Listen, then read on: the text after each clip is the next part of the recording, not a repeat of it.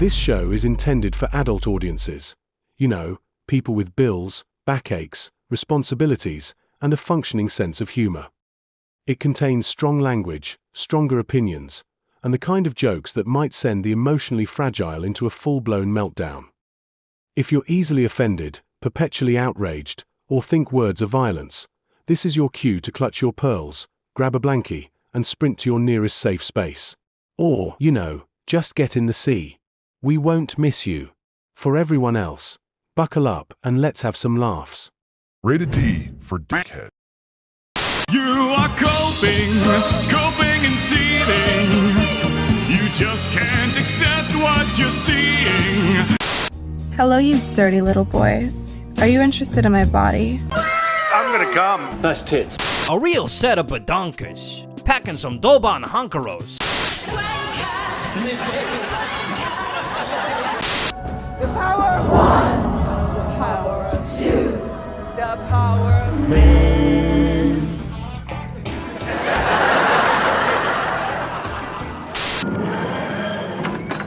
What's going down, babes? Show me the lovin'. Silence! You are too gay to be the doctor. I'm wonderful, and I'm the most amazing person in the universe. Exterminate!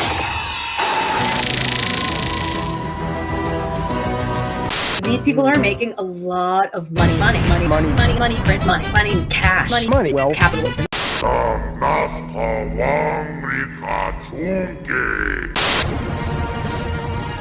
You're watching Will of the Fans! Let's fucking go! I'm afraid I've got some bad news! Bad news!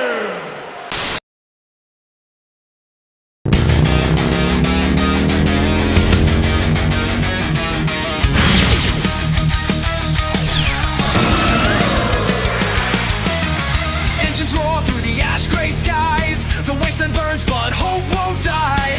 Every screen's a twisted lie, built to break us, make us comply. They poison the heroes, rewrite the tales, turn legends to dust, leave us frail. But we're not done, we won't bow down.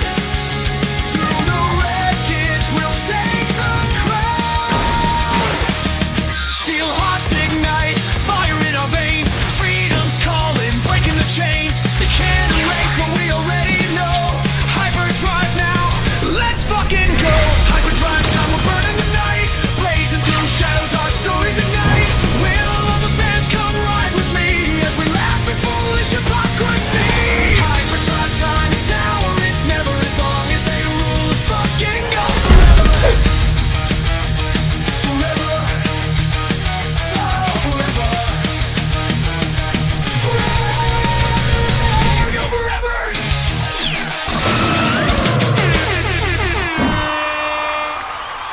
Yes. Hello, everybody. How we doing today? It is Monday. Well, actually, it's Tuesday where I am, but you know I say that every day. You get the drill by now. Hello, and welcome back to Will of the Fans. My name's Will. You know the drill.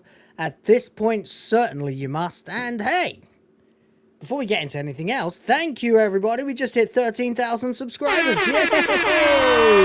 Woohoo! A long time coming, that one. And you know, if I have to say thank you to anyone in particular, I gotta say thank you to the Ham Planet, the Quarter Grifter, the Sultan of Shame, the Sinful Christian. I don't know what else you want me to call him. There's about 1 billion nicknames. The Man of the Hour, the massive, colossal tower of, well, dip him in flour and, you know. It's the Ham Planet. It's the Quartering, of course. Thank you, Jeremy.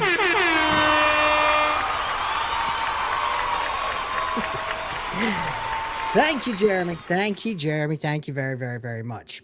And, of course, that's an ironic thank you because, of course, he hasn't done anything for me except completely fuck himself, lie to everybody, misrepresent himself, and, of course, be the worst grifter, making us all look bad for years before he started actually violating TOS, taking down channels, and all the other awful shit that he's done. But yes, we have, on this channel, just passed 13,000 subs, and that is largely due to the fact that I put out a trilogy of videos just sort of trying to break down all of the craziness and chaos of the Ham Planet scenario, and and you know, present it to people in a digestible way.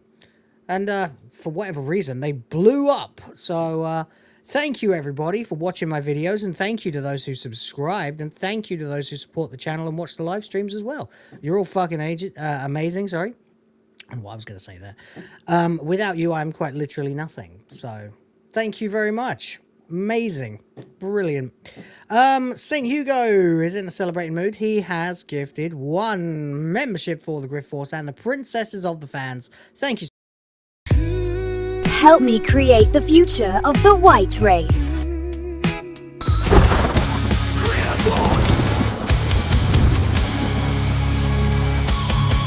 Yeah, beautiful. Thank you very much, man. Appreciate you for that. Of course, we've got a lot to talk about today.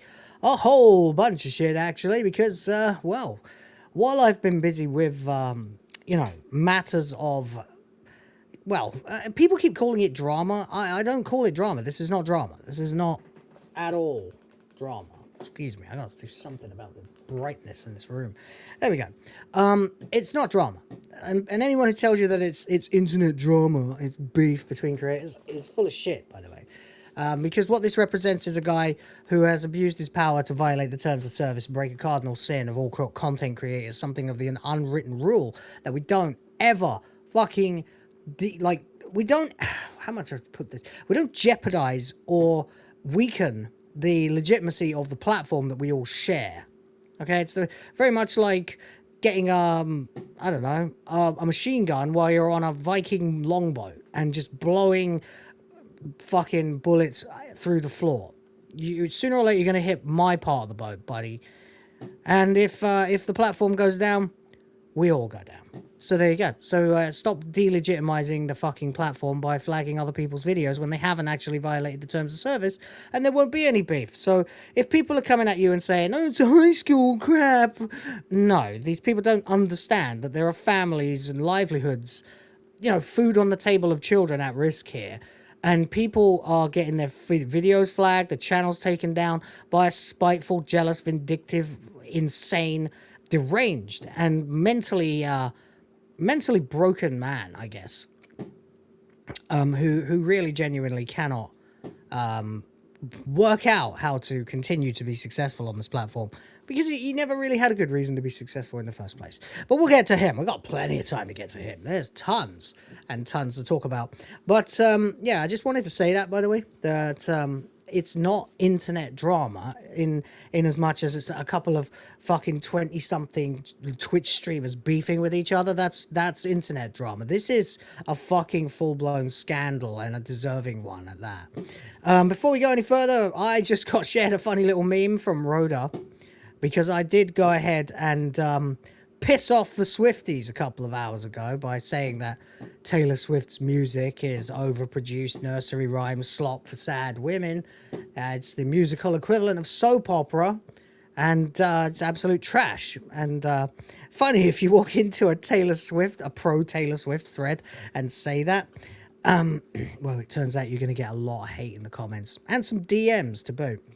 Which is hilarious, actually, because I got people writing horrible messages to me at the same time that my channel passed 13,000 subs. So I'm like, you know what? All in all, I think I'm making the right moves today.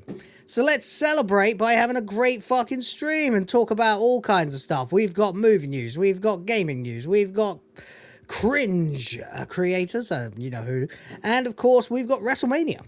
WrestleMania 42, which, if you asked me yesterday, and we did have a little chat about it yesterday, was one of the worst things to happen to wrestling ever. And if you asked me today, I'd say, well, night 2 was significantly better than the first night. It was like it was a show booked by a completely different company or something. So we got one terrible, terrible, terrible night, and one really rather good night, with a very good main event. So there you go. The storytelling power of CM Punk and Roman Reigns needs, well, I mean, no examination. They have far more chemistry than people gave them any fucking credit for. So that's great, especially when you consider that the way that it started, of course, with CM Punk not even naming Roman Reigns as the person he wanted to be in the Shield. WWE put him in the Shield.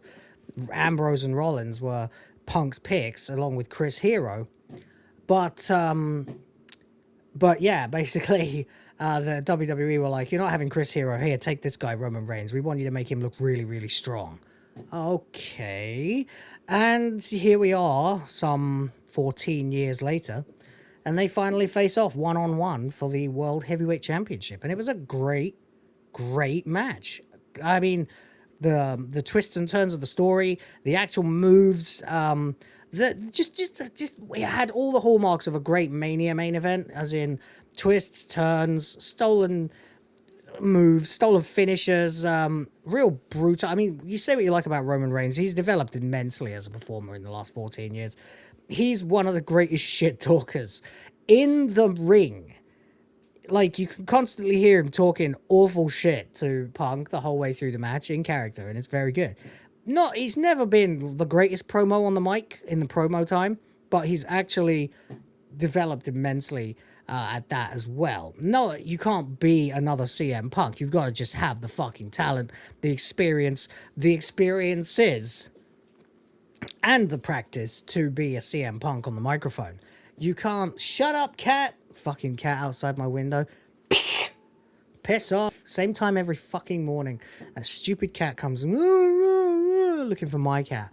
Newsflash, dickhead. My cat's been spayed. You're not getting what you want. All right. Anyway, Taylor Swift. Taylor Swift. We've got a special deal at KFC. 2 bony thighs, 2 small breasts, and a left wing. So there you go. We've also got plenty of other shit to talk about, but it looks like we're probably going to lean into Mania first because John's here. Hello, John. How you doing, buddy? Oh, we can't hear you. You've got sound issues. Sorry, I should have noticed that before I brought you in. Yeah, you go take your time.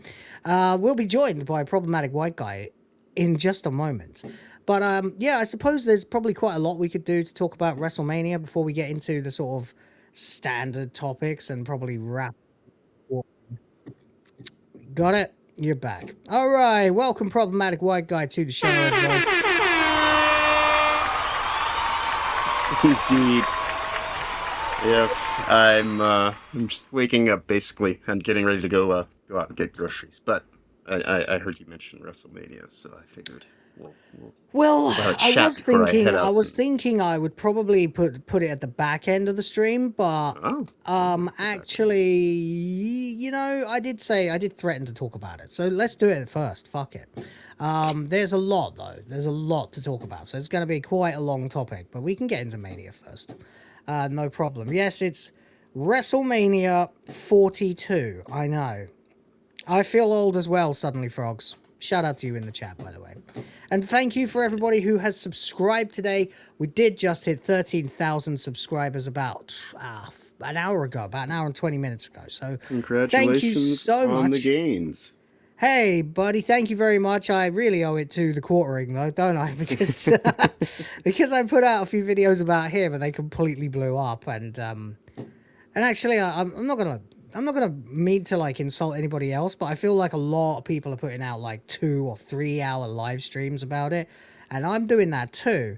But I thought, you know, if I could condense this down to 30 minutes or less and still provide more detail than a 10-minute video, I feel like there's a gap in the market there, and apparently I was right. So yeah, I think it's one of those subjects where you can't really just go in and say something and then just leave it at that, because you kind of have to set the table on some of the stuff and actually kind of get into it to give it the appropriate context. So yeah, I'd say 20 to 30 minutes is digestible amounts. That's what of I time think, because you can't do it in 10 minutes. You can comment on it in 10 minutes, but you can't provide like 2 or 3 days worth of developments in 10 minutes. And then provide context. And you can't. You can do a 3-hour live stream or 2-hour live stream, but not that many people are going to watch that. You know, unless you're Nicholas Diorio or someone like that. You know, then maybe you've got the audience that's expecting that from you. But from me and most channels in the commentary space, they're expecting at least a daily video to sort of come out, or at least a bi-daily video in my case, to come out and give you the sort of rundown of what's going on and your opinion on it. And if they want to know more, they're free to come and sit in the live streams where I'll go into far more detail, you know? Right. Which is, of course, what we're going to do with WrestleMania. But there you go.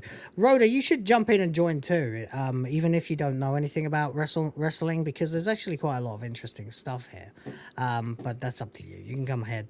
You can go ahead and join us later if you like. We won't take too long on WrestleMania, but what did you think of night 2, John? Well, I mean, this was clearly the night that they cared about. They have a tendency at WWE to kind of... They constantly have one thing better, and one thing is just kind of there. You know, if it's not SmackDown, it's Raw. If it's not Raw, it's SmackDown. You know, they have a 2-night event to plan for. One night they just kind of make the sacrifice of, let's just put all the lame shit over there. You know, because as mentioned yesterday, you know, the cerebral assassin, as he likes to be known, Paul Levesque, Triple H. That was JR who called him that the first time. So yeah. I think that was him who invented that.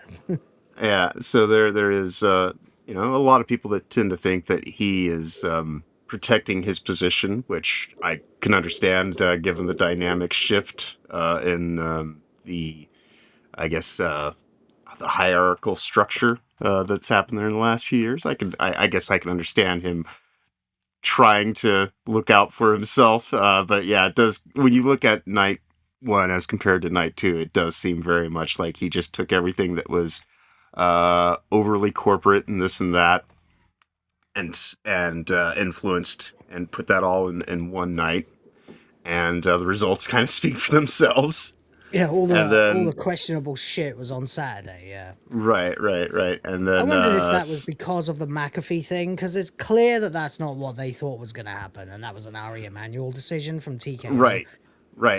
Well, yeah, I think that, you know, it's lack of positive reception only exacerbated what you know, what the situation was, at least from where Triple H was probably looking at it. You know, but whether or not, I guess a lot of things we found out tonight on the Ram, as some people call it, the Raw after Mania.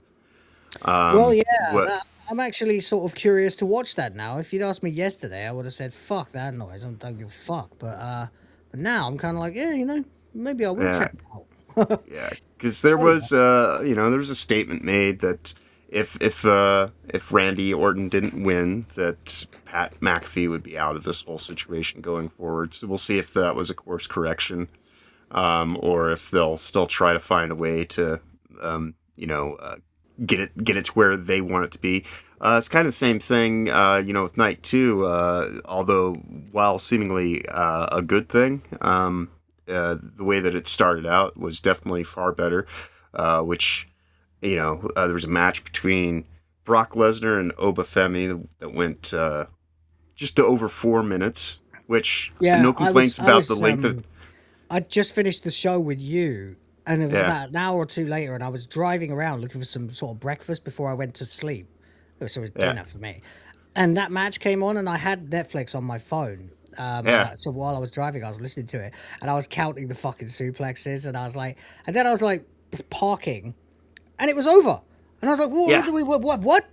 That's way, like." I was a bit annoyed actually. I really got angry about it actually on Twitter with that. Well, see, that was the thing that I would had said in the message yesterday was, you know, it makes sense that it would be the shortest match, but when you were running majority of your matches under 10 minutes, you know, like it was great. For what it was, but seemingly Brock Lesnar's retired, but they have this whole plan. We need to sort of talk about right.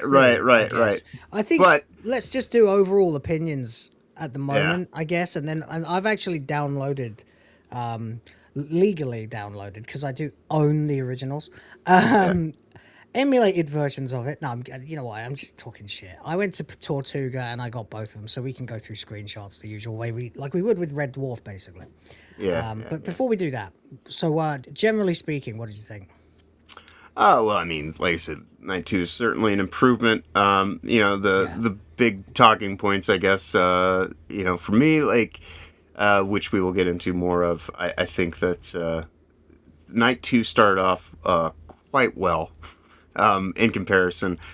Didn't seem like there was quite as much in-between bullshit from match to match, and because there was only the 6 matches instead of the 7, things seemed to be a little bit longer, but then again, a lot of the matches were still right around 10 minutes. So, actually, before we do get into the show, you've brought up a good point. Carry on, but I will. Yeah, but yeah, like for the most part, though, there was much better overall sense of flow, and it actually at least felt like a WrestleMania. I wouldn't say that it was like the best WrestleMania ever, but it started well and it ended well, and it's kind of like, how you leave them that really matters, and also kind of getting that bad taste out of everybody's mouth from yesterday. And then the stuff in between was, it was fairly run-of-the-mill. I mean, it is not without its faults. Clearly, that ladder match, which was good, which happened right after the initial match. The first hour was the free ESPN hour, right? Really good. Yeah, and so that's what you should be doing if you're trying to get people to draw it into a thing. But the issue, though, in that they were trying to, I guess, have less bloat in between the matches, is there were 3 entrances for the ladder match that no one even saw. So it's kind of like, well, you can automatically discount this person, and this person, because they're just... You got like a Raw commercial entrance, like a jobber's entrance. And you're at WrestleMania. I'm sorry, if you're on the card at WrestleMania, your entrance should be seen. That's half the fun. Only time I've ever seen anything like that in all of these years is for stuff like the Andre... battle memorial kind of, the battle royal memorial thing that they did, the arm bar. And that was clearly designed specifically back in the days when they tried to get people on the crowd because your payouts were built around gate and whether or not you were, a featured performer. That's not the way they structure things now. So that's not so much, but generally speaking, you get to WrestleMania, you have like an elaborate entrance, you do all this kind of stuff. Evidently, Dragon Lee had quite an elaborate thing that nobody really even got to see, and all this kind of stuff. Everyone's talking about the Shao Kahn costume that Penta was wearing, but then Dragon Lee is having one of is it his first Mania too? I don't know, but he had like dragon wings.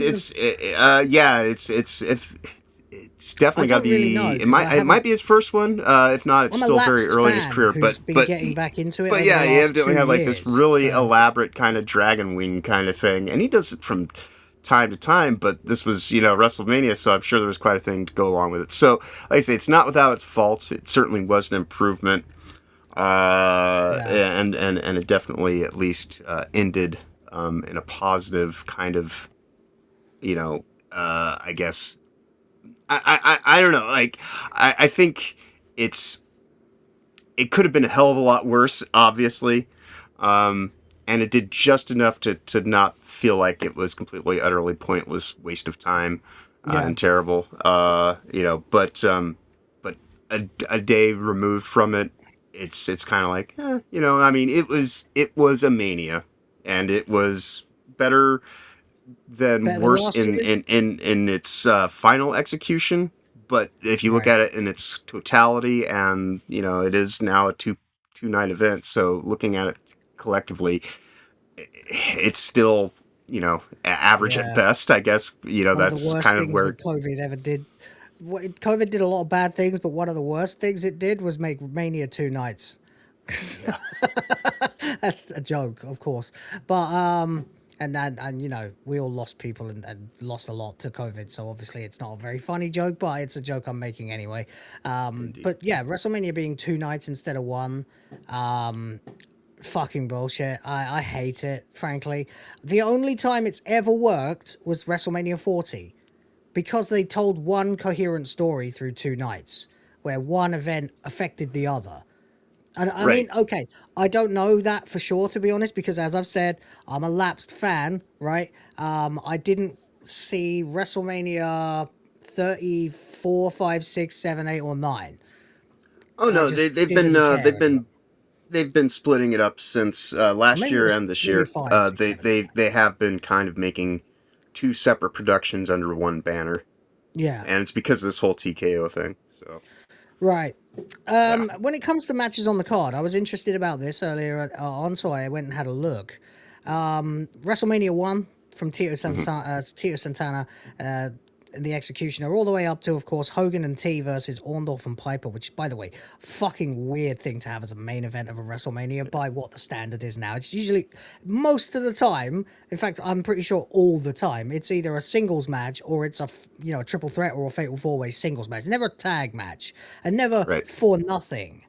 But it does kind of prove the point that, there were celebrities everywhere, and that was the point of WrestleMania in the beginning, was to firmly establish the rock and wrestling connection. Oh, yeah. But it became, by, I don't know, WrestleMania 5, maybe? I mean, 5's a bad one, but at least by then, you had, what did we have? Oh, it was the Mega Powers exploding, right? So it's not actually a bad one, but the most of the card was shit.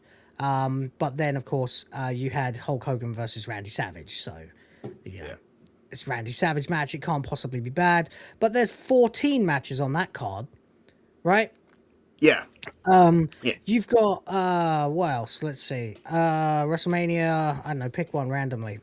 14? I think that was the one with... Yeah, it's the classic. Yeah. That's the beginning of the Attitude Era. How many matches on that? 8 matches. From LOD 2000, which of course is Legion of Doom, it's Road Warriors, and versus the Midnight Express. Fucking hell, God. Of course, WrestleMania's changed over the years from being, 3 hours to where it got to where it would be like these long 8-hour kind of affairs, which is part of the reason that they did the splitting. Just in terms of practical reasons, because they were so overbloated that they were trying to, I guess, make it more manageable, because people were like, these are wars of attrition, just trying to get from, because it used to have to start, it would start at like 4 in the afternoon, my time.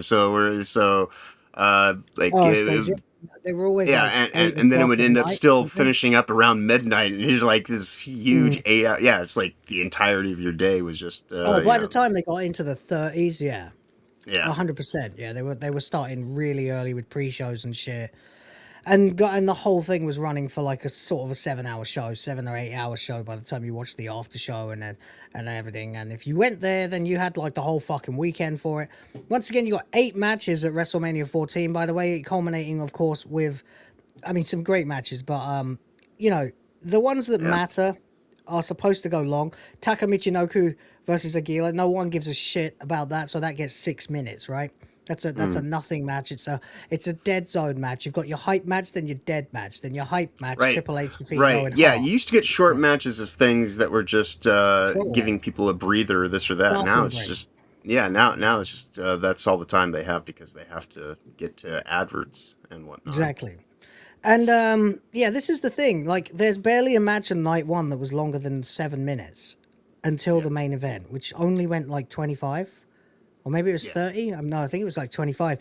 But typically, your main event match of WrestleMania is going to be 20 minutes minimum, right? And in this particular case, you had Kane and Undertaker, then Stone Cold Steve Austin and Shawn Michaels. And they went 17 and 20 minutes. So that, it's just really interesting to see how these things have evolved. WrestleMania 25, right? Absolute classic. Well, actually, it's kind of funny, really, because most of the card was actual garbage, But, and don't forget, you had the fucking inaugural Miss WrestleMania Battle Royale won by Santino Marella in drag. All the women were beaten by one man. It's just, what are you trying to say there, buddy? Including the dark match, you got 9 matches on that card. Of course, the biggest mistake in booking probably ever was having the epic 30-minute Undertaker Shawn Michaels fucking classic. Some call it the greatest wrestling match ever. Even I showed this to my dad, who doesn't care about wrestling at all, and he was gripped. Yeah. You know? I only like 2 years ago, I showed it to him, actually, when we were bored one night, and I was like watching some wrestling stuff in our bar, and he was like, what is all this shit about? You know, I was like, oh, really? You want to know? Okay, let me show you. And he's like, what do you think's the best match? And I'm like, the best match I've ever seen? He's like, yeah. I was like, probably this. Just off the top of my head. So I showed him it, and he was like, holy fuck. I was like, yeah, it's really good, isn't it? So I really like that Undertaker. I'm like, Dad, I've got an action figure of him since I was about 8 years old.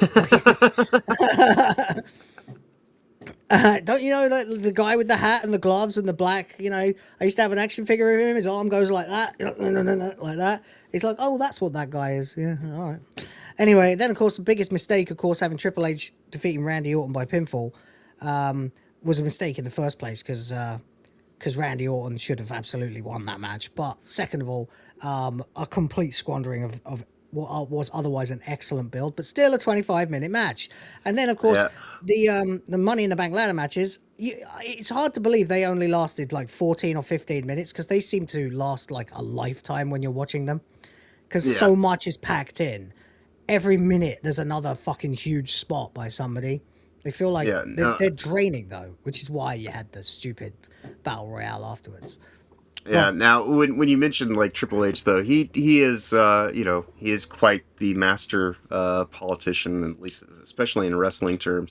So much so that I think that he relies on the power of revisionist history, and so he will kind of make decisions based on ego and pride and things like that in the moment. But he's had the benefit of being able to have creative control over the editing. As they say, history is written by the victors, and he's been pretty victorious in his tenure operating in that world. So he's always been able to make stupid decisions and then find ways to kind of strategically edit it later on to try to mask it. But at the time, yes, that was definitely a bad decision. But it's just one of the many that has been kind of affected by his pride in the moment. Like the same thing could be said for Chris Jericho. When he became the undisputed champion and was effectively dog walked in short order. Yeah, that was terrible. Yeah, that was some of the worst booking ever. That was fucking appalling. Anyway, so let's see then. We got WrestleMania XL here. That's WrestleMania 40. That's 2 years ago. A lot of people call this among the greatest WrestleManias ever. But really, they're just remembering the two main events. But that is fine, actually, because those two main events did everything that you needed a WrestleMania to do. You had a genuine crowd rejection of what was the intended main event, right? Which was Rock Reigns. And they were determined to get that no matter what, but no. Instead, they turned it into an epic fucking story where the two champs are on opposing teams with Cody, who's the challenger for one, and The Rock as well. And you had the effect of one main event affecting the stipulation of the second main event. So it became this epic, gigantic fucking two-part movie that happened over 2 nights. And I remember it. I don't think I've been as hyped for a WrestleMania since 30 with the sudden Daniel Bryaning, which was another crowd rejection of the intended booking plan. And so you had that crossed with probably the best guys they have right now, plus The Rock. Actually, The Rock, when he's actually fucking engaged in character and actually interested in doing something creatively satisfying, he's forced to turn heel and becomes the best heel they have. Every move he's made since the end of WrestleMania 40 has been a gigantic fuck up, but at least he was perfect in WrestleMania 40, right? Yeah. But still, each night had 7 matches, right? I think. 7 matches. Look at the timing of them. 17 minutes, 17 minutes, 11 minutes, 11 minutes, 15 minutes, 8 minutes is the shortest one. 44 minutes for the fucking main event. Yeah, and that's right. And that's separate from the entrances, which were about 20 minutes altogether. Exactly. Yeah. And of course, you had to have, everyone knew The Rock and Roman Reigns were going to win because it would mean that Cody was going to have a harder time the following night when he singles challenged Roman for the title. The following night, you had a 10-minute match. You had a 9-second match, which is the Money in the Bank cash in, which Damian Priest, of course. Then you've got 8-minute match. Then you've got a 12, 17, 14, 33. These are WrestleMania match lengths.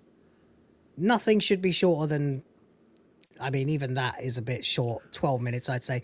If you're gonna have a stupid, like, you know, mess around tag match or something, or, you know, gimmick match, then fine, 8, 9, 10 minutes, especially if it's going to be very violent. But what doesn't really make sense is the card, because even last year, right, people hated last year, especially the first night. People were shitting on the first night and saying the only good match, and they're right, was the main event, which was Rollins versus Reigns versus Punk, triple threat with the great big fucking swerve that everyone saw coming. But you also had Jey Uso becoming World Heavyweight Champion, which was terrible. But at least it went 16 minutes, I guess. Although, to be fair, if there's anyone who doesn't deserve 16 minutes, it's probably Jey Uso. The guy's useless. Then you've got The New Day versus the War Raiders, 9 minutes. Cargill versus Naomi, 9 minutes. I mean, that was terrible. Jacob Fatu, LA Knight, 10 minutes. You see, they're all getting shorter already because the ads were starting to creep in. 8 minutes, 10 minutes, 9 minutes, 9 minutes. Then finally 20 minutes and 32 for the main event, right? Yeah, because the ad creep has, gotten to the point to where first it kind of showed up, like they would do brought to you, presented by, like they do their one or two promotional, the main sponsors would be, and then everything else would just be, here's a logo on everything, like welcome to the Cone Zone, and it's just awful. Amped up to the point to where it's like I think that we are within a few years of actually them having sponsorship matches on on costuming and things like that. Oh, I mean, didn't they have that already? I mean, they already had gimmick costumes. Penta's costume was Shao Kahn from Mortal Kombat. I'm talking about like on the screens it said Mortal Kombat 2. Right. I'm talking about like Brock Lesnar is the only person who has had an actual sponsorship on his gear. Yeah. But that's what I'm saying is I wouldn't be surprised if they start if it starts to creep to that program, point. Right, the new next in line NIL program that allows like guys to manage themselves basically as athletes, and then WWE's part of that. I don't know if that is involved in it, but again, night 2, the better night, but still not a good night because the main event was a total letdown. In fact, no, night 1 was the better night in last year, wasn't it? I think. Or yeah. So it goes back and forth. Like it's kind of like there was. It was terrible with a great main event, and then mostly good with a terrible main event. Right. For night 2, yeah. Right. I remember. And so it is very rare that they've actually pulled this off in this fabricated fashion. Yeah. Yeah. So, They've never done. That's true because Io versus Belair versus Ripley was pretty good. McIntyre Priest was better than I expected. Mysterio, Breaker, Balor, and Penta was really quite good. Orton Hendry was funny as fuck, but it was only 3 minutes. It was a gimmick because of course Kevin Owens got himself injured. Logan Paul, AJ Styles, ridiculously somehow was one of the best matches by quite a way. Not really that surprising though. Actually, it's just that Logan Paul's a prick, but he's actually really good in the ring. So. Oh, wow. Yeah, I get the sense that, much like The Miz 20 some odd years ago, I was kind of ambivalent about like this guy's fucking MTV talking head, whatever. But he's stuck around, and at this point in time, it's been the mainstay of his actual legitimate career in life, and everything. Logan Paul, I don't think just that I will ever. Of this generation. Yeah, I don't think I will ever have any kind of real appreciation for him as a content creator or anything like that. I don't pay attention to any of his bullshit or whatever. I hate his content. Right. Shit. But he's seemingly actually becoming a legitimate wrestler in the sense of he shows up. He seems to be semi full time. So yeah. At this point in time, he's there like practically every single week. And and so it's because of that. And now they just treat him like because he used to have spectacle around him. They make a big deal when he show up and whatnot. And so now, he's just a guy who works there. He's a contracted wrestler now. Yeah. But he's very, very good. He just doesn't wrestle very often because when he wrestles, it blows people's fucking minds because of the shit he can do. Like the aerial shit that he can do is kind of crazy. Of course, the point is, of course, that the matches were all again fairly lengthy, and when you actually compare that to last night, I mean, last night was a complete shit show. An utter disaster. We'll go into it in a minute. But, where are we at? Oh, God, yeah, look. 7, 14, 8, 8, 6. Mm-hmm. They're all really short matches. But the thing that made people realize they were short matches is that the entrances were clipped. There was no backstage segments, no build-up, no like backstage interviews to hype them, which feels like they're part of the match, No video packages before the matches. They used to have a video package before every match at Mania. Right. Every match would have like a fucking 2-minute at least video hype package, like bringing up the last few weeks of the story to dramatize it. I mean, imagine Austin Rock without fucking Limp Bizkit doing My Way and that fucking video before it, Right. Well, WrestleMania used to be the extravagant event where, it was just like all the bells and whistles, all the trimmings, the everything. It was just supposed to be the event. And now it's just the biggest ad opportunity that they have. Right. Yeah. Right. And honestly, God, last night felt like a Saturday night's main event. I've been calling last night was WrestleMania and Saturday night was the rest of Mania. Sorry. Yeah, I'm still in a different mindset. Saturday night. No worries. Yeah. But like it's just I don't know. It is a sad state of what it's become because like now it does just seem like an event because SummerSlam is now 2 nights. I believe this last year was the first 2-night session, and when we get back to the Brock thing, the next SummerSlam is also 2 nights. Obviously, set up to be in Minnesota. Set up to be in Minnesota. So there is some kind of conversation to be had about the thing from last night, but it's still not as bad as when they had Raw and SmackDown each have a pay-per-view every single month, and so you had a pay-per-view every 2 weeks. Yeah, still do that, right? Yeah, no, because like, well, the way that they've handled the brand split was initially like it was supposed to be 1 month was Raw, next month was SmackDown.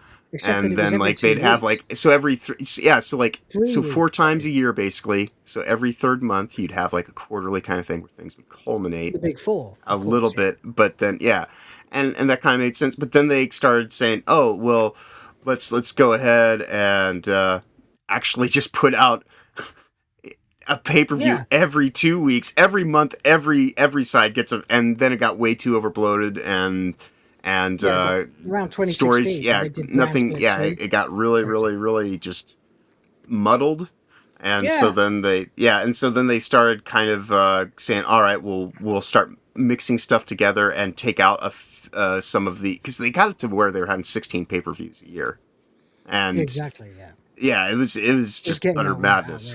Where 2 to 3 weeks, 4 weeks at most. I think the longest break they had during those years actually was WrestleMania, where they would take about 6 to 8 weeks to actually do a little bit of build in an appropriate way, so it at least kind of seemed a little bit more important. But at this point in time, it was really difficult.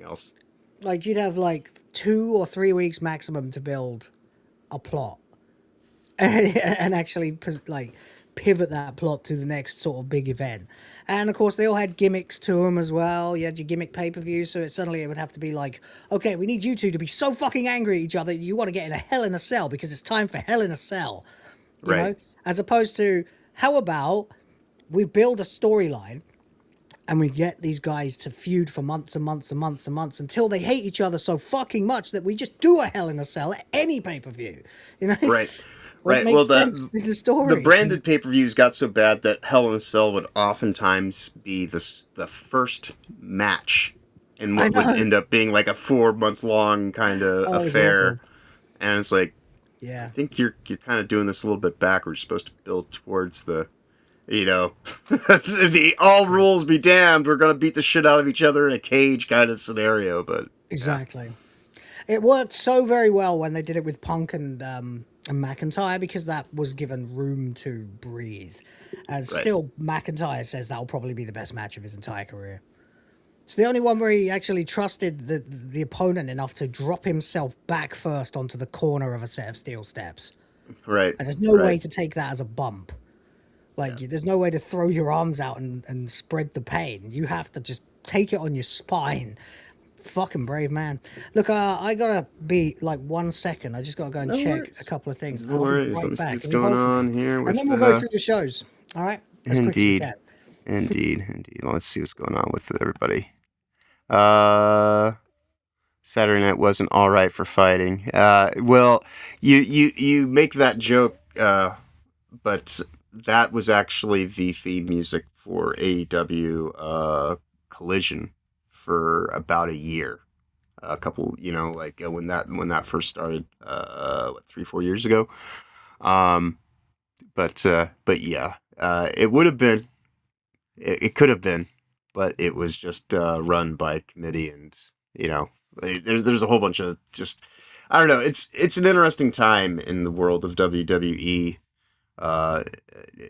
being owned by a corporate conglomeration and just kind of being an asset and being used for corporate synergy kind of, you know, opportunities, and just, you know, it is nice to not necessarily have Vince's weirdness there, but also at the same time, Vince was like a legit person, so he would actually at least have some kind of weird kind of human connection to these things, whereas now with TKO owning it, it just kind of seems like they're driven by analytics and stupid bullshit rather than actually just putting on a thing.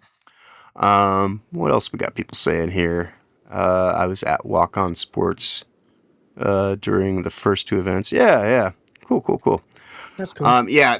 Well, you probably saw the better part of the show then, because quite honestly, that first match happened. I sent Will a message, you know, saying, you know, well, let's see how the night holds out, basically. And the latter match, for what it was good. But like I said, coming into it, seeing that there was already 3 people in the ring, I was like, what? You know, but the match itself was still good, but it was a sign that it was going to be a little bit of a compromise at best for the evening. Yeah. And thankfully, those are the only people who had their entrances completely, you know, snipped, omitted, and fucked with. But it still didn't find it still found its way to still affect night 2 just as you know, just as effectively as night 1, because as bad as night 1 was with the bloviating, elongated, you know, blocks of commercials, at least it didn't overlap the limited amount of content that was there to actually be seen for the production that is WrestleMania. So that they did that better on night 1, but at the cost of having that kind of experience again, they just went and paved over a couple people's entrances and cut, you know, 5-10 minutes of time that they could just go and give to advertising instead. So it shows, it kind of reveals what their interest is in doing this. And at this point in time, it's not a celebration of wrestling and you know, having like a big communal event for, you know, the real fans to get together, because they priced that out of the hands of most people who actually pay attention to this stuff on the daily. So it's a spectacle for, you know, well-to-do people and event seekers and things like that. Now it's just been completely undermined in terms of being what it seemingly was done for the purpose of, you know, initially. Yeah. So we have the show, much as when we review Red Dwarf, except it's in 720, which is why the watermark doesn't fit properly. But fuck it. No worries. I wasn't gonna drop like 20 gigs and wait hours to download the 1080p versions until someone comes along and compresses them better. Indeed. So there we go. Anyway, yeah, when I watched these, of course, I did actually watch them on Netflix. My wife forced me to restart Netflix, even after I did manage to cancel it, because everyone was complaining that they no longer got to watch their favorite crap. So, so I was like, okay, and in response, you got to choose your battles in marriages. Well, I mean, the thing is, it was like I thought, well, maybe my niece will stop watching pointless, stupid Korean dramas and silly, like low quality anime crap that's padding out Netflix. Instead, she just started watching shorts on YouTube. So I'm like, oh, for fuck's sake, all right, fine. Trade one brain rot for another. Plex. Like I spent like months curating a lot of the greatest entertainment ever in one place, and they're like, no, it takes too long to load. Right. All right, fine, whatever. Then I wasted a load of money and time. It does say something about the state of reality when 30 seconds is too much time. Yeah. So I mean, I run a Plex server as well. I know. Initially, it does take sometimes it drops its awareness of the server, and then you have to just refresh it, and it takes like a minute to load. But it's free, and there's no crap on it.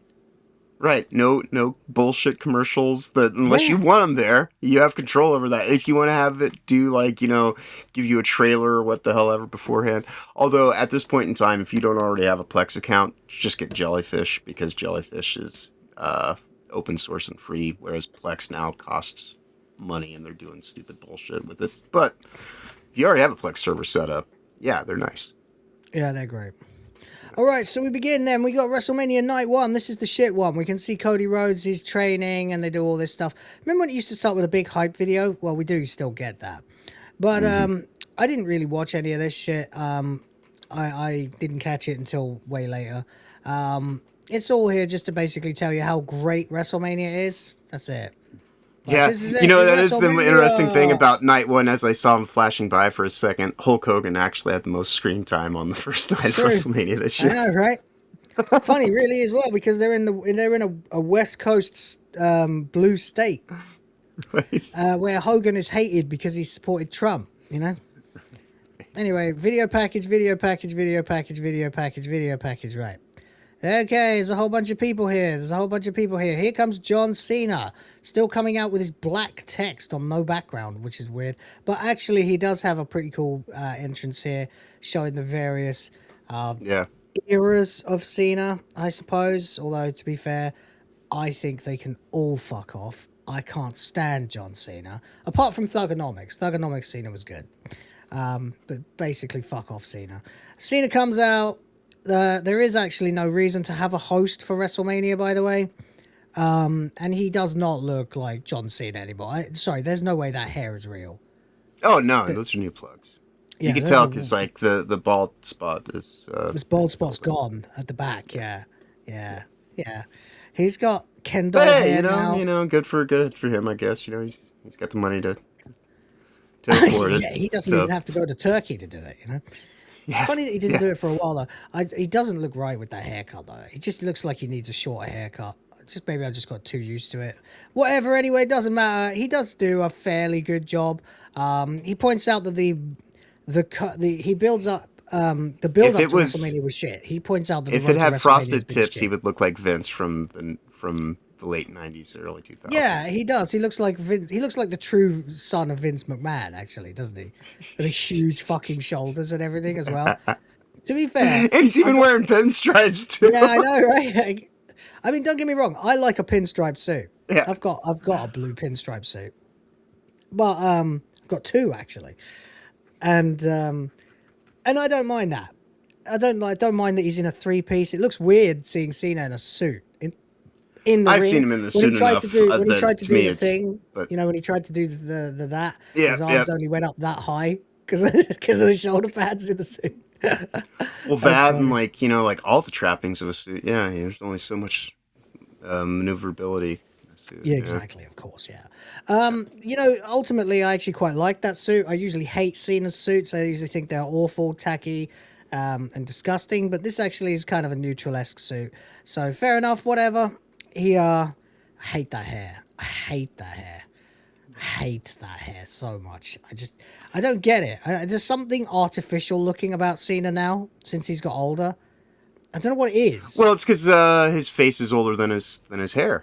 You know, well, his hair. Yeah. There's a little bit of cognitive. There's another element to dissonance it as going well, on. Having to read that face. Yeah, there's also the fact that he's got gorilla hands, giant ears, and a giant nose because of human growth hormone abuse, allegedly. So, because like your extremities do keep growing, and when you get to about 70 years old, you are expected to have ears that big and a nose that big. But he's not 70. He's, 50? I think he's in his mid-40s. I think he's a few years older than I am. Really? 48. He's 48. He looks too old and yet simultaneously too young at the same time. He does not look like a real human being. Hello, chat. Did I miss the quartering coverage? No. We'll be doing that later. So anyway, yeah, we got this. It's not bad. It's fine. Cena's doing all right. I'm just glad he can't bury anyone's careers anymore. Then we get the Usos. God, I don't care about the Usos. I'm gonna be honest with you. I've not spent a single fucking day in my life giving a rat's ass about the fucking Usos. Not even in 2010, not in 2015, not now. I don't care or like the Usos. Fuck them. All right. I've thought they were one of the most boring teams, even when they were doing the whole Uso penitentiary thing and they actually had characters. Boring.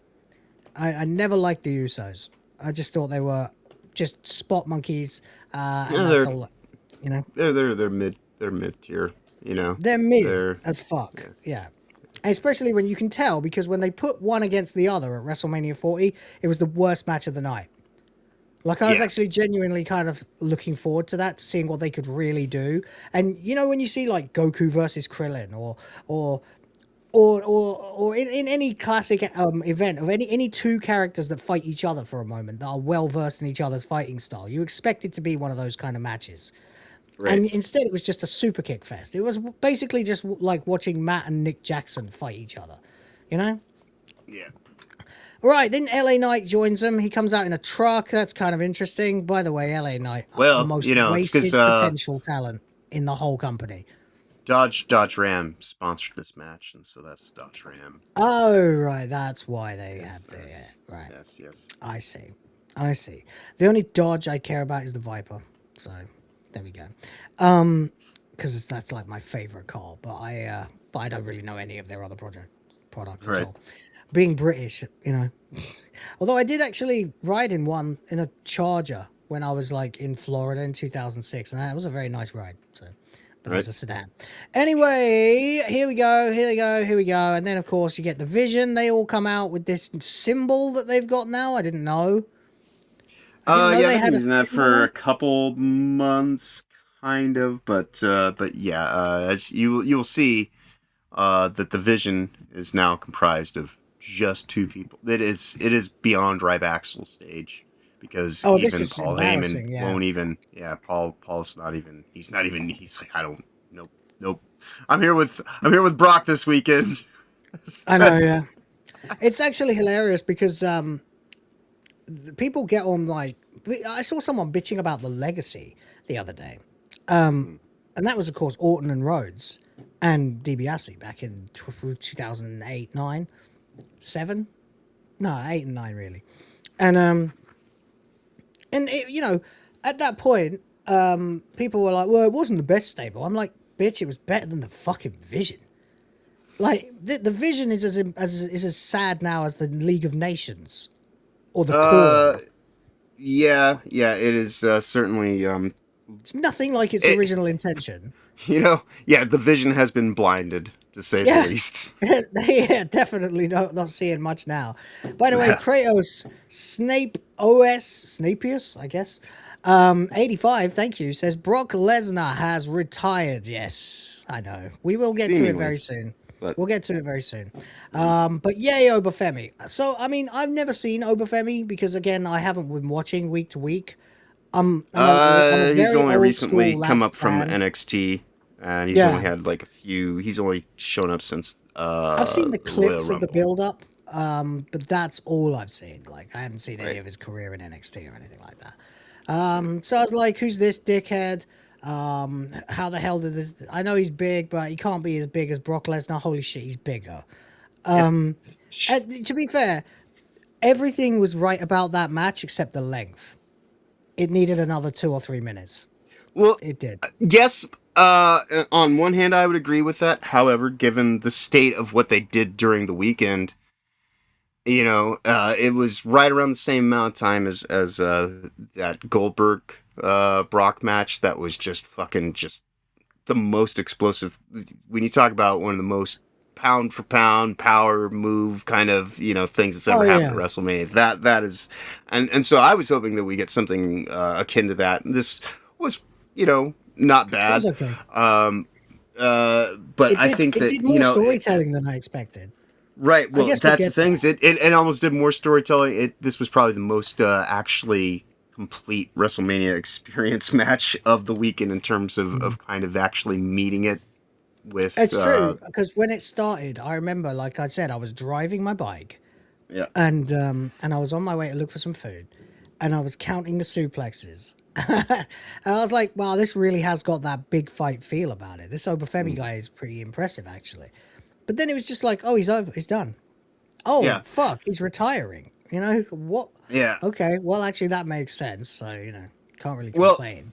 Yeah, and that's the thing is like, while I think, you know, it could have gone a couple of minutes longer and it would have been fine, had everything else on the card not been completely neutered and cut down to roughly, because it's supposed to be impactful. This thing, like, look at, you know, and it just kind of gets diminished when everything else is happening around the same length of time and this and that. So it doesn't stand out as much as it should have. So that's one of my complaints on Match Link, aside from just the general kind of concept of its WrestleMania. It really things should go longer, but it's also so that when you have something impactful like this that's supposed to stand out in its brevity and, like, you know, just the power on display and all this kind of whatever, you know, all the more reason for those things to actually have a little bit more breathing room to tell their story. Because this is supposed to be, the story is just power colliding and what's going to happen,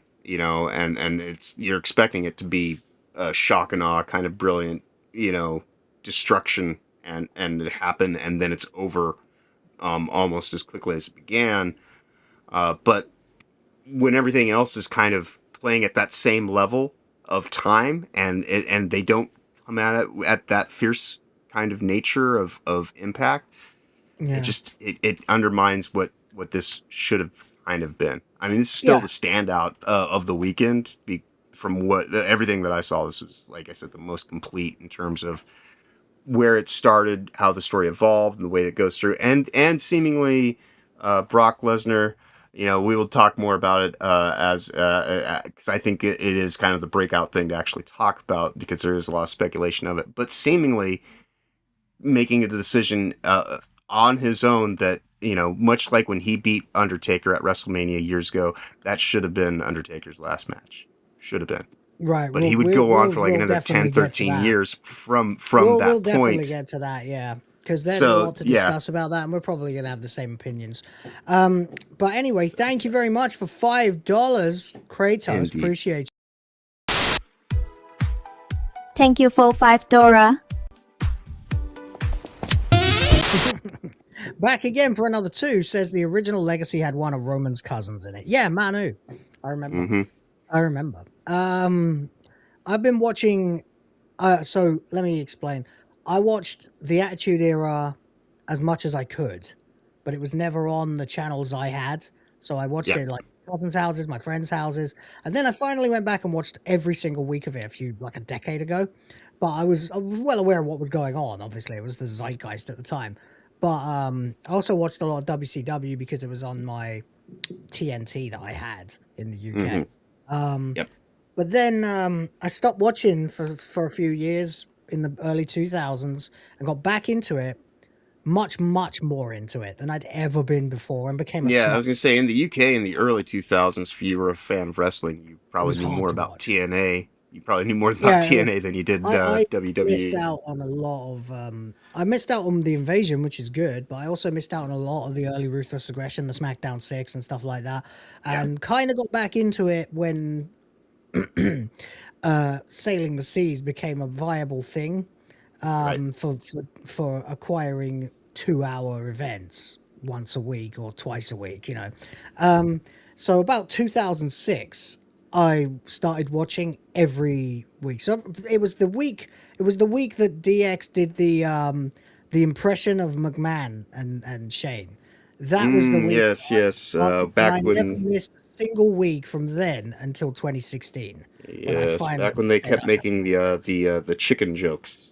Yeah, cock jokes, exactly. Yeah. And I didn't miss a fucking week for 10 years. And then I just got so tired of it. I ended up gravitating to just watching YouTubers talking about it. Then I moved to the Philippines, and then about 3 years ago it was when Edge returned in the Royal Rumble. That was when I started paying attention again. But there was about a 4-year spot where I completely just didn't give a shit, apart from if it was something to do with Edge. And so I missed out on the entire Bloodline story. I got back in just as it was wrapping up, and in the run up to, but I was always aware of what was going on story wise because I read the dirt sheets and I watched the channels occasionally, but I got back into it just in time for Mania 40, and then I've kept up with it ever since. But again, mostly just watching channels and reading dirt sheets, and only tuning in when it's something worth it, because it's so bad. But I'm intimately aware of the very serious problems with WWE. Oh yeah, and by the way, it's reached a point where nowadays I usually just watch the clips after the show is over itself rather than watching the show itself. Exactly, yeah. I catch a lot of the clips and promos on YouTube as well, yeah. Yeah. Anyway, so by the way, this is Manu, who you may not know, some people may not know, is the son of Alpha, one of the Wild Samoans, whose twin brother is Sika, whose son is Roman Reigns. So considering the gene pool that you're working with, you can produce Roman Reigns, or it can go terribly wrong and you produce Manu. Yeah, who basically looks like a smaller Paul White. He looks like the small show. Yeah, he looks like the medium show. Yeah. Yeah, the mid show. compared to the mid show, yeah. Compared to Roman Reigns, who, I get, he's much more of a stereotypical, let's just say the ladies don't mind Roman Reigns and never did, Whereas this guy, this is the mid show. Anyway, ouch, says Solosi. Yeah, that is. Very good. So there we go. Anyway, let's get into it then. The Vision is here. And the Vision began last year after WrestleMania. A year ago, the Vision was formed when Seth Rollins betrayed, not Seth Rollins, when Paul Heyman betrayed both Roman Reigns and CM Punk and sided with Seth Rollins. They both turned heel. And they both began forming the Vision because, of course, Seth Rollins' nickname was the Visionary. Indeed. Right? And still is, I think.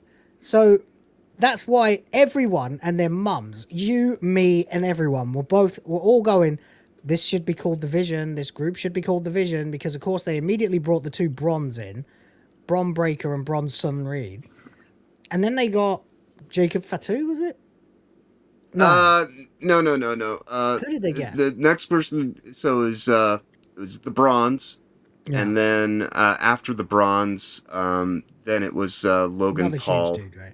Oh, was that it? That was just the three of them. Yeah, yeah. Because at first they had Brock stand in, and Brock's but Brock's not usually Brock's not going to do it. Right? Yeah, and then Logan Paul, and then Seth Rollins. Right, and then it got to where they added in A-Town Down, Austin Theory. And, I know, right? And it's totally fell apart. Austin Theory as well, because everyone was hyped for Austin Theory to join and actually have something to do. and he's just become their fucking butler, basically. It's absurd.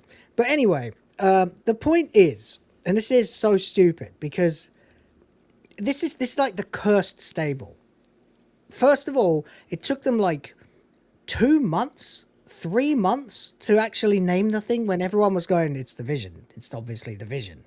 Seth Rollins' Vision. You know? Right. Oh, by the way, forgot to say, thanks for £2.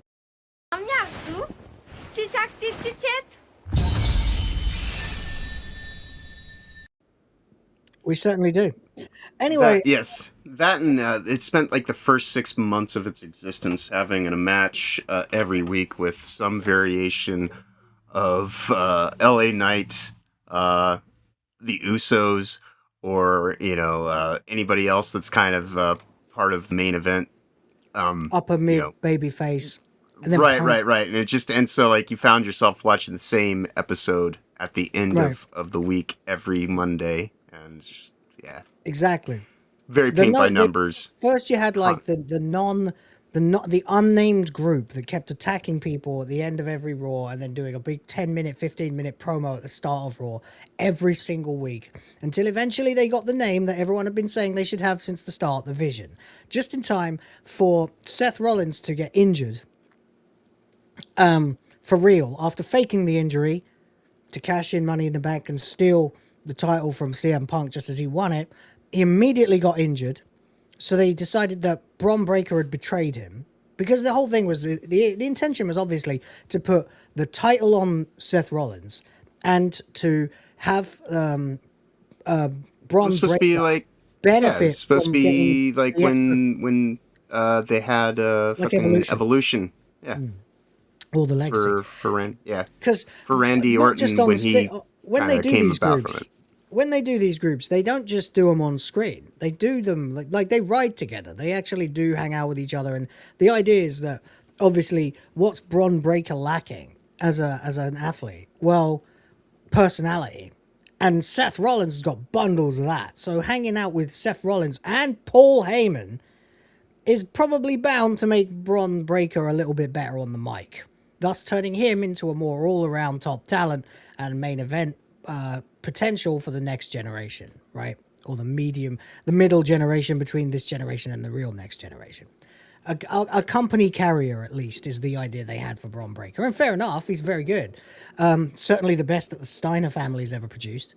But anyway, then Seth Rollins gets injured. They have to have it so that Seth Rollins is written off TV. So now there's no leader, except I guess it's Paul Heyman. But then it needs to be Bron versus Heyman, and then Ron gets injured. And in the middle, they recruited Austin Theory and Logan Paul, which made no sense at all. And so, little by little, then they had the endless attacks from masked men that everyone knew were being sent by Seth Rollins, until eventually revealing it was Seth Rollins. And now they're at Mania, and they're in a match, and Rollins is a match, and they're not in a match with each other. All right. The only thing that I would amend to what you were saying is people were clearly like, so let's ascend Bron Breakker, take chicken shit, turn it to chicken salad, do the best you can with it.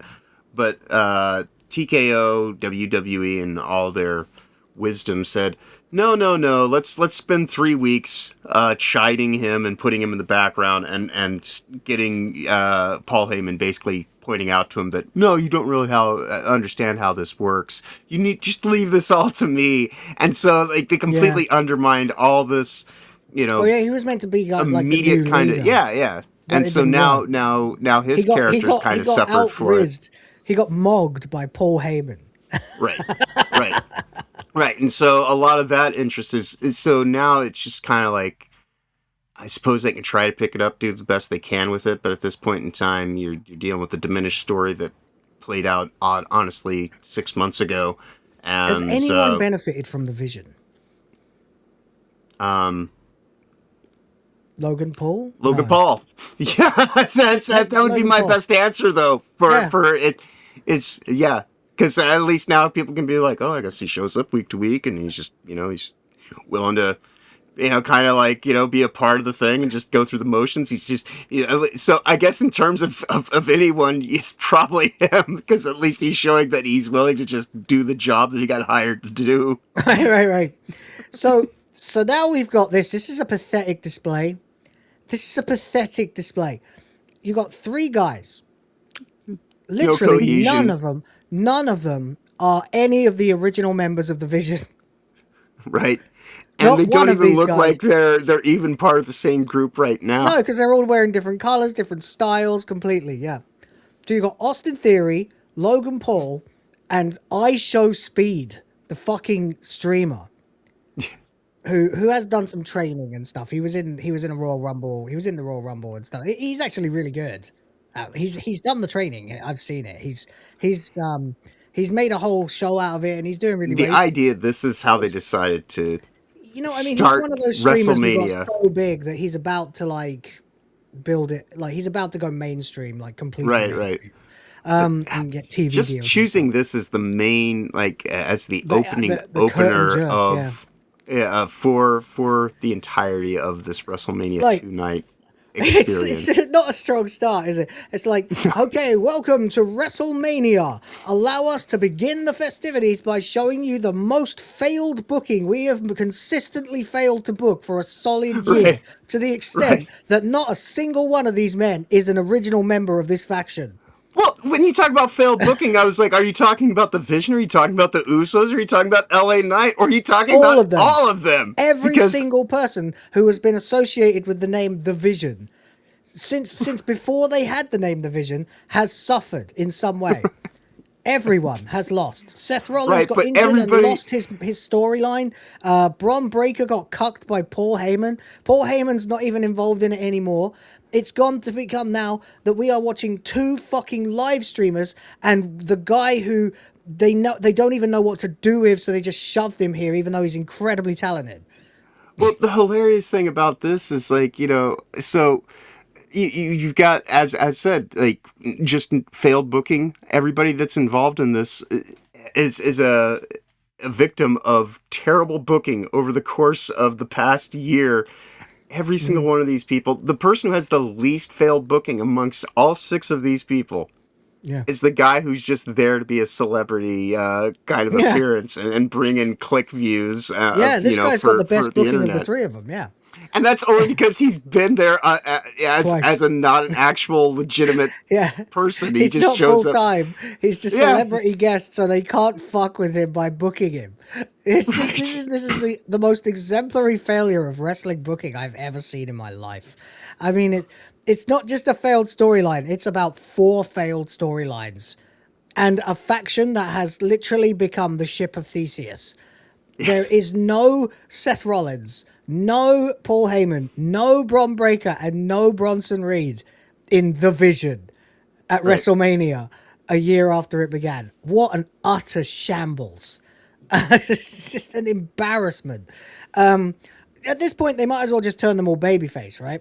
Do you know, if you wanted to, you could actually fix this.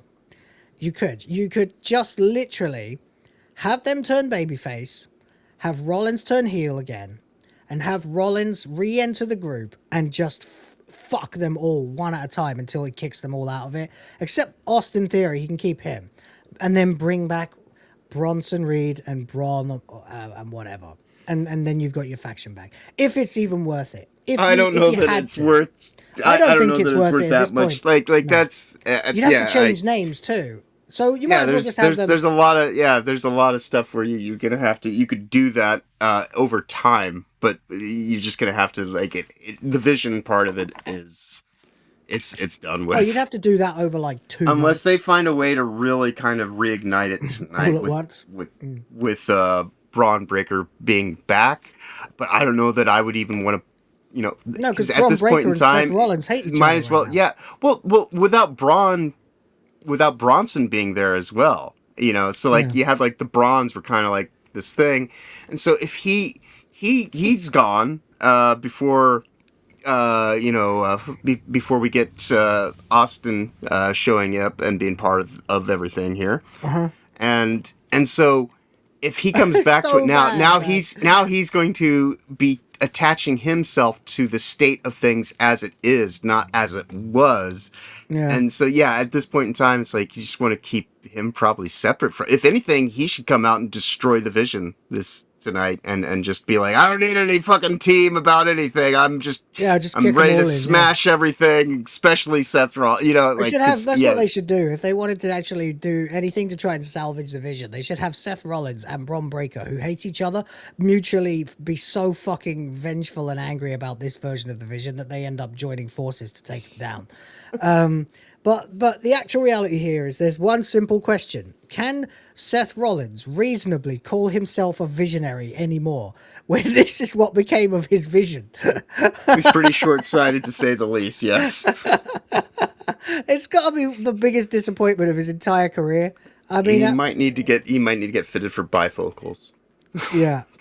Yeah. Mate, I don't think your Vision's 2020, mate. Anyway, fuck this match. I don't give a shit about it. It was dumb. It was a gimmick match. IShowSpeed gets some cool fucking flippy shit in it.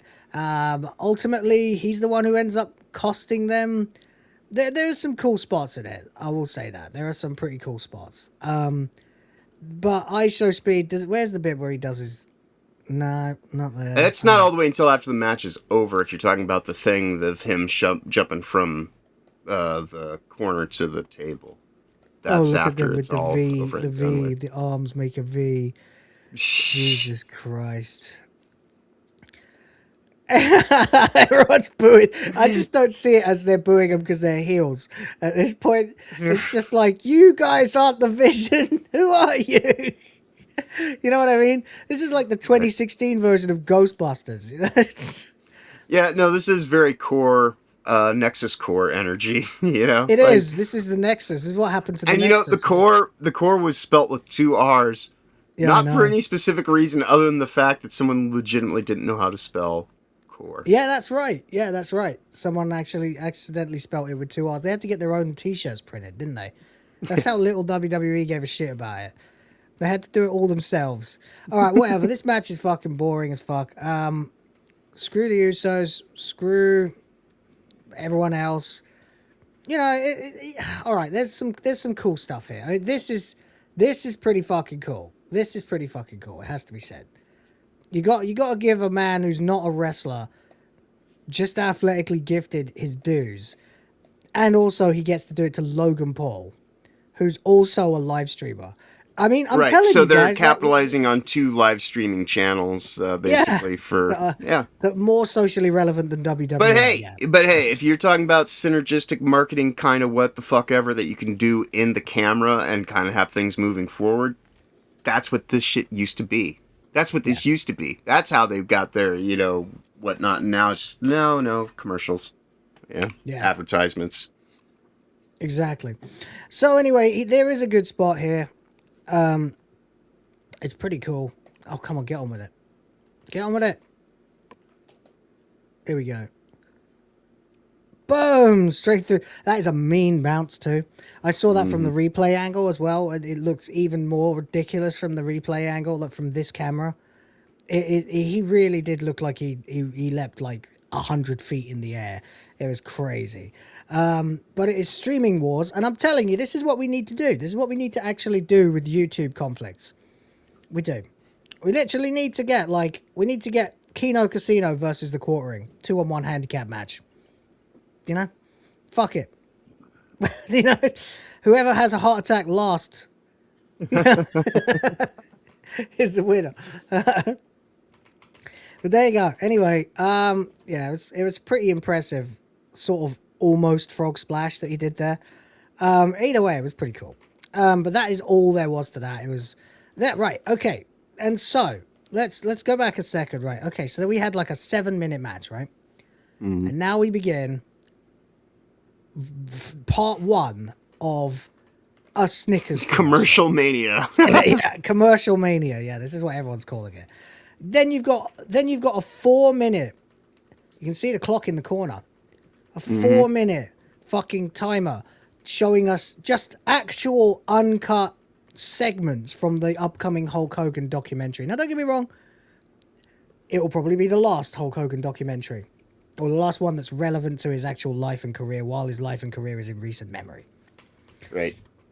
So that it'll be the definitive tell-all, he's dead now, we can say it kind of thing. So it's going to be pretty cool. I'll probably watch it. Unfortunately, I've seen half of it because I watched WrestleMania. Well, see, So that's there the you go. thing. It's like, it's like in some ways, like you actually ended up seeing more of that Hulk Hogan documentary than you did even WrestleMania. It's like, man, this looks really good as long as I could get all this WrestleMania business out of it. Yeah. Yeah. Wow, this Hulk Hogan documentary is really interesting. I don't know why I'm watching WrestleMania. Right. Anyway, I don't know who the fuck this guy is. Probably. Oh, that's a football player of some regard, as I recall. Yeah. Anyway, he's drinking they beers do throughout this the night. every time they cut to him. He's downing another beer, and he downs another beer. I mean, hey, whatever. He's having a good time, but I'm not sure if they did they used to like allow? Oh wait, they're back. Here we go again. He's having another one. Yep. Oh yeah. Sinking another whole one. Yeah. And this also extended into night too, because he get paid to. Yeah. He was paid to be there and drink beers. Hey, man. Look, I mean, wouldn't there that are be a nice worse- appearance if you could get it? Yeah.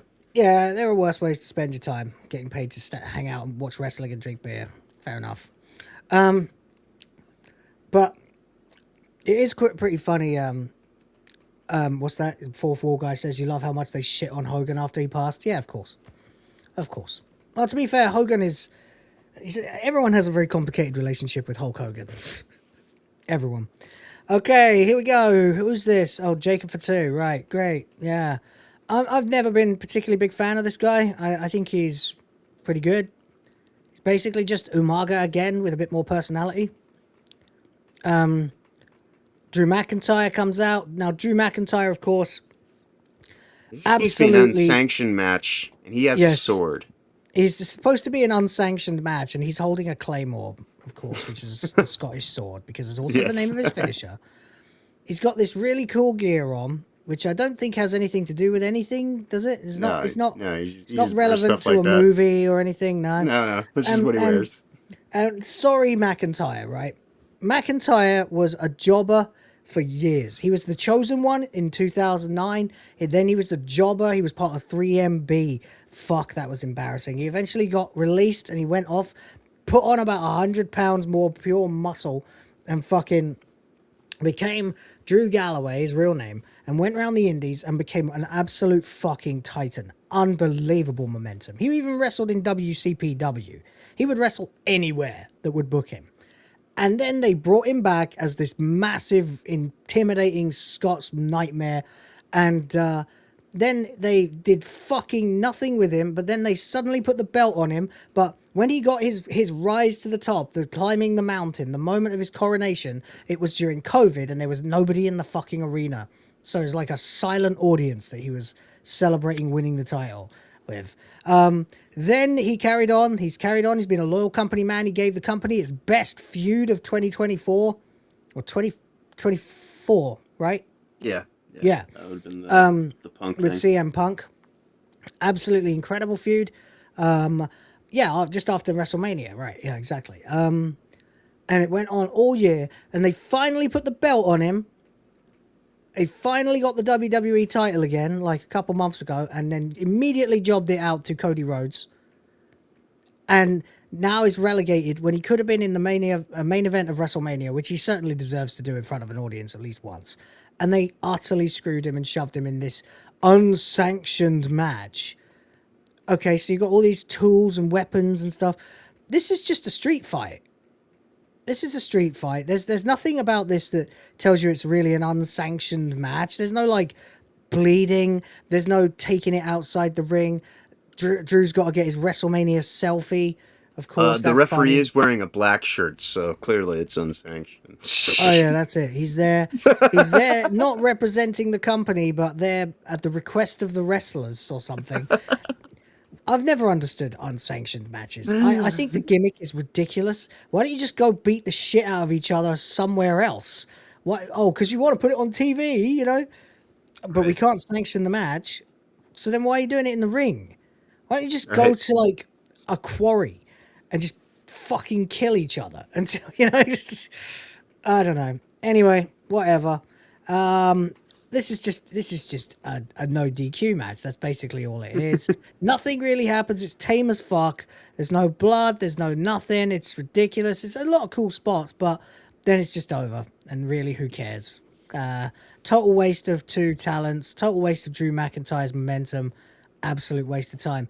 So then we're once again, we're back in. Now we're watching another ad with Drew McIntyre and Tiffany Stratton. It's for a casino. Gambling. For a casino. Yeah. Wow, this is great, isn't it, guys? Fuck, I'm depressed. So yeah, I mean, it's no real wonder. Then we get another segment, another 4 or 5 minute segment from the Hulk Hogan documentary. Okay, and now we're back again. So we're at 59 minutes, and we've had about what 15 minutes of wrestling. Yeah, an intro. Even. And a whole bunch of adverts and other shit like that. Okay. We've got, oh God, Jesus, Stephanie Vaquer Morgan was awful. Alexa Bliss. Oh, this is the fucking women's one. By the way, shout out to Alexa Bliss. Her costume was a Bray Wyatt tribute with the Firefly.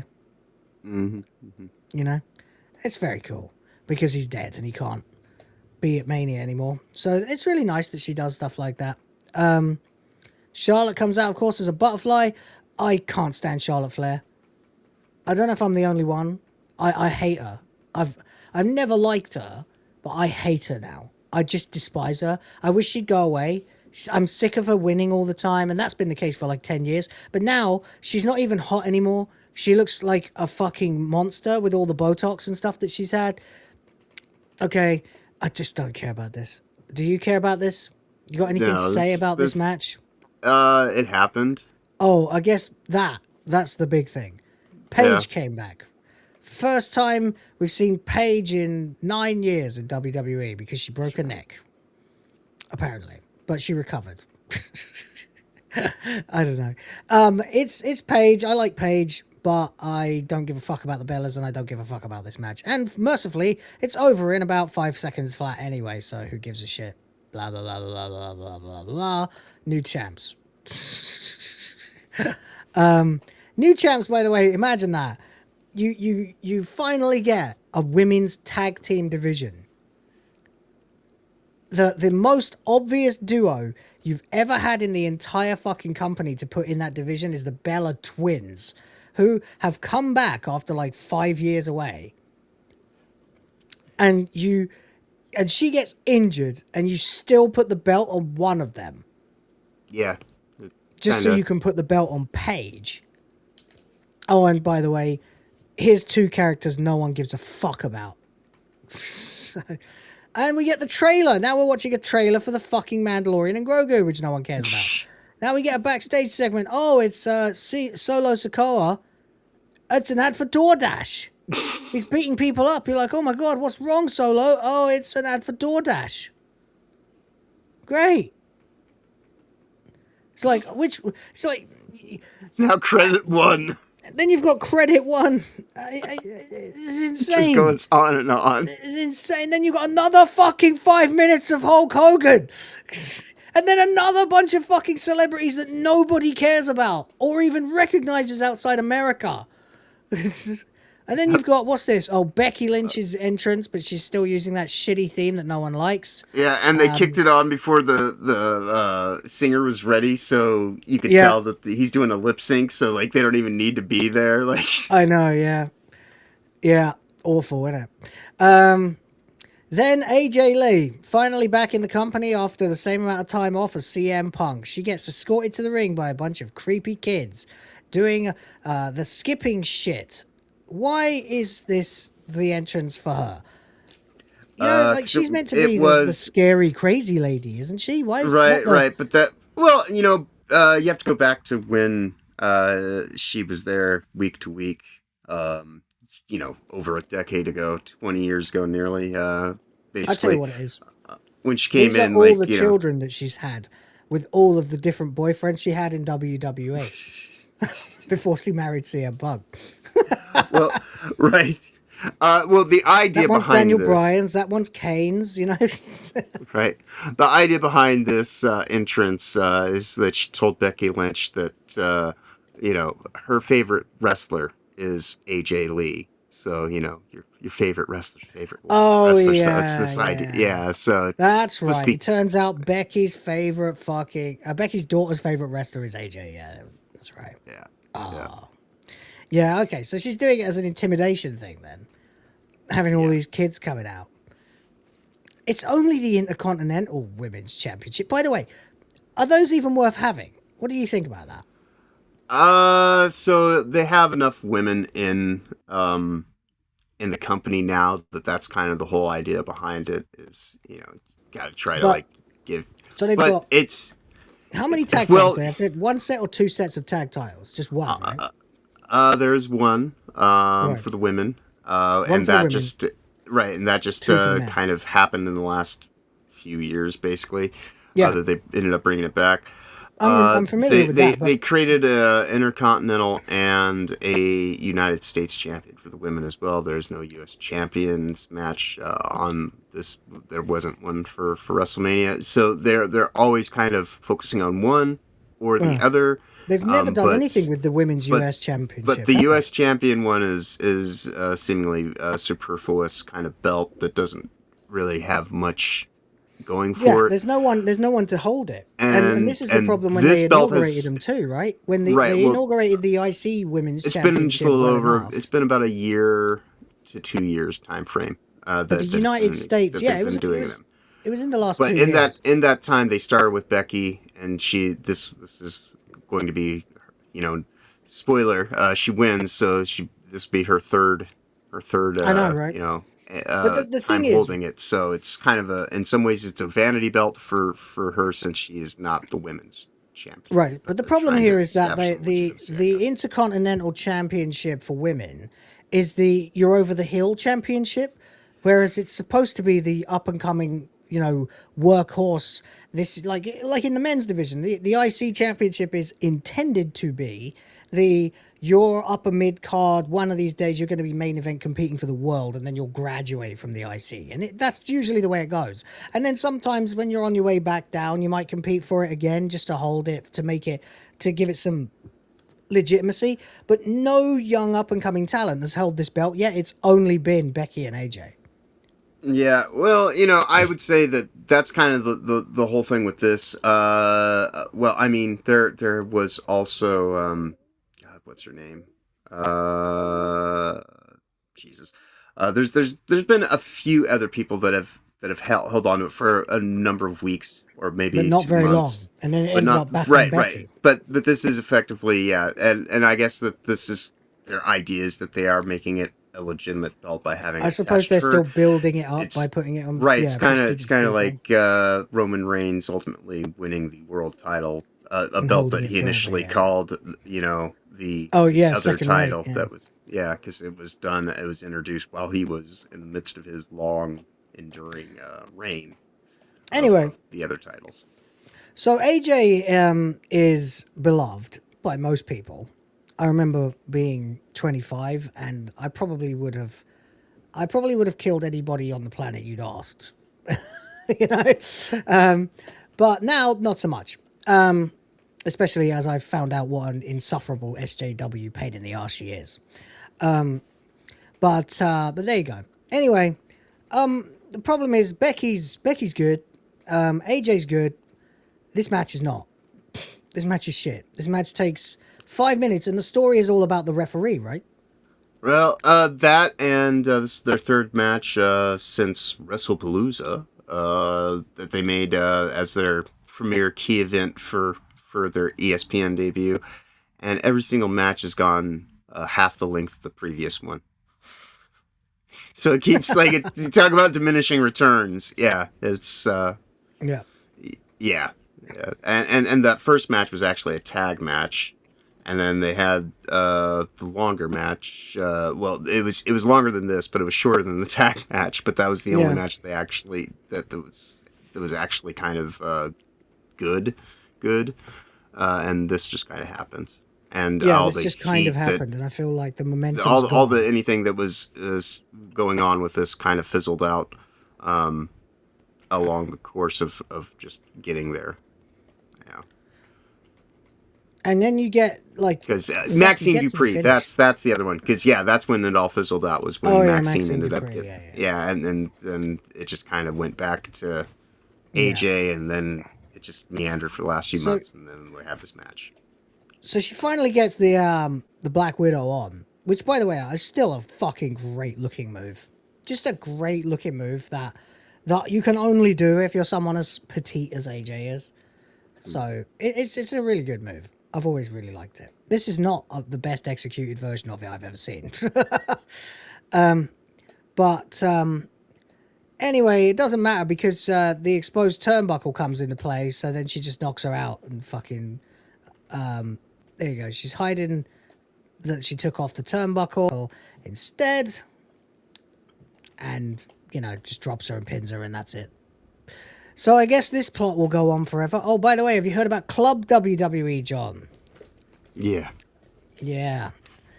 This is your super expensive annually paid ticket reduction discount thing that gets you freebies at the event. So if you're basically, if you're one of these idiots who spends tens of thousands of dollars a year to go to WWE events, then you might want to consider this because it'll be cheaper. Yeah.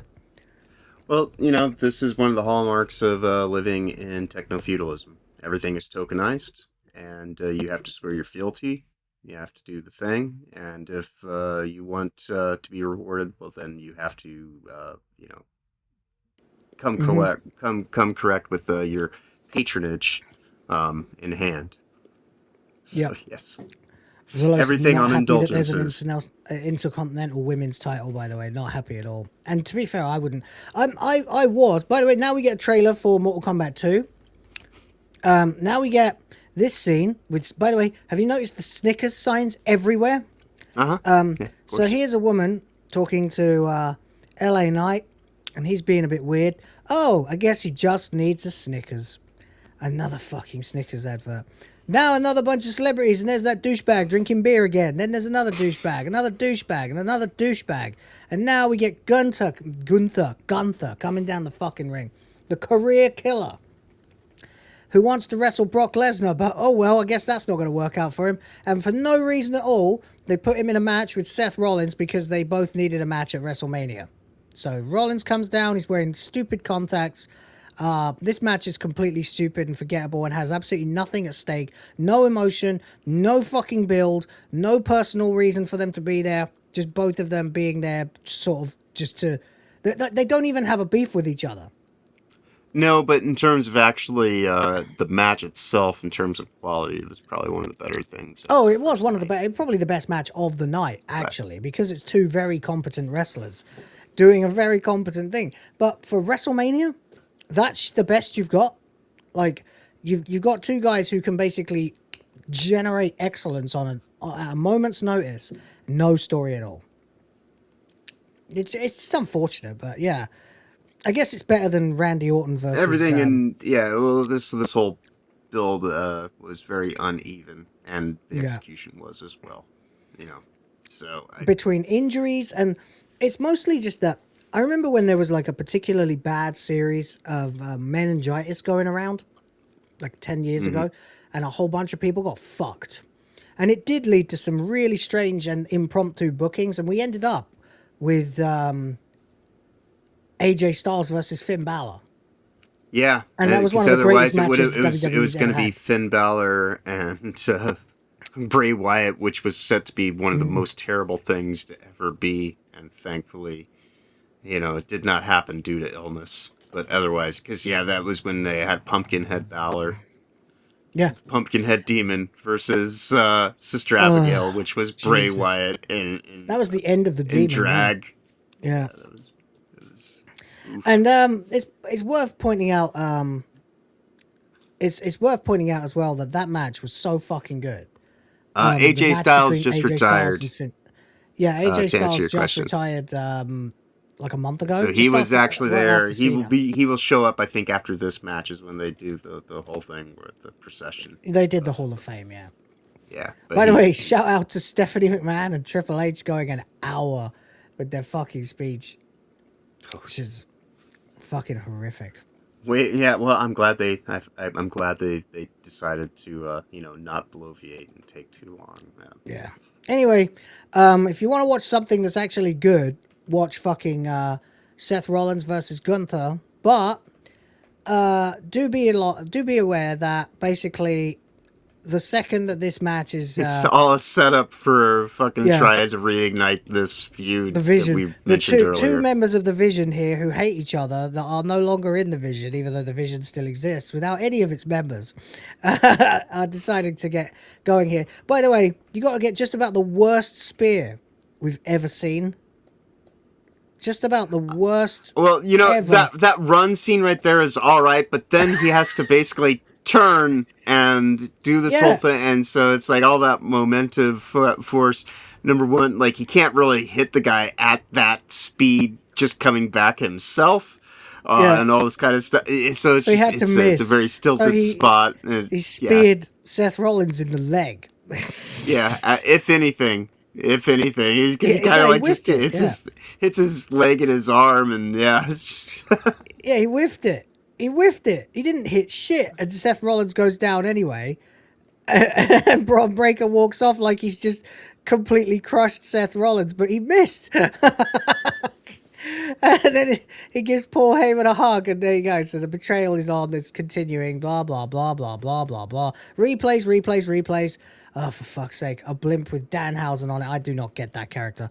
Okay, here we go. You got Jimmy Hart.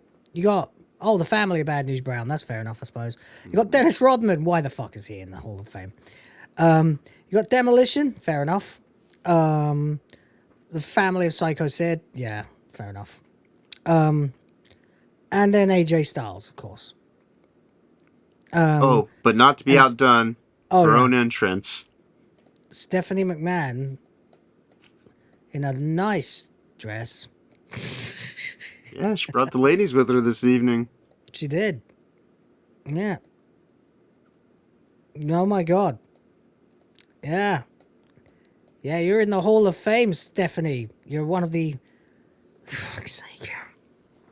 I guess one of the owners of the company still? I don't know that she's... well, I mean, she's got some... I mean, she must have stock. The fake ladies, I think she still has some degree of that, but in terms of an actual position there within the company, no, she's just Triple H's wife. And hold on, she has a show on YouTube. Oh God, that is terrible. She does a podcast. That fucking podcast of hers is fucking awful. Does she still work there at all? I don't think so. She does the podcast. That's it, right? She doesn't. Oh, by the way, then you've got another casino advert, another gambling advert.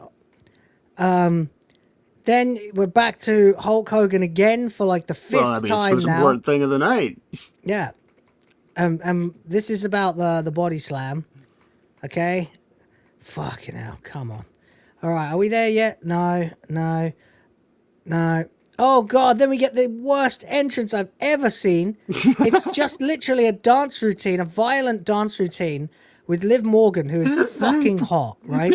There's like clips of this. If you're a good editor, which they have at WWE, clearly, production editing is one of their saving graces over the course of the last 30 years plus of them doing these things. There are moments that are all right as long as you resync, but you have to resync all the audio because she's completely off. She evidently doesn't have like an ear monitor or anything. So they've got this whole thing where... But this is so terribly cringe. This is absolutely one of the best things to watch. It's a total car crash, right? This is absolute car crash TV. So Liv Morgan apparently has a song that she's recorded. Okay? Now, I just want to make it clear here, right? Liv Morgan is very hot, right? Very hot. Like they found her working at a Hooters or something. the legend says. And she's a very, very pretty lady, and she's got a nice body, and she's, you know, cute as a button and fucking hot and knows it, right? So that's fine. If she wants to go be a pop star, then I guess that's fine too. But she's also in the movie soon. Well, making her. Yeah, she's one of Ari's projects. She's fucking hot, you know. She's hot, fucking hot. She's like one of the last divas almost, you know. But she's actually very good in the ring too, because you have to be these days. So what the fuck is she doing? A gay pop dance routine, and also it's all so unfortunate, right? And there's people. I literally saw people on Twitter. I saw people on fucking Twitter and in YouTube comments going, "I didn't know Liv could dance." I'm like, she's a woman. Have you ever met a woman who can't dance? Like, oh, you mean interpretive pop dance? You know, I'm like, oh, right, you mean like that. She's an athlete. Of course she can do that shit. She's a female athlete. Of course she can dance. A good bit of the matches, what, you know, people, oh, it's so fake. Right, but it's also very choreographed. And so, you know, in terms of staging and things like that, there's not much difference between... Yeah. Wrestling learning and a ballet. dance routine and learning a match is, yeah, it's kind of similar. So anyway, they've got her here in this cringe, right? This absolute cringe. So I don't know exactly what happened here, because remember the divas were just basically bimbos with big fake tits who would get in bras and panties matches and stuff like that. Yeah. Right? America. And then, which by the way, nothing wrong with that. Enjoyed it very thoroughly. Thank you for many years of goon material WWE. But then they were like, the women's revolution, women's evolution and all that shit. We take us seriously. We're not here to just strip for you anymore. We're here actual wrestlers. Yay! Well, here's the great thing. Empowerment is also simultaneously stripping these days. Right. So now... So anyway, it's this terrible fucking song. And it's really fucked too. Really ruined. Especially by the fact that she is clearly still recovering from 2 black eyes. Indeed. And she looks like she's been smacked in the face by her boyfriend, like for this behavior the whole way through it. So instead of looking like a glamorous pop star, she now looks like a fucking trailer park stripper. And the song is so shit. There's no character to it whatsoever. It's fucking terrible. My weekend was okay. Thank you very much. What are the oranges for, though? Anyway, cheers for you. Cheers. And by the way, guys, if you're enjoying the show and you're enjoying the content, I know we're doing a lot of wrestling today, but it's Wrestlemania weekend, so there we go. Please do support the stream.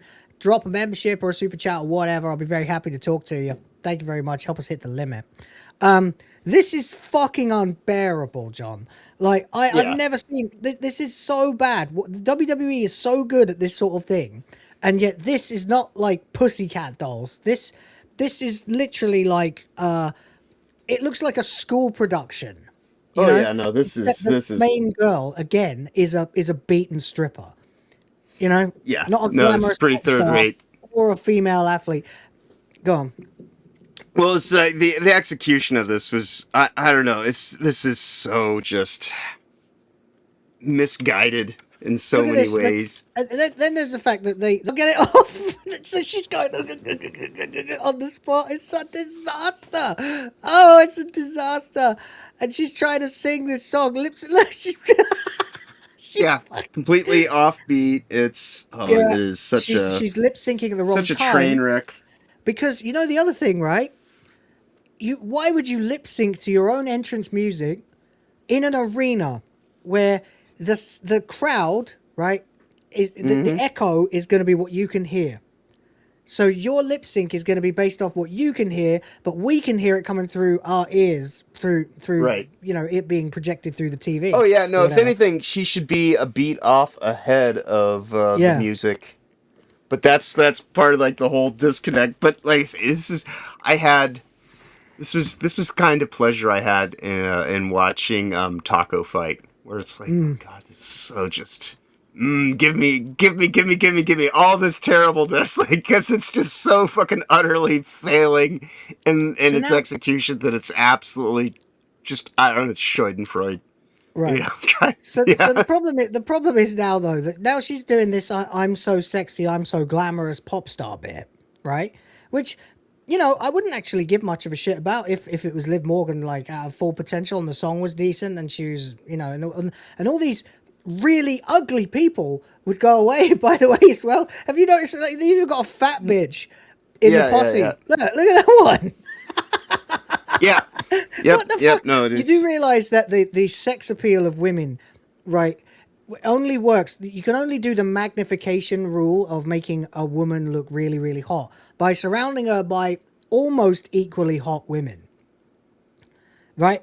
But it does tend to help, yes. You know, not as striking. If there's one of them that looks like a pig, you've killed the entire thing. And also you put this dude there, the dude who was like lifting her up and carrying her, he looks like he is like a fucking drug addict. You know what I mean?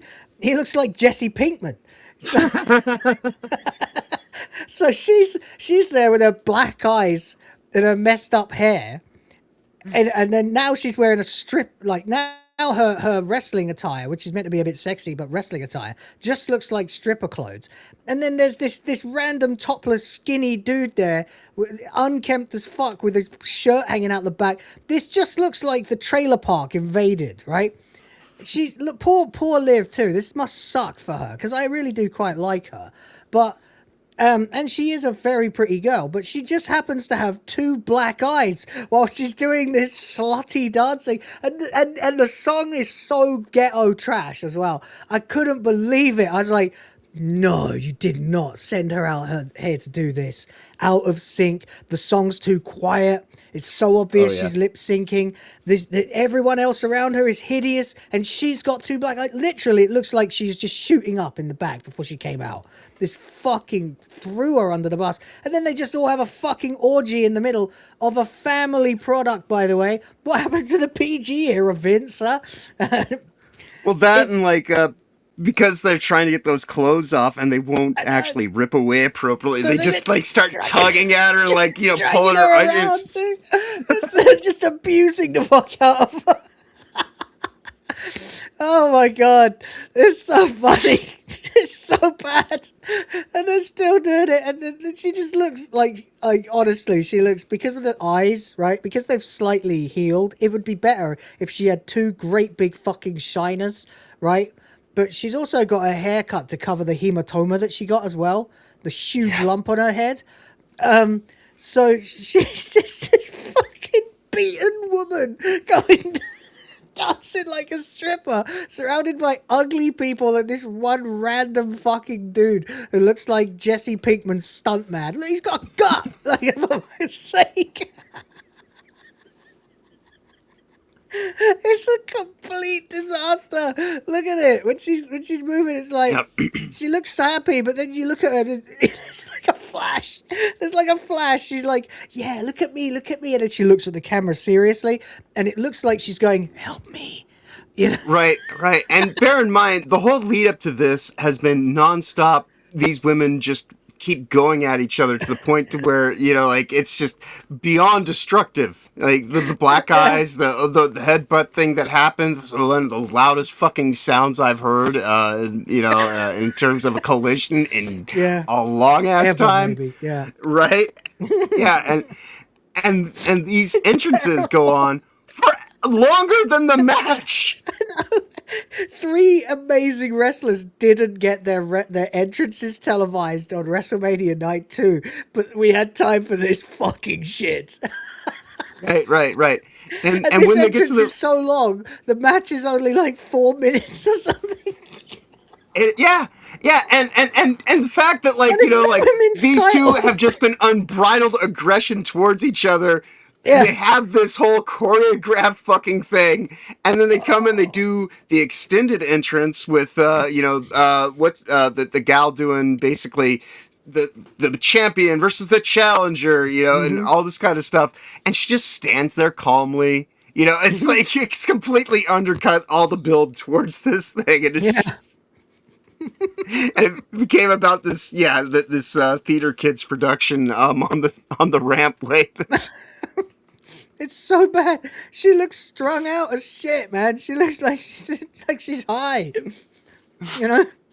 Right. I really do feel really bad for her. It's such a train wreck. It's like the worst moment of her entire career. She's a multi-time women's champion. She's proven herself not just to be a pretty face, but actually an extremely capable wrestler. She's been in the company for like a decade. She's really talented. She's really very good at this. She's no singer, but she can dance. She's sexy as shit too, which means the boys we'll find like out her if she and can the act girls. soon enough, I suppose, because there is that right around the corner too. Oh, God, he's going to be a triple threat, guys. And they just happened to give her this what's meant to be a glamorous dance routine with these ugly trailer park folks surrounding her, and she's got 2 black eyes. The whole thing collapses under the weight of that. The fact that she looks like she's just been knocked around backstage by her boyfriend. Then we get actually Stephanie Vaquer coming out looking pretty fucking cool and just being a wrestler with a real wrestling entrance, you know? And so, you know, that's it. And then she's just sitting there like, yada, yada, yada. Okay, let's go. Match. Fortnite in the background. Yep. And before you know it, the whole fucking thing is over. Have I just fucked us? I don't know. Let's find out. Yeah, I have. Hang on. I'll take it off the screen for a second. Fix it. Yep. It's take a lot longer than I thought to get through this because there's just... I didn't realize how much we were going to laugh at various bits of it. Like that bit of the vision. I really didn't realize how much we were going to get out of that or this entrance. So we're going to be here for a while. But anyway, all right, there we go. Is that the end? I think, yeah. She's got the eye on her ass. Fucking weird. Yeah. There you go. Oh, yeah, no, there's definitely, when you watch WrestleMania, there's definitely some occultist, weird kind of sigil magic and things like that, symbology peppered throughout. Much like the Super Bowl or any other kind of wide-scale mass hypnosis event. You know, but that's just the world we live in. Anyway, it does look like this is going on for a while, but you got to remember I'm only skipping forward by about 5 seconds at a time. Yeah. Oh, yeah, there you go. So finally, she gets the pin and wins, and it's actually only been about 5 minutes. Yeah. And she absolutely walloped Stephanie Vaquer as well, which is weird. Will of the fans, you ever sleep? Not as much as I should, but I mean, I do have to be here and streaming all the time because it is it's the most lucrative source of the channel, and I have to feed my kids. So it is 5 a.m. my time right now. Yes, I will not be going to bed until about 8 o'clock in the morning. But also, it's just so much fun. It's the most fun I can have doing this as well, like chatting with the boys about silly shit. So there you go. So Dominic Mysterio comes out, who, by the way, let's be honest, hang on, does in fact look like the kind of guy that would beat the shit out of her with that mullet and the mustache. Don't you think? Yeah, well, they do call him Dirty Dom, right? You know. I mean, she's hugging him. She's got 2 black eyes. She's dressed like a stripper, and he's there in this sort of like trailer park and sending her out on the game, you know. Indeed. There we go. It is pretty greasy. It is. Anyway, so there we go. It's awful. It's a fucking train wreck. More ads. There we go. Then we get John Cena, and then we get Bianca half Belair. hour, right? Yes. Yeah, half hour goes on between that last match and what will be the main event. Yeah. Yeah. Actually, nearly 40 minutes. It is absolutely ages. Yeah. So he says your main event is coming up next, but not before we have more ads. And Bianca Belair comes out, who everyone loves, and then everyone's like, "Oh, what's going on?" And then she reveals that she is in fact pregnant. Except it looks a bit weird. She can barely get her coat undone. She's probably only about 4 months. Maybe she could be up to 6 months because she's ripped. Mm-hmm. So the belly doesn't protrude very much. She's got abs, which is cool, you know. But she is pregnant, but it's only a little bit pregnant. But you know what? I don't care. I'm not mocking her at all. I'm delighted for her. Very nice for her. And oh fuck, what's the guy's name? She's married to fucking. I can't think of his goddamn name. In the Street Profits. Yeah. But then we get the Street Fighter movie trailer. Montez Ford. Montez Ford, who's there, by the way, in the next scene. So we get the Street Fighter trailer, right? Then we get Cody Rhodes, Hacksaw Jim Duggan, looking like a real fucking problem drinker, by the way. And Montez Ford, who has like nothing to do in the scene.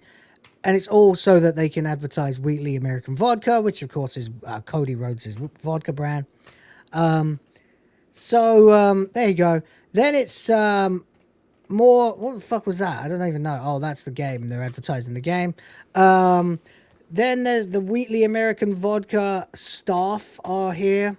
Then we go to 2011 for some reason. We're back in WrestleMania 2025. Sorry. 25, not 2025. Yeah. So now we've got the build up. There's Orton. There's Legacy. There's Rhodes and Orton. There's Rhodes and Orton. The recap and everything. Come on. Then there's the Pat McAfee bullshit that ruined it. And so now we get Pat McAfee first entrance. And there we go. Vice Admiral Deku Umar says, "Don't remind me of the new Street Fighter movie." Really? I think it looks pretty fun. But fair enough. Groofus, by the way, celebrating 16 months of membership now, says, "I left pop culture news in your Twitter mentions." Cool, we'll have a look at that in a little while. Thank you very much.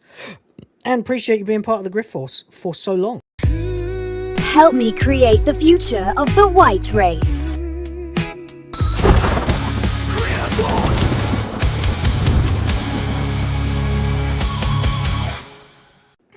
Incidentally, I might have got a job offer.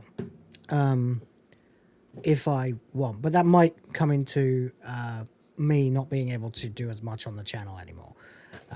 But I got to feed my kids. So and ebbs and flows, man. With the disappearance of like basically all of the like the regular supporters, I'm like, okay, well, I gotta go feed the kids. So you gotta do what you gotta do. We'll see. You know? I'm not sure exactly what I've got to do yet, but we'll find out. Anyway, I'll try to keep streaming. So there we go. Anyway, Pat McAfee comes out and he's just literally throwing birds up at the audience. He's just literally walking out and just really aggressively flipping off the audience. It's shit. You remember the clip of like Michaels, sucking it to everyone in the crowd? Yeah, that was cool. This is not. This is just Pat McAfee walking out casually and just stopping. And it's not like he's going like, yeah, fuck you. He's stopping dead, looking directly at people and just going like that. And not even properly either like that. He's doing that lame version where you got your other fingers either side of it halfway up, like you think you're a fucking gangster or something. It's like, McAfee, you are irrelevant now. You were irrelevant before and you will always be fucking irrelevant. What are you doing here? You don't belong in this story. You are crap. You are a decent commentator, but you are not a good character. You're not even a character. Why are you just standing here throwing the birds up at the audience? Okay, you're supposed to get heat, but you've got X-Pac heat, mate. The last thing you want to do when you've got X-Pac heat is make it worse by actually birding the fucking audience. I mean, it could possibly work outside of this, but if having it get involved in this is a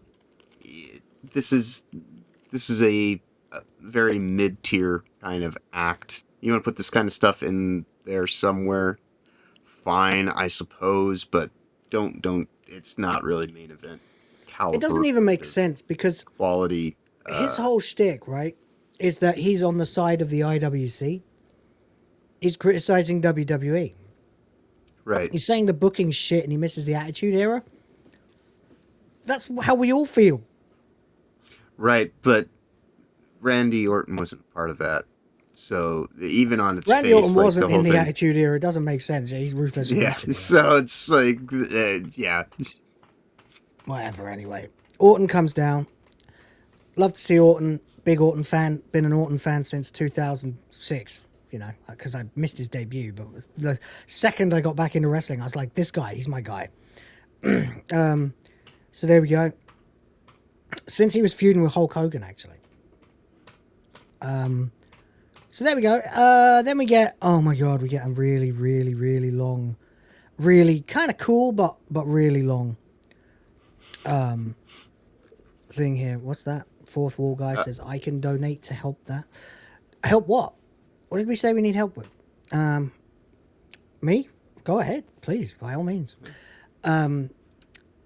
Jump on the Patreon if you want. So we get Cody when he debuted. It's pretty cool, actually. It's pretty cool, but it's too long, right? And it's very, very, very narcissistic. So you've got a version of Cody wearing his original gear, all right?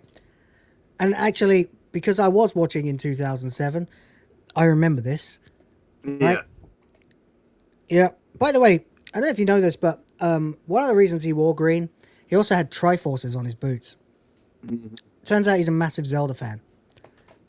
And the same age as me. So I've always gravitated towards Cody. Then we get his other costumes. Then we get probably the best Cody that we ever got while he was in his original run. Dr. Doom Cody. You know, where he had his transparent mask to protect his face. Which is so fucking funny. Because we can all see your face is fine, Cody. It was genius. Actual genius. Plus him handing the paper bags out to people. That was so funny. The guy did so much with so little. So many times. I was always furious for Cody not getting his dues, you know. Anyway, there we go. I do like that Stardust has a sad face. Yeah. Yeah. Stardust was terrible. Awful. So, I mean, we do get it, but then we get his return, of course. That was at Mania 39? No, 38. When he when he returned, yeah. Yeah. And finally we get actual Cody now in his mask. It's actually pretty fucking cool. It's a pretty sick outfit. And then we finally get the music. By the way, the whole time during those individual Cody costumes being shown, they were playing an orchestrated version of Smoke and Mirrors, which was Cody's old theme tune. Remember? You're only smoking mirrors, you know? Then we get, of course, his family's at ringside. There we go. Brandy's hot, man. She's well done, Cody. And the little girl. Yep. How nice. Definitely, I mean, that is like a fucking straight 50-50 split, by the way, of Cody and Brandy. Her face. It is crazy how well they blended together into one face. But there you go. Then we get this, then we get all the other stuff. Anyway, we finally get to the match. But, of course, before the match can begin, we've got to get our McAfee bullshit out of the way, right? So, McAfee does, like, the worst Paul Heyman style. Give me that microphone. I'm going to introduce this guy. Like, it's fucking awful. No one cares, but they're booing McAfee. But the second he says Randy Orton, they all start cheering. Because Orton's just in that phase of his career now. The build should have been better to make Randy Orton more evil. It hasn't worked, so they're cheering Orton and they're booing Cody. Right. Which sucks, because I don't think anybody should be booing Cody. I think Cody is basically owed a lifetime of gratitude by the fans. And if he wants to hog the title a bit, that's up to him. I don't give a fuck. I like Cody. Anyway. Oh boy. I mean, the whole Rhodes family were just fucking abused by WWE for so long, you know? Anyway, we get into it. The match begins, but here's McAfee. He's in there waiting. Fucking, it's such a dick. Cody kicks him. It's just stupid shenanigans. That lasts about 5 minutes, and then fucking Jelly Roll comes out. Oh, there he is. It's Jelly Roll. Who's Jelly Roll? I don't have a fucking clue. I don't know anything about this guy except that he was in SummerSlam last year or something, I think. He is a country music rapper of sorts. Good for him. Great. Why is he in WWE? No reason. Yeah, he's a country He's evidently been a big fan with a lot of money, and I guess if nothing else, it motivated him to get in shape. So good for him. All right, good for him. I don't give a fuck about him. But what I really was delighted when he put McAfee through the table, and I tweeted at the time, and I said in the private chat, because SNH was on while this was going on, and I was obviously sort of half paying attention. I was like, if that's all it is, then good. At this moment, WWE had an option to actually fucking fix this situation. They've got the two celebrities, they've taken each other out. They even stretchered McAfee out. And as he's getting stretched out, he throws one final fucking bird up to the audience. Where is it? There it is. Dickhead. So anyway, now we're free to have the main event that we actually wanted. And, you know, this part actually probably exceeded my expectations. I know a lot of people were complaining about it, but I thought it was going to be so much worse. I mean, to me, this was just the run-of-the-mill kind of Randy headlock hold. You know, like, it was plotting. To me, watching it, I was like, all right, well, clearly it didn't seem to get out of first gear, but that's kind of a lot of the thing that they were clearly waiting around for time to pass, so they didn't actually really get to much. I don't know. It's all right. It could have been far worse, yes. But I would have liked to have seen these two go at it, and in a methodical way too, where like each one's countering each other's moves, like they know exactly what to expect and stuff like that. Like, of course, Rhodes would know vintage Orton coming and things like that. But yeah, you know, it's all right. It's pretty good. It's just not WrestleMania good. Yeah. You know? Look at the fucking... You've even got credit one on the turnbuckles. Yeah. It's absurd, man. It's absurd. There's like literally a logo in every part of that ring. It's fucking mental. And Wheatley on the fucking... Jesus Christ. Like, I'm sure Wheatley's nice. And I like vodka. You know, I can't get it here, so I'll never know. But, you know, I don't need to... Just put fucking WrestleMania on the side of it or something. You know? Or Rhodes versus Orton, you know? Anyway, you get a pretty good match out of them, but it's not as good as it could have been. It is slow. It is plodding. I need to watch it again, though, because, you know... what was I going to say? I need to watch it again because I was on SNH and I was in the middle of a very interesting discussion. And so I was barely watching. I was just sort of out corner of my eye occasionally. So I sort of really only saw the spots. So maybe that's why I've got a better opinion of it. Then, yeah, there we go. Anyway, it really doesn't matter because at the end of the day, this should have been the better main event.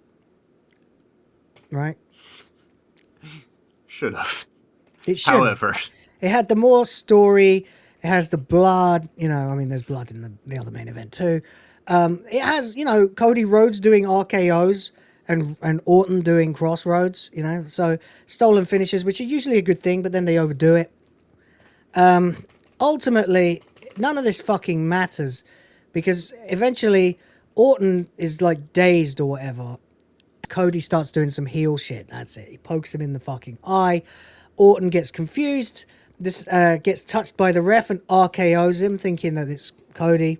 So now you've got the dusty finish, which allows for fucking Pat McAfee to return to the fucking match after I can't remember what he did. One of them kicked the other one in the balls or whatever. But then McAfee does the slowest count I've ever seen. Yeah. Which undermines the whole point of him coming down here. Yeah. He comes down and he doesn't even do a fast count. He comes running down to be the ref and then counts slower than a normal ref would. Yeah. So, I mean, to be honest, it's not a surprise at all that in a second he's about to eat an RKO as well. Yeah. By the way, hopefully that at least means that this is... That partnership is terminated. Over and done. Yeah.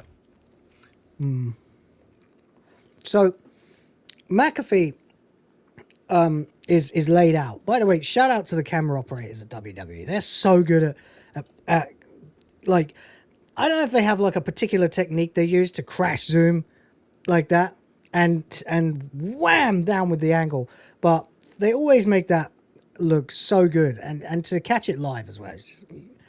They're so talented. Anyway, as camera operators, but ultimately, yeah, Cody just crossroads him one more time and wins. So again, I was like watching it and I was like, that was really boring. Do you know what? I reckon we might have to do night 2 tomorrow. Yeah, no, it's totally understandable. Yeah. It's so bad. We got so much out of this, just taking the piss out of it, you know? Oh, yeah. Well, this was the night that definitely, in some ways, you could say more about because it had such heights of stupidity. Last night was serviceable. I mean, it's got like some interesting kind of things that you can talk about. Look at that face. Yeah. That's the face of the audience. Right there, it's like, yay. Yay. Yeah. He just knows the match is shit. He just knows it. But this part is quite fun. How come more people don't just run up and nick the belt off the people with, you know? So yeah, Orton, not incapacitated, bricks him with the belt, nicks it, drops it, turns around, and finally, for the first time in 20 years, we get the punt, which gives Cody a black eye. Yep. IRL. Which is why they don't do the punt anymore. Because you can actually really hurt people. But there you go. The first time we've had the punt since the PG era began. And there you go. That's the end. That was WrestleMania Night 1. I should have put fucking Cody on the thumbnail instead of Reigns. I didn't realize how much time it was going to take us to get through WrestleMania, how bad it was. And he did punt him for real too, but that's Cody. Cody would have said, make sure you do it for real, you know. But it was a fucking shit show, wasn't it? Well, What you know, a there is a misconception about wrestling. It is choreographed, of course, things get worked out, all that kind of stuff. There are some you know, maneuvers that clearly don't land appropriately, but they still sell, like we mentioned earlier with the whole spear that didn't connect appropriately. But for the most part, you know, people actually do collide and you know, take hits and things like that. Not necessarily maybe full force and whatnot, because it is clearly like, you know, the whole stage thing. But yeah, I think some people think that every single shot misses and everything, like, you know, and everything's completely gimmicked. And it's like, no, sometimes there's some people that are just like, no, let's go out and beat the shit out of each other, you know, within reason. Yeah. It was equal parts boring, overly commercialized, and then the one thing that might have saved it would have been a solid main event, but they'd already ruined that. Well, like I said, thankfully for me, I watched the first night in under 2 hours because I saw just basically right when the match was starting for the main event, and then I went and I watched the stuff that preceded it, but I didn't watch, you know, like, I was kind of watching it like we were, where it was like, nope, this is not worth my time, I don't need to, you know, nope, and so yeah, it's, I mean, I should be a lot angrier, to be honest. I would be so much angrier, like really enraged. This wouldn't be me laughing about how bad it was if it wasn't for the fact that the following night was so much better. Oh yeah, that's the thing, is, you know, as we wrap this up, the uneven aspect of it. We haven't got time to go through the entirety of the second night. We'll be here forever. But what I will ask is, what's your opinion on the Lesnar retirement? We'll obviously cover it tomorrow too, but we might as well talk about it now for the people. I think I'm hopeful of it actually being something where he just legitimately decided right then and there, because I know that their plan because like as I was mentioning, SummerSlam. SummerSlam's supposed to be it's his hometown stadium. They were going to do. Gunther's got a whole They want to thing do a about being the retirement career thing killer for now. him. But I think that I'm hopeful what his idea is, that why do I want to go and get retired in my hometown just to add on? Because much like when he beat Undertaker, Undertaker should have been his last match, but then he went on to do, and he had good matches after that. But to be fair, I don't think the Undertaker was able to. Wasn't he massively concussed during that match? Taker? Right, so he couldn't leave his boots in the ring or any of that stuff. Well, the point being though is that it's like I think that it's just one of those things, because Undertaker left his he left his stuff in the ring a few times, and that's they're like so that's the thing. It's just like they didn't want to call it retirement, and so I think that they're gonna try. I don't know. There's a whole thing about you owe me a favor. Gunther is all like, he's the legend. He's the career killer's his gimmick. So, ultimately that all depends on whether Brock wants to show up and go through it all again. But last night he actually, which if he were to do that, kind of undercuts the whole point of what happened last night. And, because right now Obafemi is the guy who got Brock to Obafemi's the guy. Yeah. Which which Obafemi needs a lot more than Gunther needs it later. Right. And so if you go and try to do that in the service of like, but this is his gimmick, so then you kind of undermine like what and you so imagine too, like this guy from Nigeria comes to WWE and actually makes it. And then in his WrestleMania debut, his main roster debut, he gets to retire Brock Lesnar. If that's the story, that's epic as fuck forever. If it's just Gunther, like, well, I retired Cena and I retired Styles or whatever. Did he retire Styles? I can't remember. Yes. Yeah, he did. Yeah.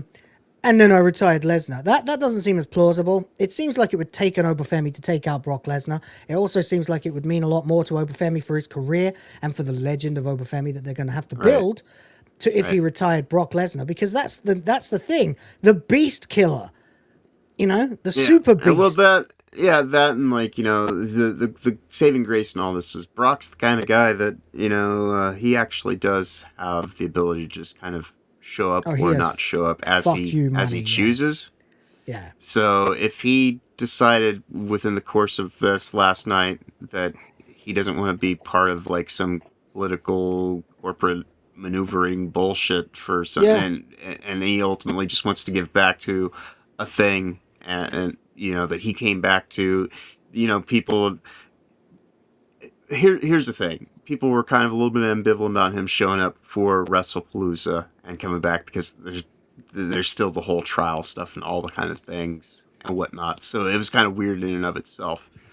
But if he legitimately just decided to do right by the business and just kind of like, does this thing of his own volition and then it was a surprise. No one seemed to know.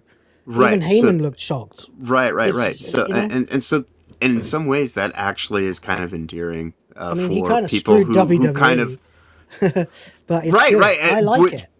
But that's kind of one of those things where it's like it's actually to his better to just kind of like stand by the quality of his character, which, as I've said, is kind of certainly muddy at this point in time.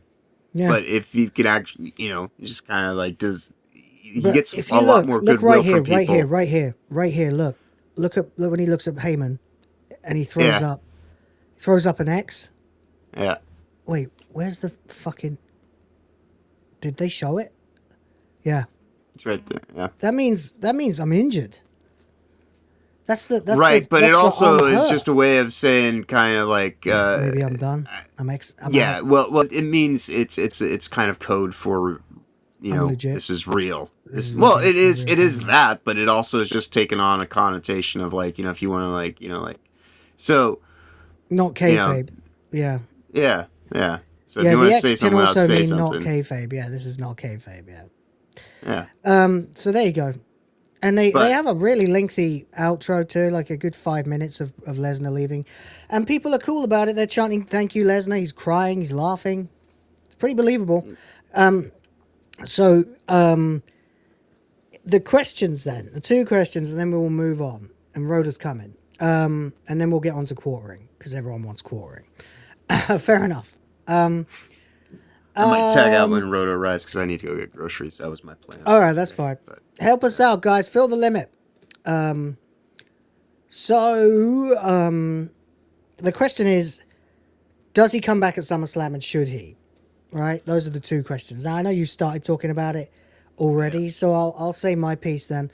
I think he might, possibly, WWE would probably rather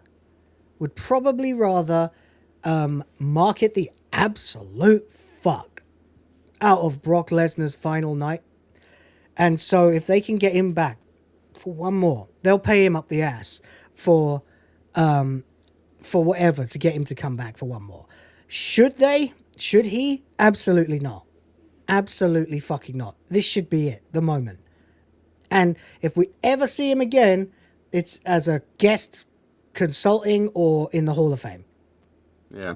Well, this was kind of the thing that actually, like I said to you, I sent you a message as right after it happened, because I was like, well, it actually feels like real WrestleMania because something actually legitimately happened. I don't think it was, Yeah, I was driving at the time.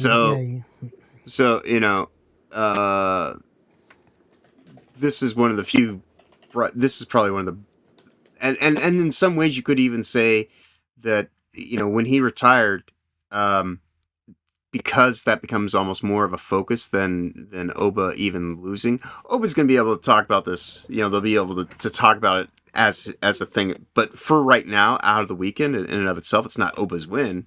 It's Brock's retirement. So if he were to come back, then that kind of even goes to undermine. That's outside kayfabe, though. Right, When Raw starts, it will be Obafemi retire. Oh, sure. But what I'm saying, though, single finisher. Right. But what I'm saying, though, is if you're wanting to actually have that be something that is something that you can work with still, clearly, if he legitimately decided to do this, then there's no reason to take that away. But if this happens and they're like, hey, let's go, and now on top of that, not even have this actually be him retiring, then all you've done is actually kind of paved over the thing where he lost. And so that's like, it's having your cake and kind of eating it too, kind of, but if he just comes back just to lose again, then, it's like, as a retirement match, that would be bad. In service to, then very bad. That's what I'm saying. In his hometown. Right. Like so, what McMahon always did to people. I think, right. And so I think that the thing that makes it more of a spectacle is things that can only happen at WrestleMania. And so if he went and actually, there was like this passing the torch in a way that actually seems legitimate to him, and this is the person that he wants to lose to, because it actually makes more sense. Don't get me wrong, by the way, Brock Lesnar is obviously a very selfish guy and doesn't do anything that doesn't benefit him personally. In real life, and that's fine, by the way. I'm not criticizing him, but also at the same time, he does actually have respect for wrestling, which is, he has enormous respect for wrestling as a business. Yes, and it would be better if he retired right now, right after the new. I saw actually one of his actual legitimate debut matches back when he, because this was it was, and by that I mean like it was before he was even really on the shows. It was one of his dark matches when he was this was back right after I got married in 2001. Wow, that's cool. By the way, how cringe was it that Michael Cole said Obafemi is the next big thing? Well, that made me angry. I was like, no, you don't get to just give him Brock's nickname. Call him the Beast Killer, right? Right. But I mean, that's not like the next big thing. If it's something that just happens and someone just saying it in a thing, then I can let it slide. It becomes like another thing if that becomes like if that turns into T-shirts and Yeah, I get it. The next big thing, I get it. Yeah. No. What I'm saying is like if it becomes like this branded kind of whatever. If it's something that somebody just says, you know, Maybe he comes down to the ring. I don't really give two shits if somebody Brock Lesnar t-shirt. but if it becomes like branding that they try to lean on, then that is kind of a little bit, you know, ham-fisted and fair enough. But you know, if it's just something someone says, like people say stupid shit all the time. You know, so I kind of I just hate it. I feel like it's going to be a soundbite. Yeah, I know, and that's why I try not necessarily always to fixate on what the words people are saying. It's more the message they're trying to get across. So, hello, how you doing, man? What up, Rhoda? How we doing? Yeah, pretty good. Well pretty enough. I'm getting ready to. Just talking about the surprise of Lesnar's retirement. Yes, I'm getting ready to run across town and get groceries. Before you do that, can you just give me a couple of minutes? Sure. And I'll be right back. All right. So even though you may not be into wrestling, you're getting tagged in, and I'm gonna go take care of some life stuff, because that was initially my whole plans before things got mentioned about popping in here and doing anything today, and so but it's a chance to talk about wrestling. I know you don't know much about it, but how's your day been? Some good things, some bad things. Unfortunately, after the show last night, I fell asleep, which meant I woke up too early this morning, which meant that I went for a nap in the late morning. And I thought I'd set an alarm for 10 o'clock, but for some reason it didn't work. Which meant I slept through, and I ended up missing out on poll tickets. They sold out by the time I woke up, so I was quite pissed off about that. But on the other hand, I did pass 700 followers on X, so, it's not been the worst day, it's not been the best day. Some good things, some bad things. Indeed. And my cat's been hilarious. You have far more followers than I do. But I don't really do anything on X, so I don't really care about it. But I'm glad it's not something you really think about, is it? Right. I mean, like, I think, like, most people like us mainly use it for communication rather than reach or anything. I don't think about much in terms of my following, because I don't have a following. Or at least there are people that put up with me on the places that I that I show up, but I don't have a following. So for me, like it's a little bit of a different thing, because I can actually say, unlike other streamers, I don't operate the same way as everybody else, because legitimately I don't. I just I'm not even really concerned about any of that at this point in time. I mean, I'm still finding my feet. I don't really know where I am yet, but we get plenty of I'm just a guy who has opinions, on the shows, and most of the time, a lot of people kind of take issue with them. So but it makes makes hopefully at least like interesting having me in these dynamics. But what's going on with everybody in the chat? Thank you for hanging out what has been nearly 2 hours of just talking about wrestling stuff. So which was not necessarily my plan for the day, but time well spent. But the funny thing is, I only really get to talk about wrestling once a year. Right. That's and it's nice to get a good vent, Yeah, I think we did pretty much the same thing last year with Wrestlemania, because I definitely recall. Yes. So we tried out of the John Cena Cody Rhodes match, and the whole heel turn and the Rock and everything. Yeah. Indeed. A shit show that set up the blueprint for the fucking disaster that was night one of this year. So there you go. Anyway, I hope Lesnar doesn't come back for another match, but I have the skeptic in me thinks WWE will pay him whatever the fuck he wants. All right. Yeah, and and if that were a power play for him to get more money out of him, I guess I'll play. But I hope that it was a legitimate kind of thing, that he's like decided that there's no way that it'd be any better than this. More, they put me in a better in the same size stadium in my hometown or what the hell ever, but what am I really doing? Is it in service to wrestling and my legacy, or am I just in service to this corporation that I, could just as easily That he hates, really. yeah. I mean, that he I was a just as McMahon easily guy. walk away now after getting back in people's good graces for doing something that seemed genuine and sincere. So that's the thing. That's what I mean. Like people for months since he arrived, it was, oh God, no, please. Like the court case isn't even dealt with. Dude, why do we have to have this guy here to having a sea of nearly 50,000 people saying thank you, Brock? I think, it's like, Yeah, it's take never your going to wins where get you better than this. take your wins where you can get them in life, Yeah. especially if you're a compromised figure, to say the least. So Yeah, well, he's obviously a part of I hope he does right by the moment himself and the situation, and does not return for just another run through of something that's corporatized, because that will undo the specialness of what he even actually did, which was just see the talent and potential in someone who has the legitimacy to actually be a phenomenal kind of star in the same regard that he's been for all these decades. And, why not actually do that when now you can say, hey, my position, he's not going to be the same. He'll never be he'll never be me, but he can actually be his own thing, but at least now there's someone that can kind of pass that torch to kind of make it their own thing. This is it.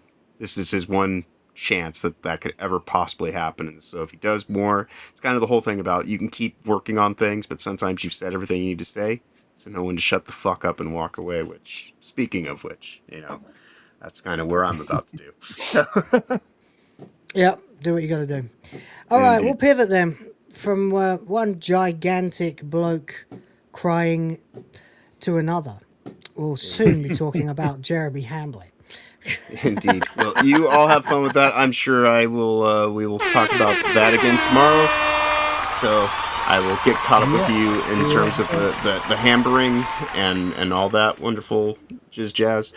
And otherwise, though, have fun. I'm going to go take care of being a responsible guy, and I will see you all tomorrow for WTF Live.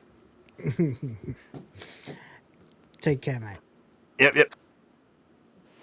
Yeah. All right, the tag partner is in now. Okay, I'm being handicapped. This is a handicap match, 2 against 1. All right. Anyway, welcome to the show, Rhoda. How you doing, man? Yeah, all right.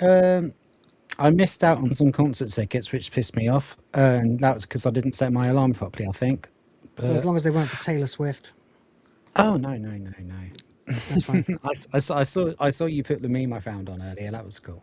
Yeah, I did. Yeah, I managed to piss off the Swifties earlier on, which was nice. It was fun. It was. I also managed to on the same day as you hit 13K on YouTube, I hit 700 on X. Nice. So, yeah. I hit 1,000 on X yesterday, which has taken me 3 years. So it's because I've been actually using it lately instead of just replying to people. I've been like replying with the best stuff I could possibly say, But there we go. Anyway. Indeed. Okay. I got to bookmark that because there's so much. I can never keep track of this, but it's just getting dumber and dumber and dumber. We'll just go through the stuff from my video and extra shit too. With the latest from Quarter Pounder. I did have a bunch of other fucking entertainment news to talk about. Maybe we... fuck it. Just 2 quick things before we get into the rest of the quartering stuff. Because they are in the title and on the thumbnail and they should be talked about. So the first one then is the fact that we are now indeed getting Assassin's Creed Black Flag resynced. So that's now the thing. It's coming out July the 9th. But the really interesting thing about it is the fact that it's actually not just a remaster. It's apparently a full remake. And it's going to be actually revealed in full in a couple of days. So, I mean, did you ever play Black Flag? No, no. Oh, I was it's like, it's one of the you best know, Assassin's I Creed was mainly games. into like mainly JRPG stuff and platformers. Oh, okay. Assassin's Creed is one of the best action adventure franchises that exists. Unfortunately, it's made by Ubisoft, which means that it's got worse and worse and worse and worse and worse since this game. This was the last time it was truly amazing. And that was because it wasn't just Assassin's Creed, it was Assassin's Creed in the Caribbean in the fucking great era of piracy. So you literally were more of a pirate than an assassin, and it was absolutely glorious. Rogue was okay too. I didn't hate Unity either. Just to the guys in the chat, I liked all of them up to Syndicate, basically. Then I liked... I didn't mind Origins. I didn't really like Odyssey. I really didn't like Valhalla. So much so that I didn't even bother playing it. I just played it around my mate's house for long enough to go, this is fucking annoying, and it's going to take me the rest of my life to collect all these pointless, stupid pieces of tat. So fuck this game. And then, of course, I got Shadows gifted to me, played it for 2 streams, and said, nah. Well, of course, covering the entire meltdown of Ubisoft and that stupid, stupid game with the fictional Black Samurai. But Black Flag was one of the greats. It had fully realized ship combat, a massive, colossal area to explore, hidden treasure, you know, underwater buried treasures, you know, fucking all kinds of stuff like that. Loads and loads of space to run around. It was just a really great fucking game. Sea shanties, great fun. I love the idea of like the sea combat. Yeah. Oh, it's cool. And it's been more or less perfected by this game, so much so that other games that I will go on to mention in a minute have not really had to do much to change or improve on it. But anyway, for Black Flag, full reveal is scheduled for this week, April 23rd. It is a full remake, not just a remaster. You can apparently have a pet on your ship now, a cat or a monkey. Okay, I don't care about that. Underwater exploration has been improved. There's tons of new. I've heard of a ship's cat, but I've never heard of a ship's monkey. Yeah, well, maybe he's going to go ape ship. That seems like more of a southern hemisphere kind of thing, you know. But what do I know? There are new officers, crewmates, quests, and chapters. A whole bunch of stuff that wasn't in the original. Okay, sounds kind of cool. It's on the upgraded latest engine that modern AC games use. Which is like, what does that mean? Have you changed the controls? Have you made it play like the modern ones? Because I don't want you to change the controls. I want the game to be the game I remember. You know? Yeah, that's kind of even though obviously I've changed my mind now, and I do accept that it's an all-time classic, but when Resident Evil 4 first came out, I just didn't like the way that it played completely differently from the first 3 games. Oh, right. Yeah. But there, I understand. I understand. But there you go. Behold, White Wolf Heathen is here. Shout out to you guys. Nice to see you. By the way, we are nearly 3 hours into this stream, and so far we've earned $10. Help us hit the limit. Hit the limit? What, do you hate boobs or something?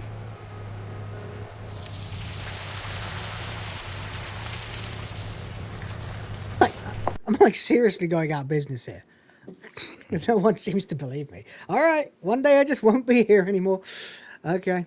Anyway, let's see then. Now, it was the undisputed absolute king and master of pirate games until, and by the way, they tried to recreate that with Skull and Bones, which was a disaster for various reasons. And then, of course, more recently, what am I thinking of? What's the fucking pirate game? The other pirate game that just appeared. Well, I don't know. Whatever. They tried to play with Skull and Bones. Game? No, there's a pixelated one. But basically, pirates are on the return at the moment. That's basically what I'm trying to say. So, Assassin's Creed 4 Black Flag was the champ. Skull and Bones failed to adapt the half of Black Flag into a fully realized game itself. With like 5 years of development, the first quadruple A game, a budget that was something like $800 million. They failed, completely failed, to actually provide the gaming the space with an actual successor to Black Flag's Pirate Combat and make the piracy part its own fully realized game. But that doesn't matter anymore because then Windrose came out the other day. Just when Ubisoft were about to release the best pirate game, I guess, that they've ever, and the best Assassin's Creed game, most people say, they've ever actually made. A little indie game pops out and does it all and does it better and does it for free, I think. Is it? No, it's not free. Yeah, it's not free. It was gifted to me. Yeah. And I didn't know fucking anything about this goddamn game at all. I think it was Zalosi gifted it to me, actually. Shout out. Yeah, I think it was, yeah. I didn't know anything about this game at all. And then I watched the trailer and I was like, this is fucking awesome. Like, genuinely, I was like, how did I not even hear about this fucking game? It was so strange. I mean, like, literally have a look, right? Yeah, I remember watching it. Yeah. So the ship combat and maneuvering looks the combat there. You see, that's your your cannons and shit. That looks just exactly like fucking Black Flag combat, right? No, I don't know. I haven't played it yet. I've got it, but I haven't played it yet, unfortunately, because I haven't had time. But I will. Everybody else in SMH has played it already. But it's crazy. You're building houses and all this shit. I love the music as well, by the way. Well, yeah, Drunken Sailor, yeah, of course. But in like a rock version, it's awesome. Kind of, yeah. Like shanty with a bit more sort of modern twang to it, yeah. However, then, this game, which costs, what, $27 at the moment, right, has already sold 1 million copies and already done, like, approximate to fucking Crimson Desert numbers on Steam. 222,000 peak concurrent player count. So the really only reason I wanted to bring it up, other than the fact that the game looks fucking cool and I can't wait to play it, is the fact that they have completely and totally felted Ubisoft before Ubisoft could even release Assassin's Creed Black Flag again, and I love to felt fucking Ubisoft. Yes! It's crazy. And it's driving journalists insane. They all just ignored it. Blue Sky's going insane apparently as well. I don't know what the hell that's about. But yeah, people are pissed. Losers are pissed, of course. Not real people or real gamers, because real gamers are just going, well, I don't care who gives me the experience I've been waiting for. Great that it's you guys. And if it could be an indie, even better, because fuck AAA. But there you go. Yeah. So I'm thinking it's a great thing. We don't care who's making the game. If the game's good, it's a good game. You know? Yeah. You know, we don't any get loyalty about these things anymore. It's not the school playground. Right. When I was like 13, I was like fiercely loyal to like Nintendo and Square Enix and Sony. Now I'm like, you know, I really don't care who makes the thing as long as they make it good. Like, you know, right now, as far as I'm concerned, Pearl Abyss have made the best Zelda game in like 15 years. You know what I mean? Well. And that's only because the only two that could compete with it are Breath of the Wild and Tears of the Kingdom, which Crimson Desert does as well. Although, to be fair, I loved the Zelda series. And I'm really only talking mechanically. There's always going to be an incredibly big, special place in my heart for Zelda games. But basically the best open-world action-adventure game we've seen in years and years and years and years and years. And it's been made by some rando Korean company I never heard of until about a month before the game came out. Well, no, actually, Crimson Desert I was aware of for about 6 or 7 or 8 months before it came out. So if you're going to tell me that there's a game doing the pirate vibe better than Assassin's Creed Black Flag did, and it's cheap, and it's available now, and it is made by I don't care who, I'm going to say, okay, cool, sign me up. Brand loyalty is for children. All right? Children and idiots. Yeah. Those brands don't care about children, you. Like that's what I was talking about, like school playground stuff. I remember being like about 7 years old, and we would all like fight in the playground over like Sega versus Nintendo. That's what children do. Yeah. I don't think we ever fought about it. I argued with my friends about it. Not viciously, though. Oh, we'd actually get into right up punch-ups. Oh, really? That's crazy. Yeah. That's I know. crazy. I mean, like, only kiddie ones. Like I say, we were about 7 or something, so, you know. Maybe it's just not me. Maybe I just wasn't invited to the punch-ups because I had both. That's a shame. I would have refereed. That'd be cool. Yeah.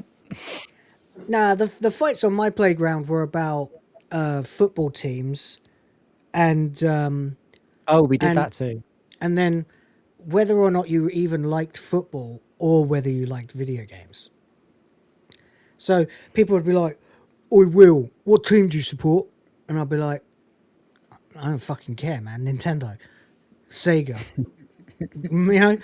Then when I got a bit older, my dad got me a bit more into football. He was a United guy, so I sort of inherited that. And then through my childhood, I'd get people go, "Oi, Will, what team do you support?" And I go, "Man United." And they go, "You're a glory hunter," because it was the 90s and they were winning everything. Yeah. Right? I used to get that, but I had the perfect comeback because my nana actually lived on the outskirts of Manchester, and she did actually take me to Old Trafford in the school holidays. So I was like, no. Right. Actually been there. My dad was Scottish, and he did live in the area, so he went to Old Trafford and saw games too. And then so my excuse was my dad's team. Like, "Why don't you support Luton?" I'm like, "Because I don't like Luton." Like, "Why don't you like Luton?" I'm like, "Because it's a shithole full of arseholes, graffiti, and knives. I don't want to go to Luton."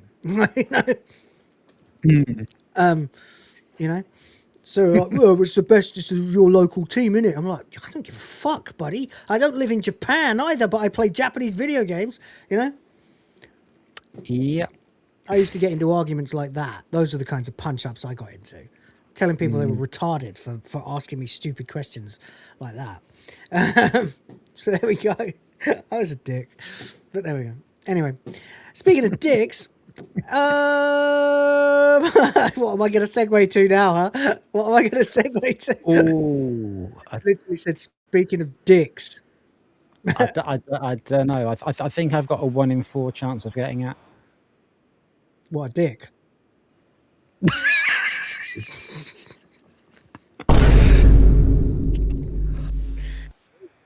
Obvious. I'm gonna be totally honest with you. This is sounding really gay.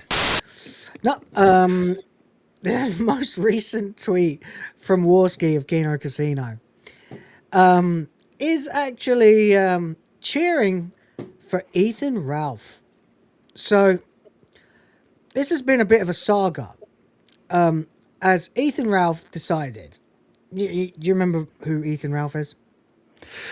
Yeah, because I literally watched your latest quartering video like a couple of hours ago. Oh, okay, right. Yeah, that's gone ridiculous. That's blown up double right? what the others are doing. It went up 400 whilst I was watching it. Yeah, that doesn't happen in my videos. Some of my videos don't get to 400.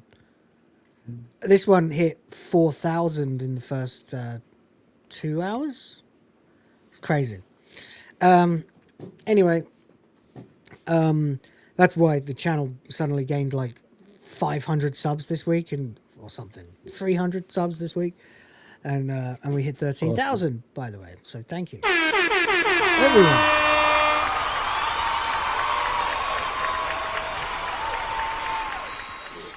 Yeah, it was random. I guess that's because I've been talking about all this shit on Wanker of the Week for weeks and weeks and weeks, teaching the algorithm that I really don't like the quartering. And then when the time came that it was actually worth making a video about him, it got swept up immediately because it's already a topic I talk about, you know. So I guess that's probably what helped it. I couldn't tell you. I couldn't possibly tell. I'm sure it's got more to do with the fact that everybody is covering the quartering right now. Like I mean, like last time you had a surge was when Doctor Who was a thing. Yeah. Or exactly. Shitting on Doctor Who was a thing at least. Exactly. And I think you're going to get another one when this Harry Potter crap comes out. Maybe. We'll see. We'll see.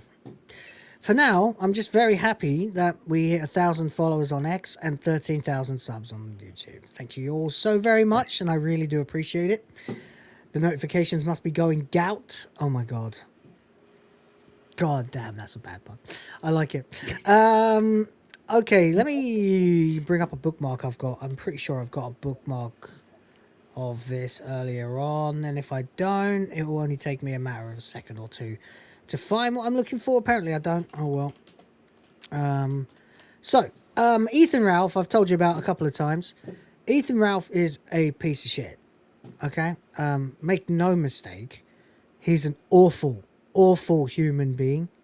A terrible, sick, twisted motherfucker, right? The absolute worst thing that you could possibly never want to be associated with as a right-wing individual.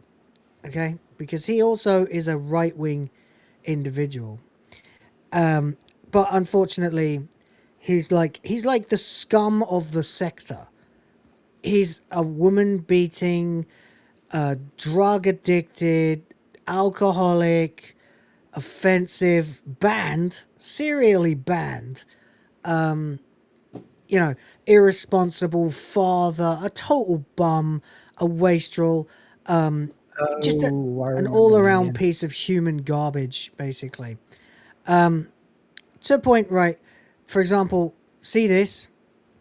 So this is the chick that he's been hanging around with most recently. She herself is basically a crack whore. She's an ex-porn star from Blacked.com who just got pilled up as fuck with him, let him beat her up, and still said she'd marry him. And the whole point of them meeting was for him to traffic her to Colombia so that she can get shacked up with some guy who wants to put her in porn.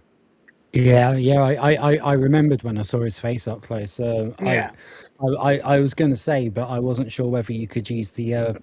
I wasn't sure whether you could say traffic on YouTube like that, but apparently you can. So, well, we're still here. We're still here right now. We're still in UV Marks. We're still live. Yes, we are. Anyway, for whatever reason, right now, obviously, along with every other bottom feeder. And by that, I don't mean people like us who are like small channels and that. I mean your Jarbos, right? Your Matt Jarbos.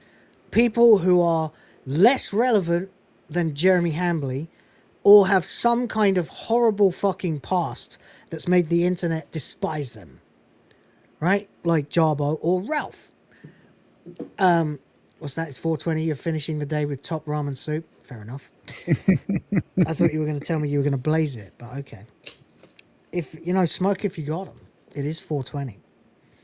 It's a 4:20 all day long, mother lickers. So anyway, we'll go for a quick bit of Jeremy Hambly, Ham Planet, the quartering shit show before I have to quit the show and go to bed. And sorry the wrestling took so long, but it's only once a year. Fuck it. Although it will be tomorrow as well. But not for as long because it was a much better show today or yesterday. Anyway, so Ethan Ralph, obviously not a very popular person, not well liked in the community, not well liked in the right, not well liked in the sector or what remains of the sector. Kind of the scum of the earth. Basically, everyone hates him. The great shame of everybody who was in the sector. And ultimately, if you see the opportunity for the quartering, like you see another member of the sector getting completely destroyed, and the quartering was a peripheral member of the sector. He was a bottom-feeding bitch who sucked up to Sargon of Akkad.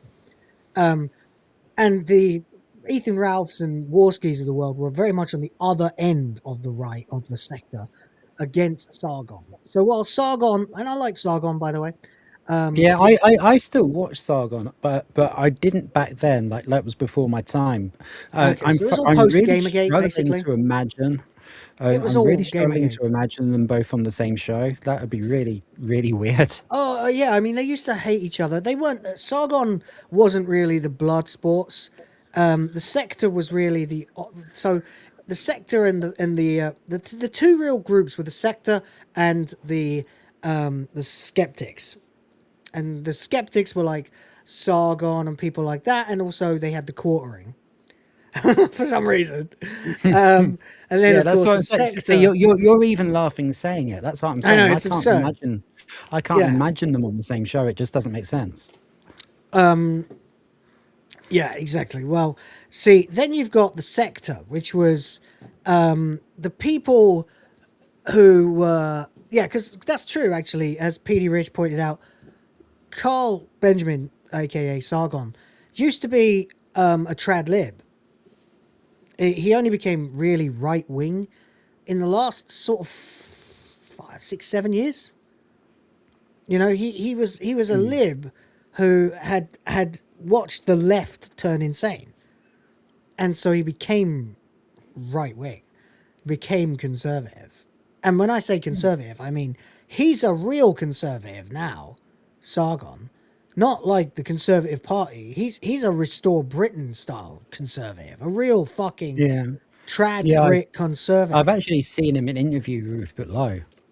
Yeah, me too. And it would be great.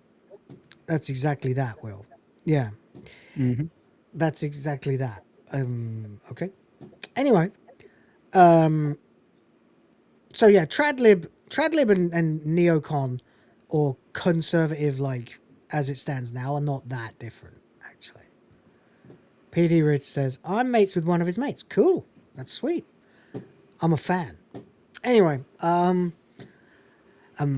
one of the fans. I'm Will of the fans. There we go. So it was a whole thing. Like the blood sports was a thing. I don't want to get into it too much, but you know, on the other end, you had a real motley crew of people, including like Warski and Coach Red Pill, Metica, and of course Ralph and many others as well. Ralph is the scum of all of them. But he definitely never liked the quartering, because quartering is a pussy. He's a bitch. He always was a fucking waster. He never had anything interesting to say. He was always kind of a wishy-washy wanker. The most interesting things that Jeremy could ever fucking say were about how he used to shit himself in Walmart and the kinds of people that he had fucked, including men. So, none of which I knew when I subscribed to him, by the way. I didn't even realize that he was part of Blood Sports. That's how irrelevant he was when Blood Sports was going on. And when I got like into, I mean, I wasn't really into Blood Sports, but I was peripherally following some of them from Gamergate. And then I came in later when I like got away from all that, and I was just watching wrestling channels and stuff until Doctor Who went woke, and I was like, oh, it all makes sense now, and I'm going to go looking for some channels, and I found, of course, Bowles Trek and Nerdrotic talking about Doctor Who, which led me back to the quartering, which inevitably led me through all the other channels and then fucking back to the sector. So it's through Kino Casino. So that's where I've ended up on my very strange circular journey. And now I'm talking about a lot of these fucking people that I now know infinitely more about than I used to. The point is, Ralph doesn't give a fuck. All right? He's beaten up his wife. He's had a baby he doesn't care about. 2 babies? Has he had 2 babies? Yeah, he's had 2 babies, I think, that he doesn't give a fuck about. He's divorced, and he had to flee America, basically. He ended up living in Mexico for a while, but I think his visa was running out. He had to return. In the meantime, he just crashes out, gets depressed, gets wasted on his stream, which is called the Kill Stream, by the way. Used to be on YouTube, I think, is now exclusive to Rumble because he's not allowed on YouTube, because he's permanently just smash drunk, right? We're not talking, we're talking more drunk than the quartering. We're talking passing out on a live stream drunk, sleeping through your live stream drunk, right? While also high as a kite on pills and chain smoking, God knows what, on stream, playing copyrighted music and issuing death threats and saying the N-word, right? That's Ethan Ralph. Timeless Children is how we found each other. I've never seen one of his videos or streams. You don't want to, man. You don't want to. No, I don't. You don't. If you really do want to, watch an old episode of Kino Casino somehow. I think the clip channel's getting put up on Rumble right now, so you've got that option. But holy shit, son. The Timeless Children is how we found each other, Will. The Timeless Children is literally how I fucking... how I got involved in... no, it's not, actually. It wasn't The Timeless Children. It was The Woman Who Fell to Earth. The Timeless Children was when I started actually involving myself in the chat and the talk on the internet about Doctor Who and how bad it had become. Then I created Will of the Fans a couple of years later. No, 2022, whenever it was. Anyway, but yeah, so piece of shit. But also, for whatever reason, there's an element of Ralph. He's one hell of a fucking cockroach. He's one hell of a survivor. There's a part of me that can't help but root for him to get better and fix his life, and you know, even though he won't. But and the weirdest thing, and I did kind of mention it during my video, is the fact that right now, despite everything I just told you, I still think Hambly's worse than Ralph. Wow. Ralph's done an awful lot of terrible things to people who didn't deserve it. But he's never threatened everybody's fucking platform. You know? He's never been a flaggot. So there we go. Is Ethan and that chick cosplaying as natural born killers or something? Well, that's the thing, you see. Wakey wakey Jeremy is the line. As it turns out that what's been sort of it's fucking insane. Only the fucking Ralpha male would do this, right? Only the Ralpha male would fucking somehow finally get the money together to be able to take this crack whore and put her on a plane and take her to Wisconsin to go and fuck with the quartering. Luther Morgan also did a very good series of videos on Jeremy in the last week. Probably better than mine, frankly. More detailed and longer, of course, but good shit. Had a video taken down by Jeremy. Maybe you can ask him where his coffee factory is. Yeah, well, he would know to ask that question because Luther Morgan covered the fact that there is no fucking factory for coffee brand coffee. There never was. It's clear that they have it's all drop shipping, you know. I don't think it's actually drop shipping. In essence, it's not quite as bad as drop shipping.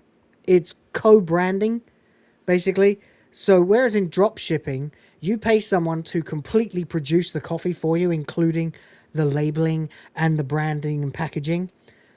In this case, the beans just come and then Jeremy obviously has someone else to package them, so it's a co-branding deal. Okay. So I guess you're responsible yourself for the packaging and stuff like that, which explains why he's able to offer all these different deals with the same bunch of beans. The working theory is that when Jeremy Hambly grifted for $300,000 or whatever it was, $380,000, it wasn't actually to buy a coffee machine and start roasting his own beans. It was to buy an enormous amount of fucking stock that he was sure was going to make him millions. But the thing is, it didn't. And the coffee factory is clearly this Millbrook or whatever they're called, Mill Creek or something, company in Utah. I think it's Utah, or somewhere. Anyway, although he might have switched partners since then. Luther Morgan did a whole great big video on it. I strongly recommend you guys go check out his channel. The video has been put back up now after being flagged down by Jeremy or someone working for Jeremy. But he's had to take a couple of things out of it, and that's fine. or censor a couple of parts of it, which is not great, but it doesn't hamper the video in any way, so fuck it, the video's good. Anyway, the reason everyone's asking this is because Ralph is now fully planning to go to Wisconsin. So we, of course, remember that the Ham Planet has been, you know, he's been quoting him. He's been saying an awful lot of stuff lately. You know, he's been saying, for example, this. Hi guys, I know this week has been pretty. Sorry, wait. Hi guys, I know this week has been pretty insane. The internet's doing what the internet does. How's everybody's weekend? How's everybody's weekend? Am I getting it right? Come on, Will. He talks way slower than that. Yeah, he does. You're right. Sorry. The disgusting rumors about my marriage, blah, blah, blah. We've been doxxed. People have been showing up at our house, right? So he tried to say that there was a Ford F-150 that showed up. Is a Ford? No, F-150 that showed up at his fucking house. Although apparently that was a year ago.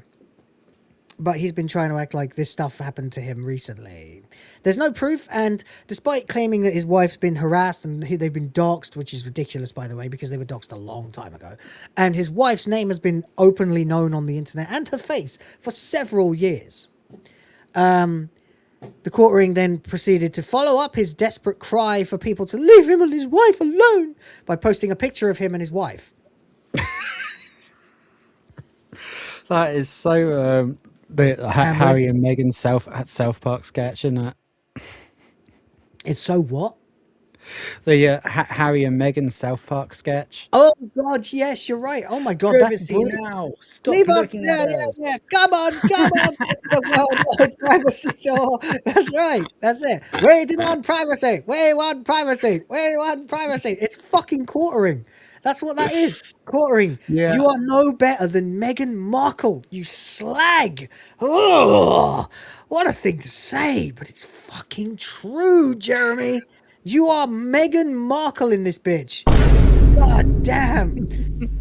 Yeah, that's tragic, but I'm gonna be totally honest with you. This is sounding really gay. It's the worldwide privacy tour. Yeah. Someone's got to do that, man. So I'm going to have to do that. I know I am. Anyway, so this is it. So it's just fucking retarded. Anyway, he's been lying and manipulating for years, but it's got to terminal velocity at this point. The lies and the manipulations and the deceit are so overtly obvious and in your fucking face. Nobody's going to this guy's fucking house. Nobody's bothering this guy's fucking wife. Okay? Nobody cares about what him and his wife get up to, except for the fact that he's a liar who's also grifting that he's a traditional Christian while also being obviously involved with this bull character. And God knows if that guy's banging his wife, but it sure fucking sounds like it, because when Hambly's going, hey, Adam Sellers. Yeah, I'm not allowed to say it apparently, but he is. Bring your wife's big old boobs to my hot tub. I want to see your wife's big old boobs in my hot tub. Like, he's allowed to say that, but nobody else is. And, you know, I'm thinking, if you're going to have a guy who, we've established this long ago on a very different episode of Wanker of the Week, that all of this has the receipts to back it up. You know, that this guy is on r/fucking Wisconsin Bulls, r/lacrosse hot wives, you know, shit like this. That, you know, if your friend is a known and very public bull and goes around banging people's wives to such an extent that he's openly posting about it with his real name on X and in Reddit, and you are inviting him and his wife around, openly discussing his wife's tits on a live stream because you're that drunk that you forgot and you just told what the way you would normally talk to him, and you're trying to clout chase by showing off your crazy rock and roll lifestyle as a YouTuber because you're drunk and you forgot yourself in a fucking live stream. All of this adds up to a very, very specific scenario Are you watching him and his wife? Are you watching him and your wife? Are you fucking his wife, Jeremy? Well, his wife comes round to clean his house, even though the bull is a millionaire. Why would the bull's wife need to go round and clean Jer's house? Why would the bull's wife bring Jeremy delicious chili, unless it's a euphemism, unless it's in plain sight, lying and hiding shit while masquerading as a Christian, because maybe, just maybe, he gets off on fucking hoodwinking his audience while rinsing them for millions in cash. Maybe he's just that kind of scum, right? Maybe, I don't know, but there you go. It certainly looks that way, allegedly. It sure does look like that. And don't forget, the Kino Casino are very good. They are some of the best internet detectives, particularly PPP, that I've ever seen. They have been incredibly right about a lot of things. They were right about Ricata being on whippets to try and continue to do drugs when he was supposed to be on probation. They were right about so many other things as well. And they are very often correct. So when they started covering this bullshit, pardon me, and by the way, we beat them to the Nexium story. We covered it first on our show. Just not for nothing. We were there for before the casino on this one. Yeah, that's right. That's right. But anyway, I mean, it all came from Return of the Mac and Cheese. Anyway, we all just reporting the same thing. When they started covering the bull story, suddenly, despite having covered Jeremy Hambly for 7-8 months, right? Ever since, when did they start? Oh, from Goonagate. So it was actually a year and change that they've been covering. Is that really that long ago now? Goonagate was December 24. Bloody hell. Yeah, I know, it's ridiculous, isn't it? Just done it. Yep, it's gone. Poop, like that. No. Just like Jeremy, poop. Anyway, Goonagate, and I remember because I warned Quartering on Twitter when I was still like not exactly a fan, not a fan of his. No one's a fan of Jeremy. People just liked the convenience of him mass producing videos so they could keep abreast of what's going on. Nobody likes Jeremy. He's nobody's favorite YouTuber. I've said it a million times before. He's never been anybody's favorite fucking YouTuber. It's not like Mauler or Nerdrotic or, fuck it, God forbid, even me possibly, who have actual personalities that can retain an audience and get people to say like, oh yeah, this is my favorite channel. Nobody's favorite YouTuber is Jeremy fucking Hambly, okay? No one. Unless they're retarded or something, maybe. I don't know. But anyway, I want to watch the Beardy Man, you know? Like that. The point is, when Goonagate started, I tweeted Jeremy, and he was getting involved with the Melly Mac thing as well. And I was like, Jeremy, you might want to sit this one out or something. I said, Jeremy, just stay out of this one, man. You don't want any part of this stupidity. And he's like, no, fuck you. I think I'll do exactly what I want. Well, I was like, okay, all right, screw you then, fine. And then I, watched gleefully as.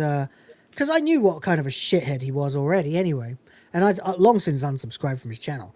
But when the Quartering ran back into the crosshairs of his old pal from the sector, Andy Warski, and PPP, a glorious year began.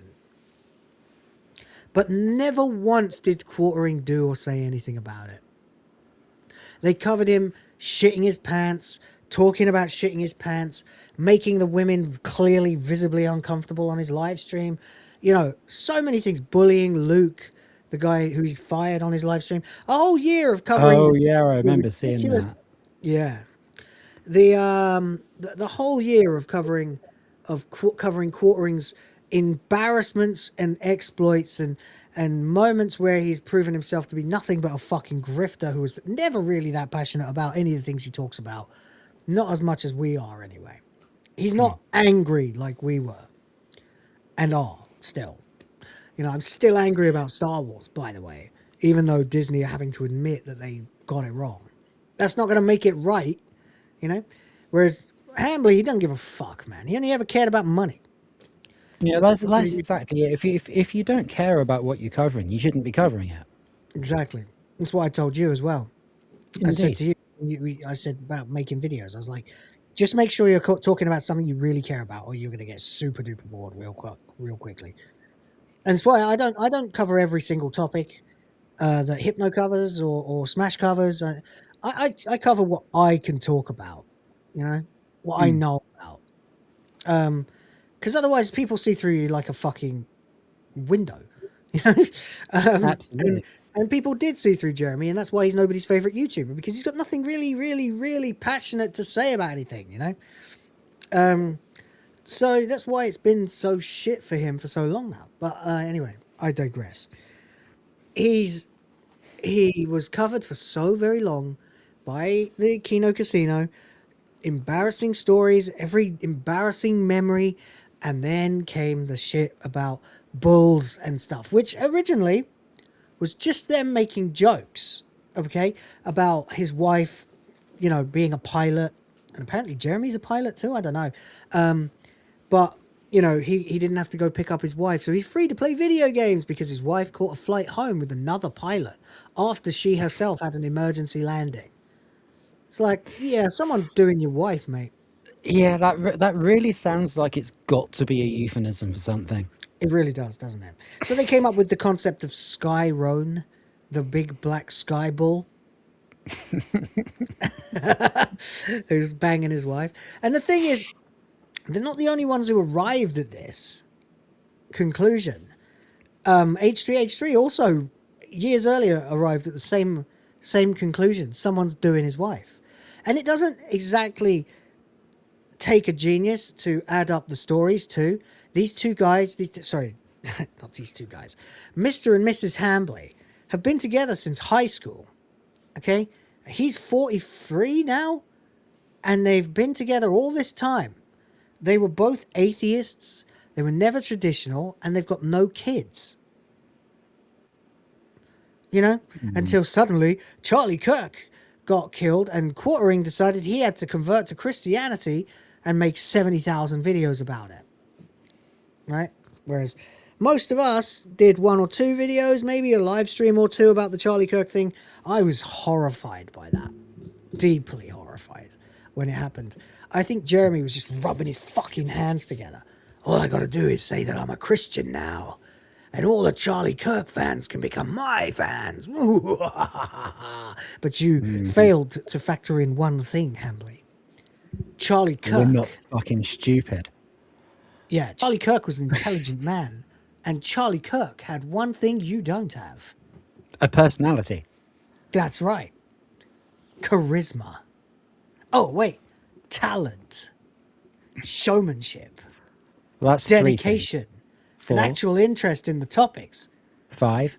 Oh, sorry. Yeah, there's a lot. There's actually a lot of things Charlie Kirk had. A hot wife, 6. Yeah. The actual true belief in the teachings of Jesus Christ. 7. Yeah. Children, that's 8. Children. Yeah. A successful platform that he launched 9. himself. Yeah. Okay, look, one of these men got a president elected. The other one just glazes that president no matter what he does. The point is, it's clearly something like that, though. He's got a grift off it, and then Charlie Kirk's fans will come to him. That's why he's never stopped talking about that Candace Owens bullshit. Her insane speculations about Erica Kirk somehow being involved in Charlie's death. Yeah, that's so dumb. I didn't even bother to cover it. No, I never did either. I just thought, well, this is the ramblings of an insane bitch. I mean, if it turns up on Lefties Losing It, which we cover, then that's the only time she gets talked about on my show. Well, I mean, despite the fact that Candace Owens was a lefty, she claims to be right-wing now. She claims to be more right-wing than fucking Turning Point USA. She claims to be so right-wing that she didn't even believe Turning Point USA had nothing to do with the death of Charlie Kirk. And Hambly's grifted off that for months. Instead of just calling her a piece of shit idiot. By the way, who was obviously in love with Charlie Kirk, and moving past it, he's continued this shit like he can get himself into a beef with Candace fucking Owens. Are you crazy? Are you crazy? Funny thing is, like, the smartest Candace Owens has ever been was actually when she was pregnant. Yeah, probably. That's true. It's true, actually. But there you go. I mean, the quartering could never have a beef with Candace Owens. Candace Owens doesn't notice the quartering, okay? Candace Owens has beefs with Ben Shapiro and people like that, you know? She doesn't have beefs with a fat fuck from Wisconsin who's letting some guy come round allegedly plowing his wife. But the point of the matter of all of this is, no matter what the quartering did, Kino Casino always covered it. They always ripped on him and always made fun of him for over a year. And when they finally landed on actual fucking evidence of an actual fucking bull, which no one could believe, like, you mean it? You mean they actually aren't just making up shit? They're like, we thought we were making up shit. You know, you mean there really is a bull? Yep. And he's his best friend. And there's all this pile of fucking evidence that we went through too. But, you know, he didn't notice us. What he did notice was Kino Casino. And you know what PPP says? You know what they say? You get the most flack when you're right above the target. Indeed. Suddenly the channel's taken down. Not only is it really, really obvious, by the way, that he's responsible for the channel being taken down, in my opinion, but it also pretty much guarantees that all the shit they were saying about him and all the shit that Return of the Mac and Cheese is saying and all the shit that we've all been saying is probably true. He probably is a cuck. He probably is impotent. He probably isn't able to satisfy his wife. He probably isn't able to have kids. He probably is a complete degenerate.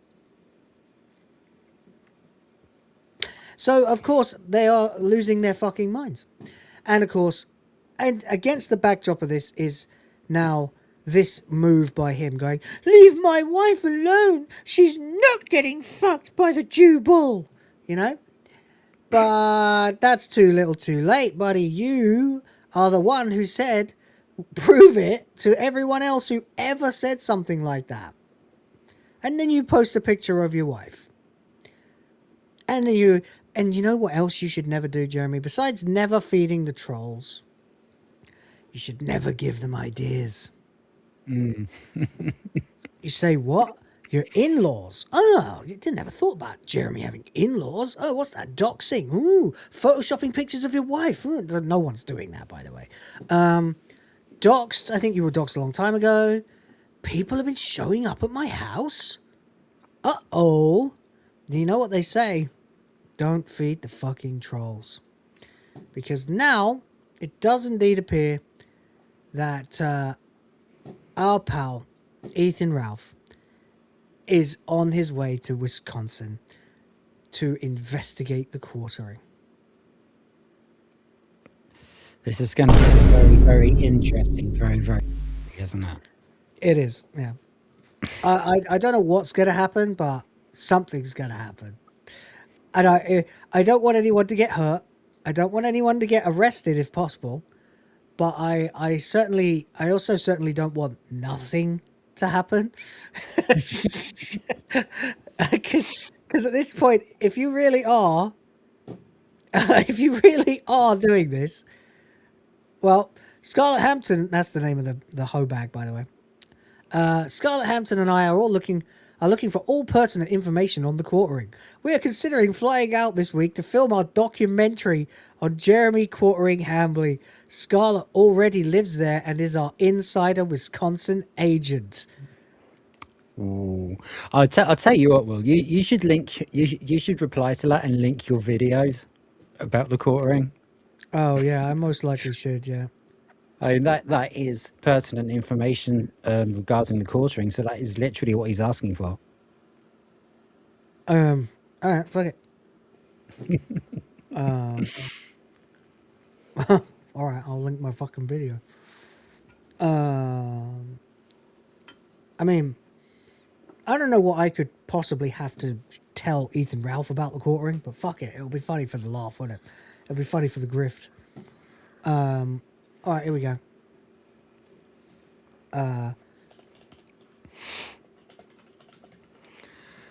Oh, this day's got a bit better. I was really, really annoyed about missing out on those concert There we tickets, go.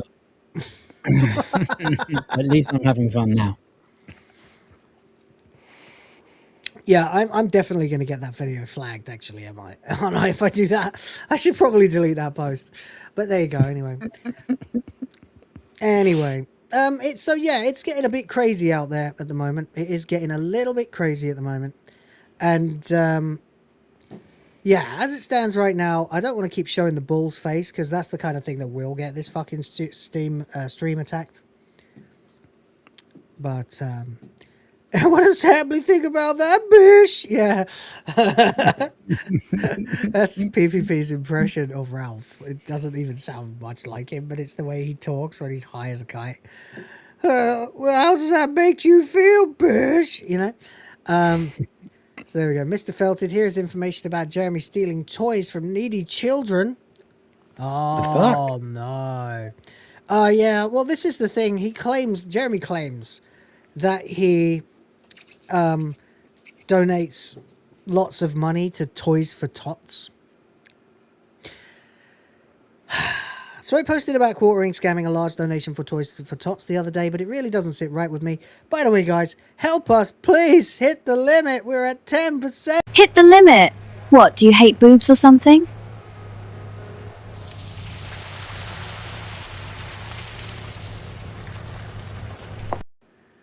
Four hours and I can't get a goddamn super chat to save my life. Holy crap. There we go. Let's have a look. Day one while Quartering is still figuring out the bag. One of his longtime whales, Doug, says via super chat that he will front the entire $14,000 for the trip.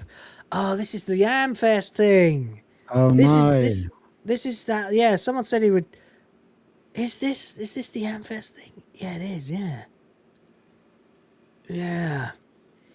That's right. This is how he was supposed to raise the money for Amfest. Somebody offered to pay for the whole thing if Jeremy can raise an equal amount for a charity in the next year. They agreed to take the conversation to email. The next day, Quartering says he's already purchased everything for the trip and lays out support levels: $15, $30, and $100 tiers for a shout-out, a Christmas card, or a full year of membership to his shitty Discord. There's also a whale tier to co-host the show for $5,000. By the next show, he's raised $1,100. And then one after that, he's up to $6,500 because Pay Pig Whale Sire Williamson bought the $5,000 tier. Good fucking God. I can't even get a fucking $50 super chat. I didn't clip it, but it was stated at some point that the person had no interest in co-hosting and just wanted to support. How do you find these retards? Like the kind of people who will give Jeremy Hambly $5,000. Where are they? All along the way, Quartering kept saying he would be thrilled to get even up to half the fundraising goal, and that he would. Hello, Sardoc. Yo. Thank you, Sardoc. You absolute legend for a $5. Says boobies in calculator speak. Thank you very much. Robo boobies. Thank you for $5. Thank you for 5, mate. Appreciate you. 16%. I haven't hit a goal all week. Oh God, I'm so fucked. It's over, man. It's over. Oh God. Anyway, it's a lull. Yeah. It'll just have to be a hobby. All along the way, Quartering kept saying he would be thrilled to get even up to half the fundraising goal, and that he would happily cover everything if he got even close. When Quartering returned from Thanksgiving, Doug the Whale came through. Doug the Whale. The characters in this story are insane, man. What am I talking about? I'm supposed to be ripping on Disney and video game companies, and I've ended up on this.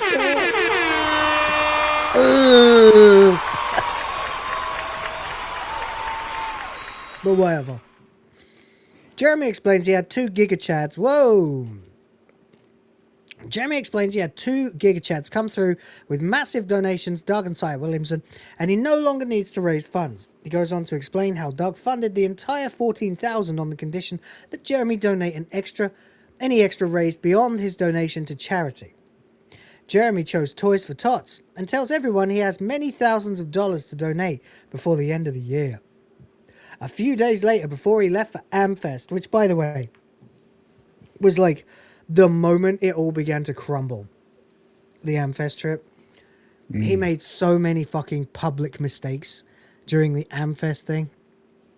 Is Will begging like DSP now? No. DSP would be sitting here and lecturing you and withholding content in a whinier voice. I'm going to end the stream right now unless somebody donates. Yeah, we're not going to read another word of this unless somebody donates $20. What happened, everybody? Where's the attendance today? So, no, I'm not Darkside Phil. I'm just a father. Which is another reason I'm not like Darkside Phil. What is with all these guys who like have the money and just don't have kids? Because they're giant man children. It's bonkers. I had more money when my kids were conceived, and by the time they were born, they basically consumed my savings. That's what I get for having a baby born with fucking neonatal pneumonia. But boy, what a beautiful baby, and what a gorgeous little girl she is now. She's so funny. She's got such a pure sunshine personality. It's glorious. Like literally, no matter what mood I'm in, like baby smiles at me, everything's all right. You know? Well, that's good. Yeah, she's a good girl. I think that's what being a dad is supposed to be like. Oh, yeah. But I've got one who's like an evil genius and kind of a mechanical genius, and the other one who's like a sunny genius. And I'm not joking, they are ridiculously smart. Like, I'm not just saying that. Like, I thought I realized what smart was when my parents used to say, you know, you were a very intelligent baby, and then I ended up with like a 140 IQ. The baby is fucking clever. Like, really, really stupidly advanced and clever. It's crazy. And I know every parent says that too, but no, really? Like, it's bonkers the shit she's connected. Anyway, a few days before he left for Amfest, Jeremy receives a super chat from a follower who thanks him for donation to Toys for Tots because the charity is short 500,000 toys this year. Oh, I don't have the sound effects. But yeah. Okay. Interesting. So that's part 1 then. But let's have a look at part 2. On January 22nd, Jeremy gets questioned about the Christmas cards and Toys for Tots donation, neither of which have been mentioned since returning from Amfest over a month ago. Did he go to Amfest with armed security? No, he used it as an excuse to buy an entirely new fucking rig, multi-mic rig of like SM7Bs and the stands and the fucking mixer and everything. Just to end up sitting looking like a fat, gigantic, uninformed imbecile pushed into the corner of the event. Just like, you know, like a true cuck sitting in the corner. While getting no interviews with anyone and just talking shit and talking trash to his co-workers, to his employees rather, while being largely ignored by anyone of any significance. He did manage to get Kyle Rittenhouse to sit down with him for a few minutes. Literally a few minutes. And then the other best guest they had was a guy from Gays Against Groomers, who Jeremy kept referring to as Gays for Groomers. Oh my god. Hello? Oh Hello, McFly? Anybody home? There you go. I wish I had something clever to say about that. That's too good. There isn't anything to say. It was a complete disaster. And in the process, he went out to dinner all the time with Melanie Mack and Hannah Claire, where he was seen by people who knew him or knew of him. And then they contacted the casino to tell their stories live. A woman called into the Keno casino to say she was in a restaurant when Hambly walked in with a couple of prostitutes. I don't know how she got prostitutes about Hannah Claire. But I can imagine with Melanie Mack with all the chokers and shit, you know? Wow. So there you go. And that was hilarious. I remember I was in the hotel room at my kid's christening when I was listening to that. Just about to get in the shower, and I just I laughed so hard. I like ended up on the floor on my knees. Like I laughed. And then of course, I love when that don't happens. forget, this cursed trip ended and capped off with Jeremy inviting Melanie Mac to go watch football with him 1-to-1. And when that that was revealed live, right on the stream, and Melanie Mac looked at Hannah Claire and mouthed, "Help me." Yeah, help me, potentially, to Hannah Claire, who then said, "Oh, can't I come?" And Jeremy's plans were felted. Which after months of flirting with Melanie Mac and treating Hannah Claire like shit on his show, basically wrote the story that Hambly was trying to hook up with Melanie Mac. It's so funny, because 2 months later, Melanie Mac was married. Yeah. 3 months later. It's so funny. Anyway, this also, by the way, in the meantime, he also mentioned things like wanting to build a compound, and also that he wasn't against staffing his compound with Ukrainian women.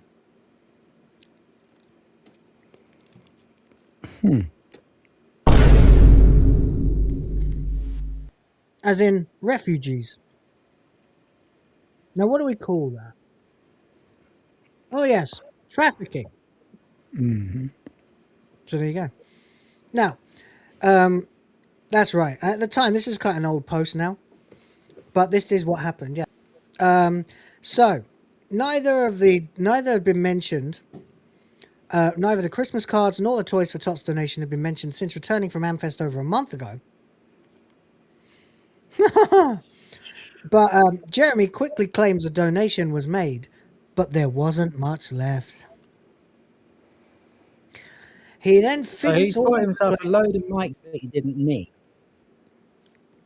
He's bought himself a load of twattery that he doesn't need, flown to Utah, humiliated himself, or Arizona, wherever it was, flown to wherever state it was, sat there looking like an idiot who has no business being there, alienated his fucking employees, humiliated himself in front of the internet 2 or 3 times, and flown back, only to reveal that he wasted the money that people gave him to go to Amfest, and that he wasn't able to donate the same amount back. By the way, this is all while claiming to be a multi-millionaire and having, multiple airplanes, Cybertrucks, Rolex watches, a $50,000 fucking saltwater fish tank. I mean, yes, okay, I do have a really nice mic, all right? But I've had this mic since 2006. Yeah. I mean, make your shit last. You can have things, It's okay. Yeah. I have a fucking custom Gibson L5 1960 guitar, which I inherited. But, that doesn't mean I'm rich. But Jeremy, he's buying these things live, like talking about buying them, then showing them off. He's spending thousands and thousands of dollars on Pokemon cards. It's absolutely ridiculous. So Hambly's fucked himself here. This is what happened back in Amfest. Hey, Smeghead! My fucking savior, look at you. With 5 for the Griff Force and the princesses. Thank you so much, buddy. Appreciate you. It's been dead round here. Thank you very much. Help me create the future of the white race.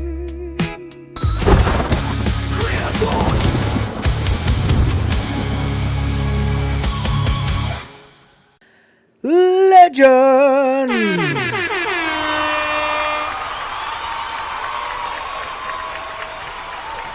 There you go.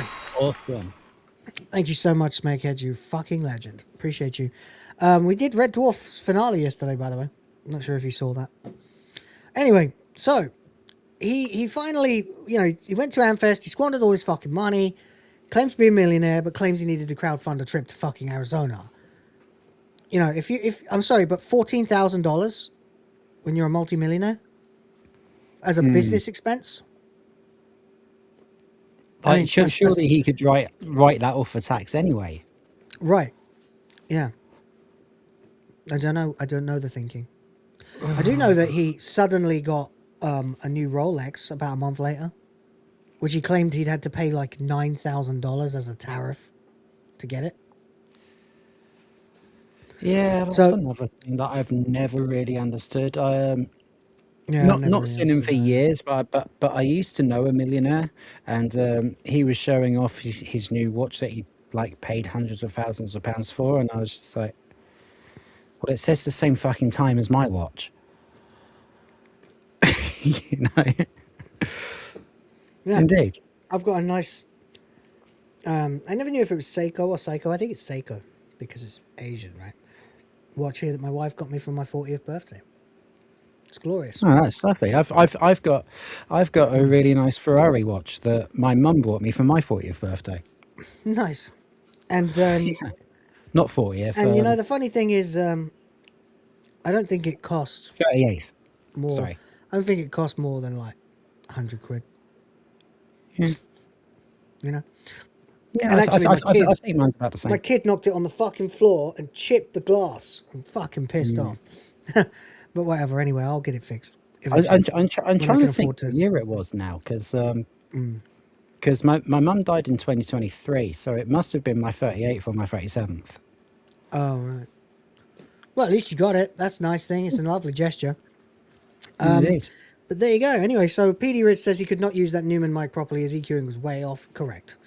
Quartering EQs all wrong all the time. Absolutely 100% of the time, all the time. Anyway, he makes himself too loud. He adds bass to his voice.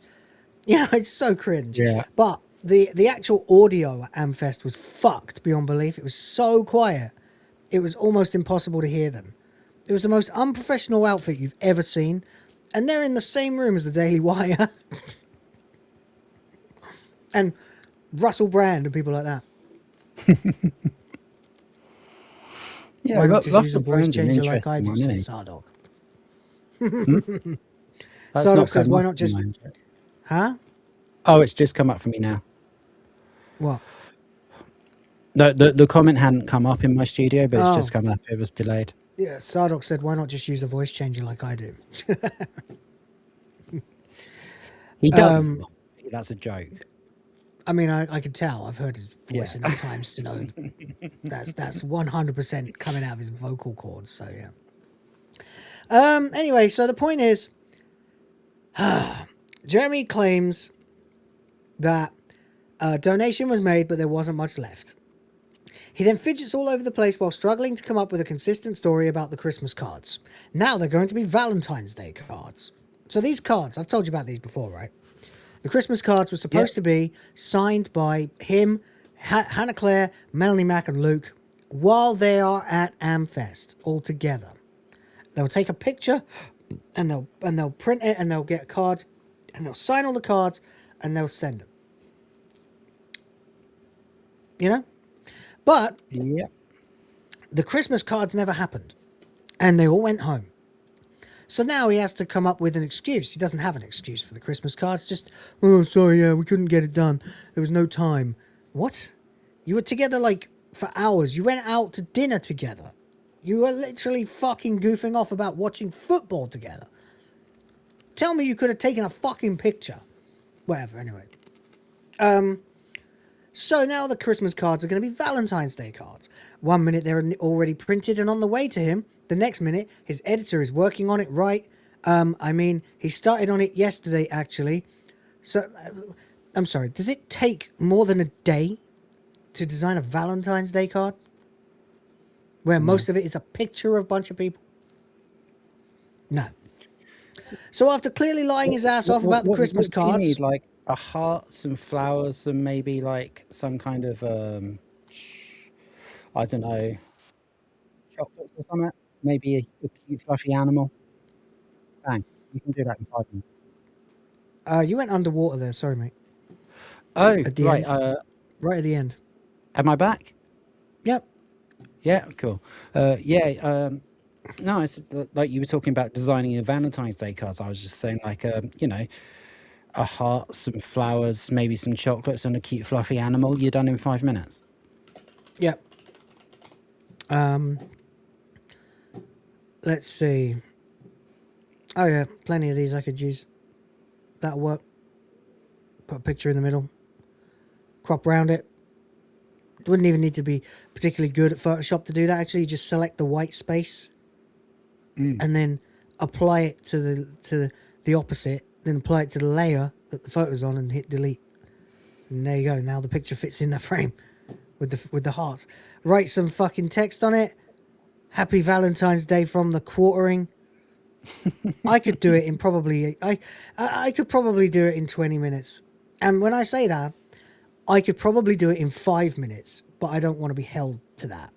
Just in case it was one of those things where like something goes terribly wrong. So I would have asked for 20 minutes. You know? Just like when my wife asked me to design something for her, like for her dad's birthday or something, like a banner. I was like, yeah, sure. Give me 20 minutes. Yeah. Give me the picture. Tell me what you want. Then, of course, she came up and she didn't like it, so it ended up taking 2 hours. But a Valentine's Day card, pretty simple. I don't believe this, in short. So there's that. 1 minute they were already printed, blah, blah, blah, blah, blah. His edit had started it yesterday. So after clearly lying his ass off about the Christmas cards he promised to everyone who gave him his minimum $30, then completely blew off once he got what he wanted. In fact, no, it wasn't. It was $100 to get the fucking Christmas card. And then completely blew off once he got what he wanted, and definitely never planned to deliver. He claims he made a separate donation to Toys for Tots, even though there wasn't much left of the Amfest donations. What happened to the $6,500 you raised before Doug's donation, Jeremy? Oh dear. Oh dear. Well, there you go. Yeesh. Smackheads for 10 Australian, thank you very much, says, don't you think it's time to get off Hambly? It seems like you have a fixation. If for anyone at all, let his bull have a go. Fuck off, quarter pounder. I've been waiting on his demise for near a decade, yeah. I'll be done when the done is done, you know. I'll be done with this when I'm satisfied that he's got his comeuppance. Frankly. You know. I mean, we can't really stop covering it while it's still relevant. Yeah. Oh, I mean, I mean, Smackheads is being sarcastic anyway. But some people have said shit like that. They were like, "Don't you think you should get off the quartering yet?" It's like, don't say that about Disney. Don't say that about Ubisoft. Don't say that about Nintendo. What are you on about? A story's a story, and it's a developing story, and I'm going to cover it because I'm interested in it. So no. Then, you know, I've had people say like you should probably watch out too because you never know, he might strike down your channel. So I'm trying to find the line between what's likely to bait that and what's just reporting, you know. So far I feel like I'm just reporting, you know. I wouldn't want to bait someone to nuke my channel, you know. But I mean, it would be absurd if that happened anyway. It would instantly turn me into the biggest fucking story since the quartering went down, you know. Every time quartering acts like one of these, it just helps the channel. You know? Quartering liked out my video. Instantly, you've got yourself like 10,000 subs. You know? Anyway. What was I going to say? Exactly. Anyway, Smackheads, thank you so much. Appreciate you for 10. Hell yeah. 10. Drop it.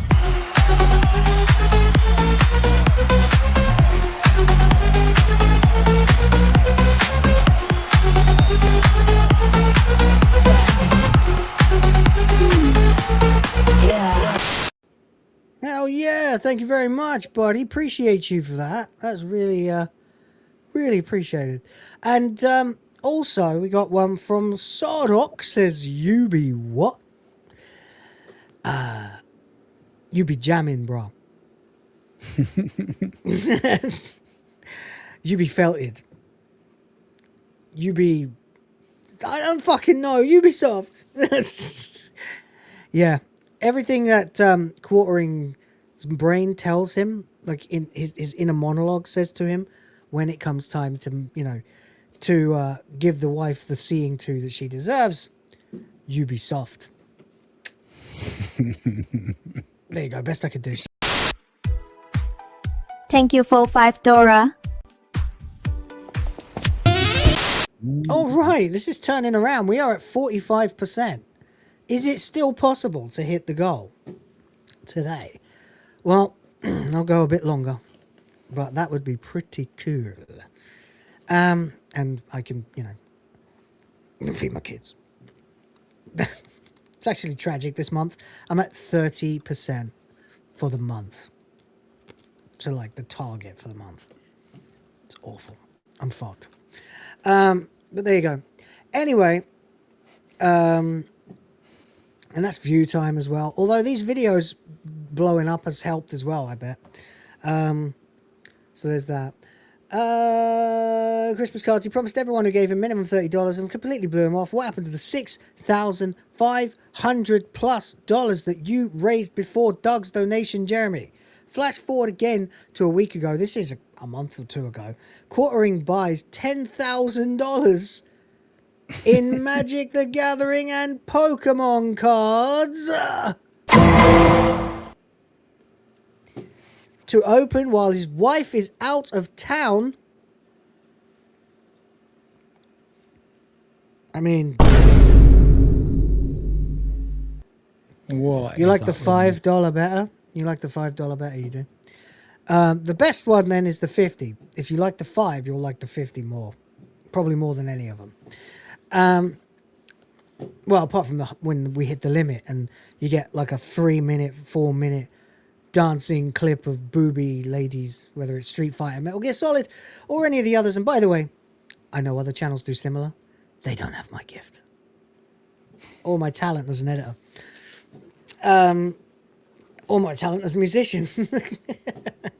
No, the 50 is not Amelia. Amelia is the reward for hitting the goal. One of them. You can choose if you want. There is. In fact, if we hit the goal today, I'll play 2 of them. Fuck it. In fact, if we get a 50, I'll let you pick one of them to play. Straight up. And I'll play it immediately. So there we go. Flash forward again to a week ago. Quartering buys $10,000 in Magic the Gathering and Pokemon cards to open while his wife is out of town and without her knowledge. That is suspicious. He does realise he posted it on the internet. Yeah, I mean, yeah, the other thing I'm more concerned about is his wife is out of town. Mm-hmm. With who?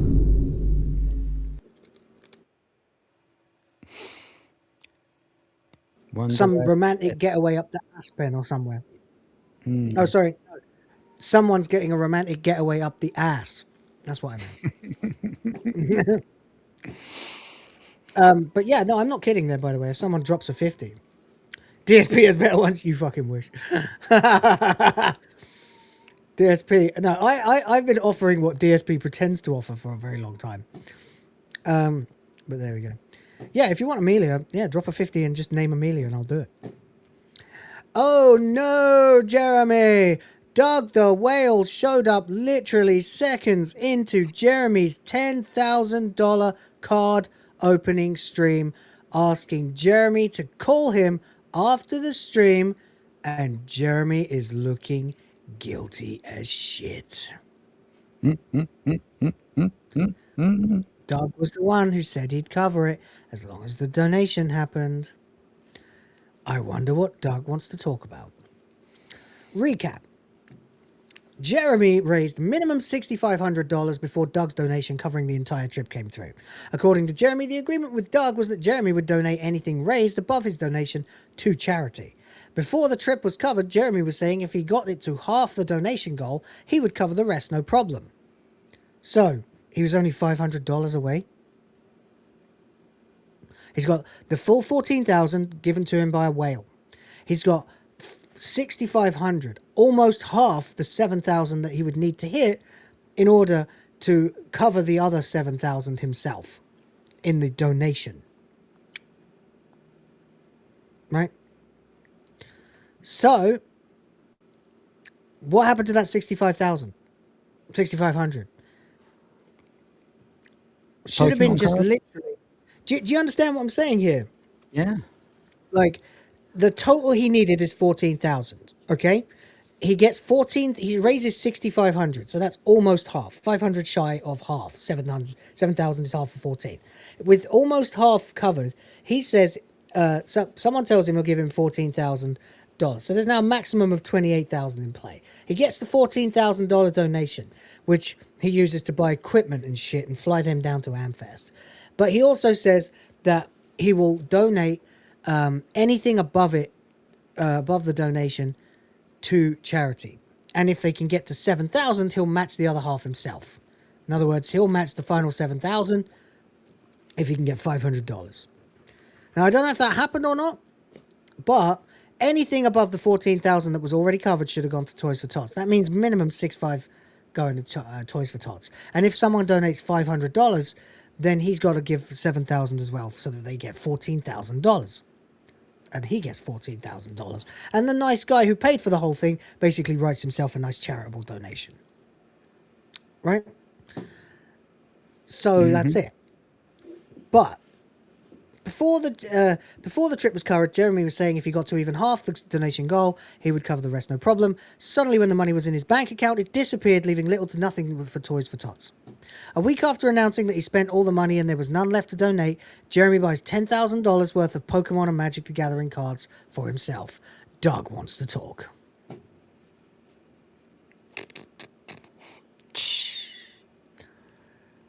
Yes, this is going to go on for a while. People buy $10,000 worth of cards, though. That, like, you buy the most expensive rare ones, and you still get felted.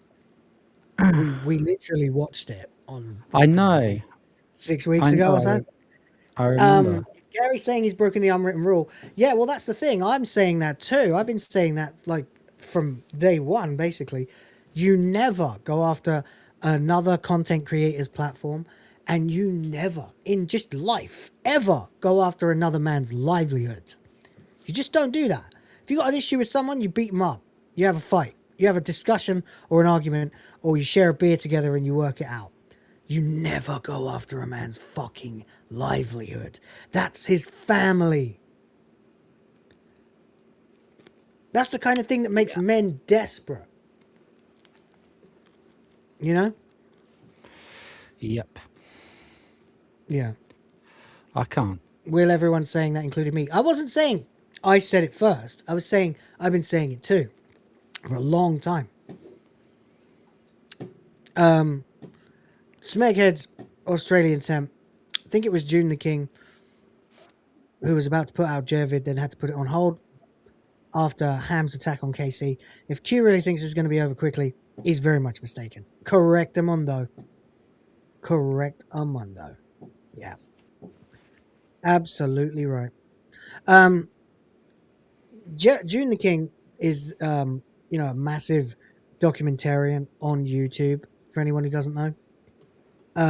Very good channel. Has done long documentaries. We'll have a look. He's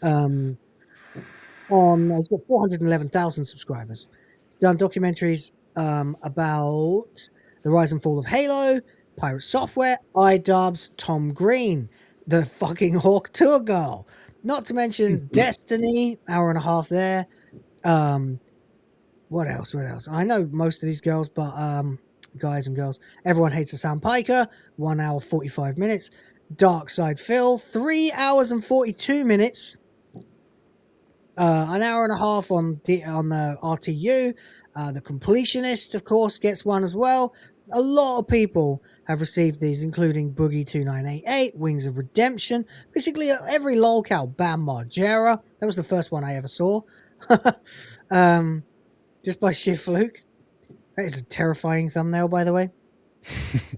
The Bam Margera one. It's like genuinely scary, that image. Like genuinely terrifying, that fucking thumbnail. Anyway, so yeah, there's loads of these. There's also Pro Jared, you know, documentarian about other YouTubers and stuff like that. And there we go. So there we go. Anyway, he is currently in the process of making a 3-hour long documentary about the quartering. Allegedly, it's already 3 hours. The last I heard, it was 2 hours until yesterday when I heard it had now gone to 3 hours.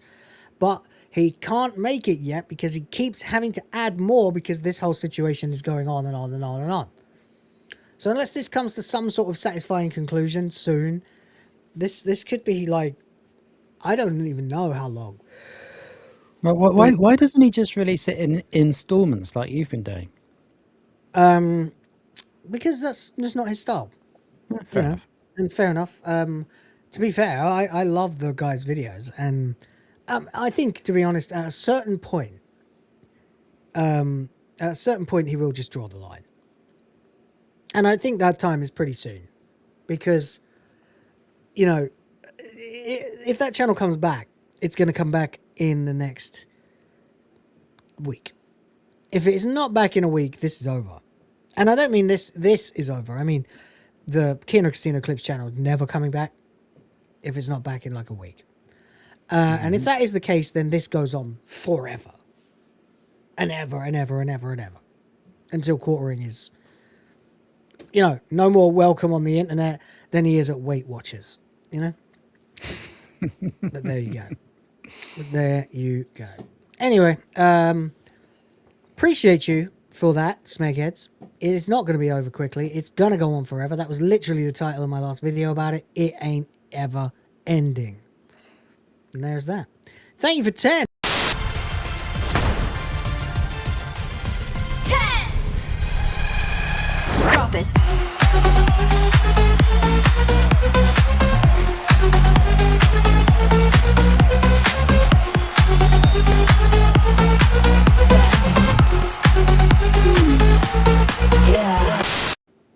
Yeah, thank you so much. Appreciate you, man. Fucking awesome.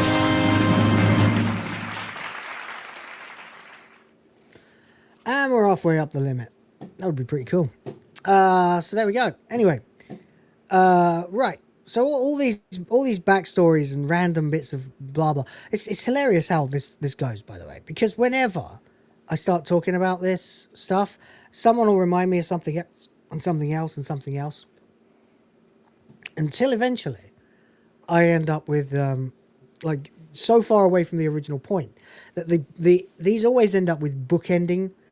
So we're now back to the point where everybody has got so very, very, very sick and tired of the quartering that even Ethan fucking Ralph is planning to visit Jeremy. and scare the shit out of him. And everyone's saying, do it. You should do it. Now this is gonzo journalism. That's funny because he's with a porn star. What sweet disasters might this bring? Now this is the drama farming bit. What happened to Margera? Margera is a fuckhead, man. Bam Margera's fucked in the head. He's completely fucked. He basically lost access to his kids and everything. Destroyed his entire life. And he looks like his dad now. But there you go. So, yeah. There's all the info you might need. Excuse me. Including all of that info. Stealing toys for children. So, then, hold on a moment. I'm just trying to find something in particular. Okay. Oh my God. Ethan Ralph is live? Oh no. What? He's live on X. Hang on a sec. You can't peacefully sunset the kill stream. That's a hell of a fucking line. Just Before, but no, not today. 14 minutes. Is he not live anymore? No, he's just finished. Time killer until the flight. Holy shit. Wait, come here. She's secured odd. Oh my god. Hey, what? I'm smoking weed around. I am not. I can't. I do not dare. I do not dare. Okay? I do not dare fucking play the kill stream on YouTube. Okay? Not in a million years. Anyway. Probably not the best idea. Not a good idea, no. I'm just double checking though, because it still says he's live. Still says he's live. Still says he's live. Yeah, it's still saying he's live. That's weird. Oh. Yeah, I don't know what he's talking about. He's actually pretty lucid right now. He might actually be on his way to to Wisconsin. I'm listening to it and I can't play it, but I'm listening to it and I don't know what he's talking about, but this is so annoying. I wish I could just fucking snipe this and put it on YouTube, but I don't know if he'll start dropping M-bombs or anything or talking about disgusting shit. But there we go. Yeah, I don't think it's worth the risk. I think you should go through it and like maybe make a video on it. Yeah, When I think you edit out the things. someone will have edited this together by 3 hours from now, 2 hours from now. Yeah. But there you go. Anyway, let's see. We've got some interesting shit on his timeline, excuse me. So I'm going to try and show as much of this as I can. Before I go any further with that, though, I just want to shout out Smegheads, the legend, for another 5 Aussie. Thank you. Says there is so much jail law. Well, he's been on the internet for 18 years. His internet career is old enough to drink. Which is funny because that's exactly what's killing it. Still got his streams with Dank and Bearing to cover. I know. I got so much. I can do this forever. I don't care. I'll just keep going. I'll just keep going backwards through the timeline. No problem. Or dotting about randomly. Hello, children. Hello. And welcome to Jeremy's story time. Are you sitting comfortably? Let's do something about that. You know? It's going to be fucking savage. Anyway. I'm never going to let up on this piece of shit, man. Like, he's done too much to too many. It turns out, by the way, that I was wrong. The editor of Kino Casino Clips, the guy who was putting those clips up and that was working for them or paying them to get their footage to run his channel or whatever, was, I said he had a baby to feed, right? Nah. He just had a baby. His 5th. He has 5 kids. Like, Jesus Christ. But, like, talk about not even just taking money off a child's table, taking money off 5 children's table. It's fucking insane. It's despicable. For his own fucking ego, too. There's no actual legal precedent that supports his claims here. There's no fucking defamation or tortious interference. There is literally just the truth that it's obvious to everybody that you have left a fucking breadcrumb trail of all over the internet, you despicable piece of shit. Anyway, still got his streams with Dank and Bearing to cover. That'll be fun. He said some despicable shit on there. The grift is over for him. Yeah, it sure fucking is, buddy. It sure fucking is. And thank you for $5. Thank you for $5. Hell yeah. Thank you very much. Appreciate you. And Sardoc is here for 10 quid. All right. Let's fucking go. We're at 70 now. Shit. Says I must be doing something right because someone on Tomb Raider forums, I guess, just bashed me for saying I had no interest in putting my mod on Nexus mods and that they're insanely woke. What to do? I would strongly recommend putting it on Ayaka mods. Is that what it's called? Ayaka mods, the other one that's an alternative. You can put it on there, and just tell them that they'll never get your mod. You know, then call them a woke snowflake and threaten to send them a dick pic. There you go, that'll scare them. Or alternatively, show them a fucking plane ticket going to their state. You know. Seems to be working for Ethan Ralph. Do not take my advice on any of this, please. Thank you so much for 10. Appreciate you. 10. Drop it.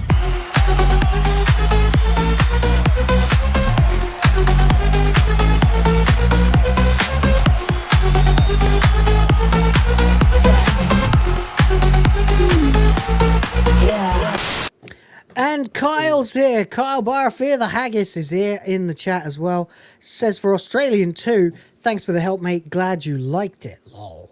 That would be his video that he put out. The one that's the song about Where Are the Oranges. And it's got clips of, obviously Hambly. And also Stuttering Craig and Blabs and... Geeks and Gamers and Ryan Kennel and Nerdrotic is there. Azhiel versus Babyface is in it. J5 is in it. I'm in it. John's in it. Melody Mac's in it. And we're all lip syncing to the rap of this song. It's really good. You should check it out. Maybe I'll have a look at it in a little while, but I don't ever want to just do that without someone's permission because, of course, it's their fucking content. And it's different from like watching Doctor Who and putting a watermark over it. You know, this is someone in the same boat as me, you know. And I know that sounds like kind of hypocritical or double standard. It is, yeah. I'd rather steal from Tesco's than the local corner shop, you know, if I had to. So thank you very much, buddy. 2 Australian. Appreciate you. You're a legend. And Ian, it was fun. And it was a pleasure chatting to you about the process.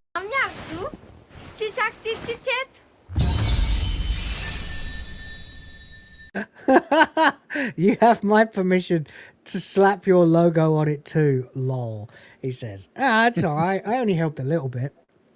All I did was send him a picture and some ideas for who to include and a couple of little clips that didn't take very long to make. It's your baby, man, but cheers. I'll maybe put in if I share it somewhere, I'll say like, "Yeah, I helped with this." That's basically it. All right. Anyway, so we got this then. They searched him thoroughly. They found a gold watch. Ha ha ha! Pulp Fiction joke. So then we got to this one. Well, I can't remember what Warski had originally said here. But let me see if I can find it. No. Oh, wow. Okay, looks like we got more. We got to go further. We got to go much further. Much further. Holy shit. So, this is the other thing. Quartering said before, on the 10th, on the day the Kino Casino channel was taken down, that everything is fair game. Right? Mm-hmm. So, in other words, there are no rules. There are no rules of engagement, rules of conduct here. Now, I would argue that there are always fucking rules in how you should conduct yourself on the internet, because some people are fucking psychos, and you certainly don't want to bait them into mutually assured destruction. Yeah, if you're not just on the internet either, if you're a dick to someone, chances are they're going to be a dick to you back. Mm-hmm. Yeah, carry on. I was drinking. Do as you would be done, that kind of thing. 100%. 100%. If I went after somebody's channel, I'd expect them to come after mine. Yeah, exactly. I mean, so I wouldn't do it. An eye for an eye isn't the way you're supposed to do things, but it is more often than not the way that things end up going. Yeah. So put my logo on my parts. Oh, maybe yeah, I could do that. That'd be quite funny. Yeah. Anyway. Yeah. So the Merida. I don't know how you spell that. Meritable is coming to fill his promise. The quartering. Bring his wife. I'll bend her over this desk right here. And inseminate her live on the kill stream. I mean, what could be better? We've done. No, that's Ethan Ralph. I know that was a joke. Oh right. Bring his wife. I'll bend her over this desk right here, and inseminate her live on the kill stream. I mean, what could be better? We've done almost everything else. You know, his voice is higher than I realized. It is a lot. It's got higher. It used to be deeper. It's weird. I can see why he does the well, inseminate her on the stream, bitch. Like, yeah, I can totally hear it. I'll bend the bitch over right on this desk. You know, we talked about some of my tactics earlier. Does he keep kissing his hand? No, miming spitting on his hand. Oh, okay. Why? What? Why is he miming spitting on his hand? That's interesting. The post I cover because did you not hear what he said in the clip? Yeah. He said he was going to bend someone over an inseminator on the desk. Yeah. He's like, you don't get that? No. I mean, the implication is that she's not getting wet by herself. Oh, fuck. Okay. Poor little Rhoda. So naive. Well, I've never had that problem. Spit is terrible lube. By the way, don't use spit as lube. It is terrible. It dries almost immediately. So yeah, anyway, there we go. I shit myself today. Oh, that's brilliant. Yeah. So there's so much going on. Are you threatening me? But interesting there. That's really interesting because if you watch my video earlier, this post here where he says, "Are you threatening me, bro? I'm coming to do a documentary in your hometown." The post was quartering saying, "Please don't come to my hometown." Let me see if I think it's in my history. And now obviously I won't be able to load it because it's been deleted. But the link in my one tab should still read it. Should still have like a cache of it. Let's see. Please do not show up at my home. I promise you whatever clip you may get will not be worth it. Have a nice day. So he says, "Are you threatening me, bro?" And Quartering's deleted that post now. Oh dear. It did sound a bit like he was threatening him. You know? What do we think, chat? What do we think? Never used spit as lube and have no intention to, says Sardoc. Good. No, I've never used spit as lube either, but that's mostly because I think most people realize it's not suitable. Anyway, Jesus Christ. Cooking oil's better. That's disgusting. Just buy some fucking lube.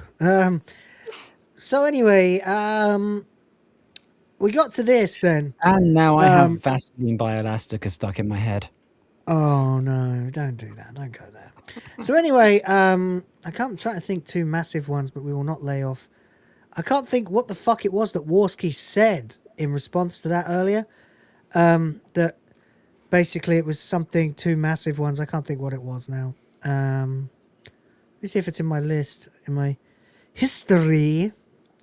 But I don't think it is. No. Hang on.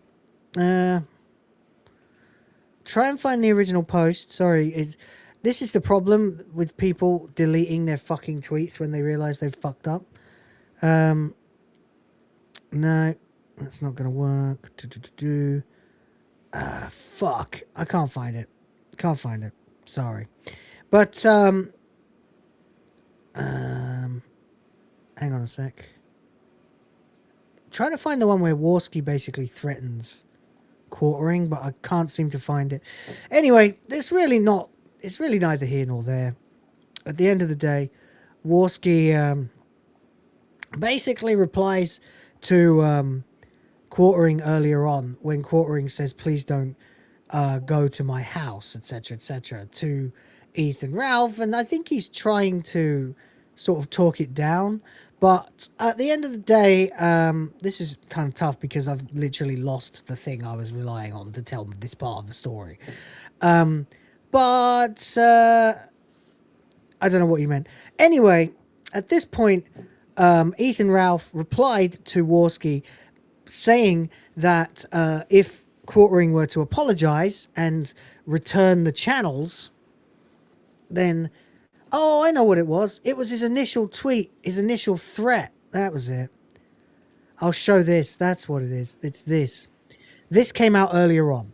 And before I go into it, Smegheads has gifted 5 Aussie dollars. Sorry for fucking around there, guys. I was kind of acting a little bit quartering coded then. So, you know, with all the ums and losing track of my fucking place. But I'm back now. Sorry. Smeghead saying... Bit sus saying if your channel is gone from YT, head over to Rumble from quartering, and Chris Pavlovsky almost working in tandem. I know, yeah. That was another thing that happened when Pavlovsky was trying to distance himself from this. He was basically saying he has no interest in the drama side of things, which again, I still maintain, not drama. True, honest, legitimate scandal is what's happened. Anyway... he said, but hey, if people get deplatformed off YouTube, they're welcome to come to Rumble, and it then makes it look like he has a hand in this, which is why he should have disavowed the quartering in the fucking first place. But he's too dumb to know that, which is weird because he's a CEO, and you would expect CEOs to be able to figure out shit like that when it pertains to the survivability rating of their fucking business. God. Thank you for $5. Anyway, there we go. So there we are. Your short stolen garbage content, blah, blah, blah, blah, blah. Right. So Warski issues this to the quartering. We're almost back quartering. We have over 100 things on the docket ready. Probably 2 full 8-hour shows already. The keynote, by the way, is back on Wednesday. As PPP will have returned from his pre-booked uncancelable family holiday, and you better believe he's going to be raring to go, buddy, especially as there's been almost an entire week by that point. In fact, it will have been 9 days by the time they get back on Wednesday. That's going to be quite amusing, I imagine. Oh yeah, in about 49 hours they'll be going live, let's put it that way. And when that happens, there's been a week in between, and during that week, what I said has come true. We are all the casino now.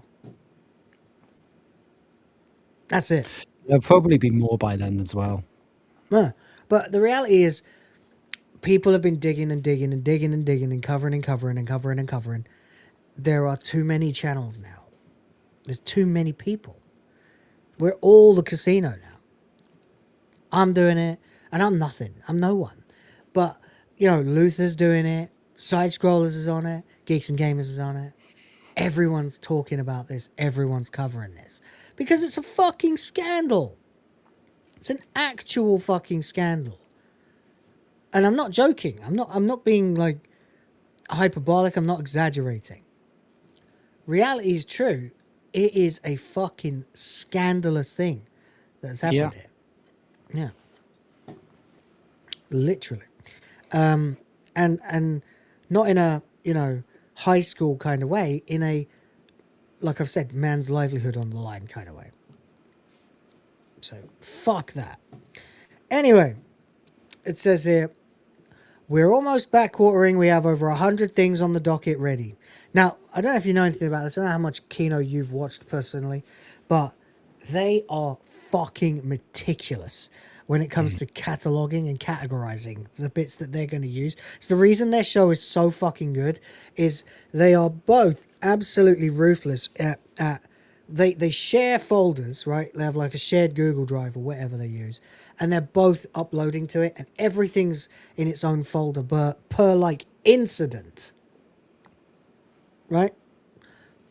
And everything's clipped and it's all there. Oh, yeah, both it's have access to it. like investigative journalism. Yeah, that's why it works, because the two of them are using the same folder to draw clips from when they're live too. That's why they'll be like, can you pull from the quartering gets felted by bull cuck story folder, you know? And it will be the today's date version of it. It's amazing. They're really good, like proper investigative journalists, yes. So there we go. So they already have over 100 things on the docket ready, probably 2 full 8-hour shows ready. Tons of YouTubers are making videos. Hello. And streams. Hey. Hello. Siding with us. Everyone on the internet hates you, Jer Bear. What was the name of my video earlier on, by the way? It ain't gonna stop or something. Yeah, that was the thumbnail text. The actual title was, hold on a moment, TLDR3, the entire internet now hates Jeremy Hambly. Brackets, the quartering. It's right, isn't it? The entire internet. June the King is making a 3-hour documentary that is getting longer and longer as the days go by. Your shorts are garbage, stolen content, and your main videos went from 5 videos a day average to 2. From 100,000 average views to a video to 20. I know the money's drying up. Chris already told everyone there are no more contract deals for anyone. I know. Yes, that's true. So the 5-year contract. Chris being the guy from Rumble, right? Yeah. He said that they're not even doing contracts anymore. They're moving on to a different like structure. They're moving on to more like a deal, ongoing deal kind of thing. A payment. They're working on a partner program like YouTube has instead of individual deals. Says, I also know of a few other big YouTubers working on videos on you. H3 is continuing his coverage on you. Luther Morgan's video is back up exposing your coffee company, and we are going to signal boost it. We're going to signal boost everyone who is backing us. Hell fucking yeah.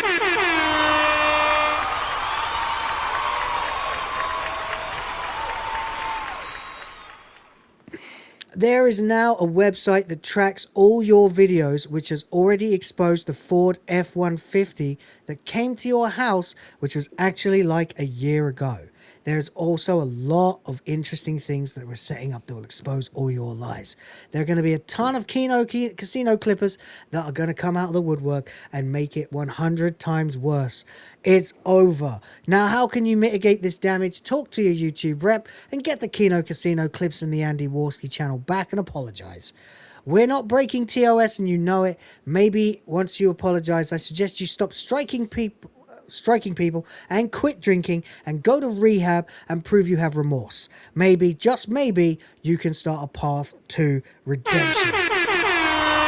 That is all. Yeah. I love that. TikTok, yeah. Hey? I love that ending. That is all.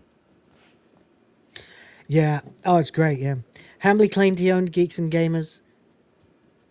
No, that's a meme. That's a meme. That's a fellowship meme.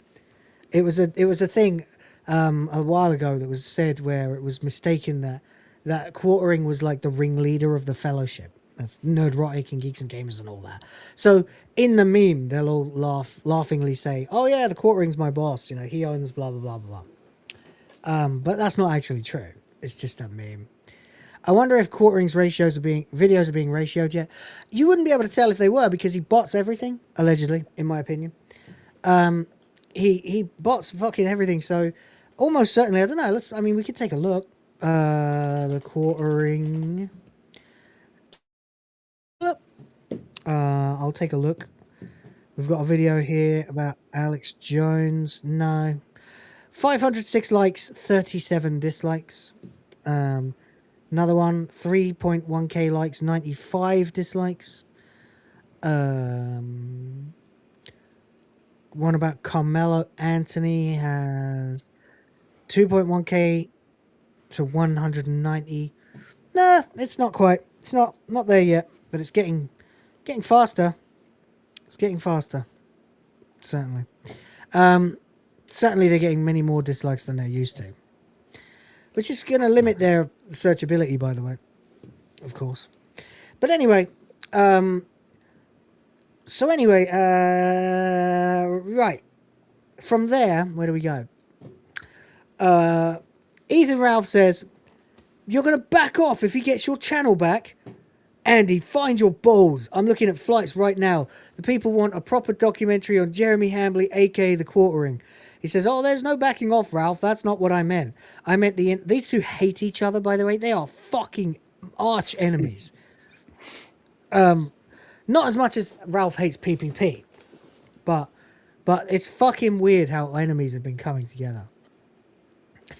Ethan Ralph, the Ralph retort, says, "Andy, find your balls." Yeah. He says, "I'm not backing off. That's not what I meant. I meant the internet might at least see he is sorry. I will A-log him until I'm dead. Find the empty factory. Prove that loser is lying. Godspeed." Oh no. Oh no. He says, "You got this." And he goes, "Okay, good. Don't go soft on Hamburglar Hambly. American Airlines can't stop me. Scarlett Hampton is going to buy a new PC today. Going back home to do live research until my rebooked flight takes off. You got this, Ralph. Some people said you'd just stay in your hotel. Prove them wrong and prove this coffee factory doesn't exist. I've gone at you and you've gone at me. But the truth about this coffee factory is more important than some stupid internet beef." It's like dun-dun-dun, dun-dun-dun, dun-dun-dun, dun-dun-dun. You know? Seem like a common enemy to bring people together. It's fucking brilliant, isn't it? It's fucking brilliant. It's kind of crazy. It really is. It's kind of crazy. But yeah, you never know. You might just get, like, a moment. I don't have any music for it. The only thing I've got is the karaoke version of the Pokemon theme song. No. What about Evil Empire? There we go. "Sometimes you end up in a situation where it's basically Goku and Frieza versus Jiren. You don't like each other. You don't trust each other. You've literally been enemies forever. But the stakes are so high, in their case entire universe is getting erased, that it doesn't matter. And at the end of the Tournament of Power, Goku can't beat Jiren alone. Vegeta's down. Everyone's down. The only option left is teaming up with Frieza, a guy who would stab him in the back the second he gets the chance. So they fight together anyway. No friendship, no redemption arc, just pure necessity. They literally throw themselves at Jiren at the same time, knowing it might take both of them out, just to win. That's what this is. Not trust, not respect, just survival." Fucking hell. That is pretty epic. That is pretty epic. Huh?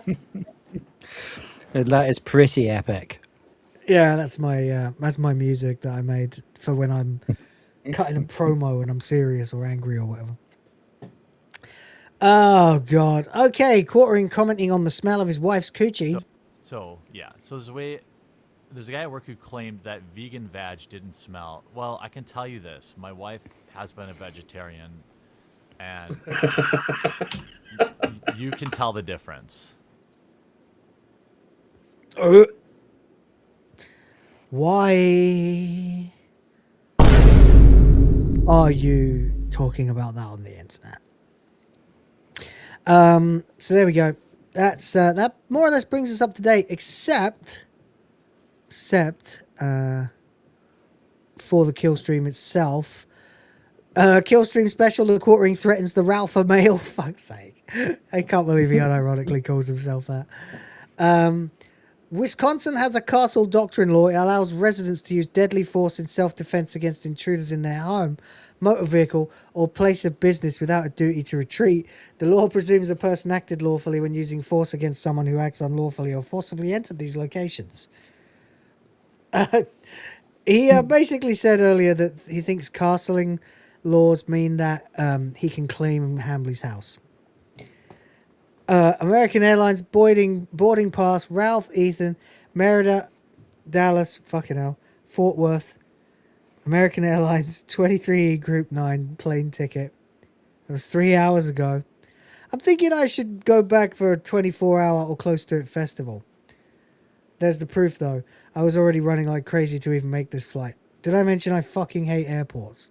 My laptop was swabbed, and it said it could possibly go boom, LMAO. They took it back and said the same thing. They handed it. So he's really... Selects me out, probably because I'm a gringo, whatever. So it takes me out to the side, swabs my computer. I assume she's swabbing for drugs, actually. And then I'm like, okay, there's nothing in there. There's nothing on there. Maybe there's some ash or something on there. Anyway, she swabs it. It hits. I don't even know what it's for. Apparently, they said it was for explosives. I'm like, dude, it's a laptop. Why are you giving it back to me if it's explosive? I don't know. Some airline regulation. I already got. They wouldn't let him but, on because like, it's trashed. I'm a little pissed because I had to move hell and high water to even make this fucking flight on time. I did make it. And then last second swab on my PC, which now I cannot take with me on the road. They said, don't bring it back tomorrow. I've never heard of anything like this in my fucking life.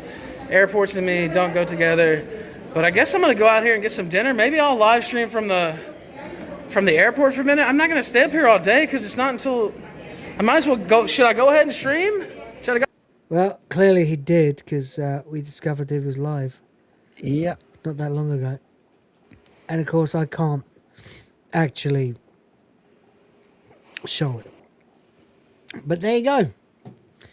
Smackheads for Australian 5, I think. Yeah. Says, in this week's episode of The Feltoning, Jay looks down to see he has no chips, no viewers, and, no friends. Right below, and let me know your thoughts.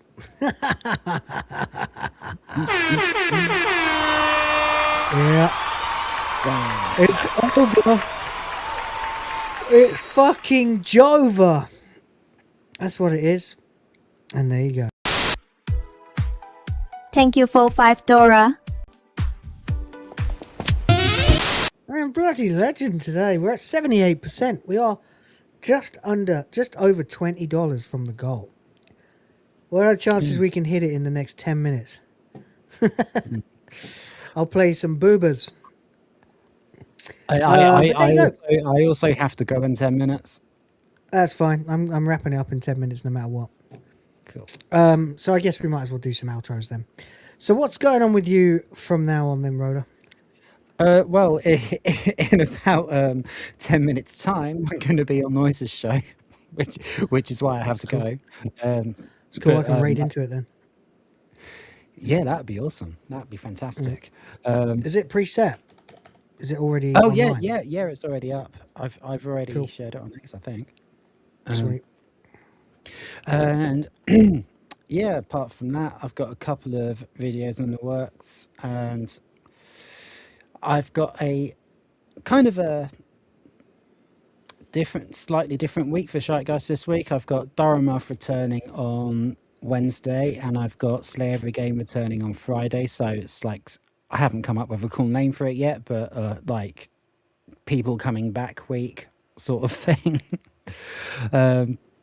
Yeah. Hopefully we can carry that on to the next week. It would be good to have you on again when you can as well, of course. But you've been might need a couple of weeks for that one. So. I'm out of town this Friday. I'm going to be at the time when your show's on. I'm going to be driving. Oh, cool! You'll have something to listen to then. Yeah, sure. Absolutely. I mean, everyone else will go to sleep, but they just make me get up at 6 a.m. and drive. Considering it's 7:50 a.m. right now, I mean, I need to be getting up early, not going to bed now. So I've got to do something about my body clock. Yeah.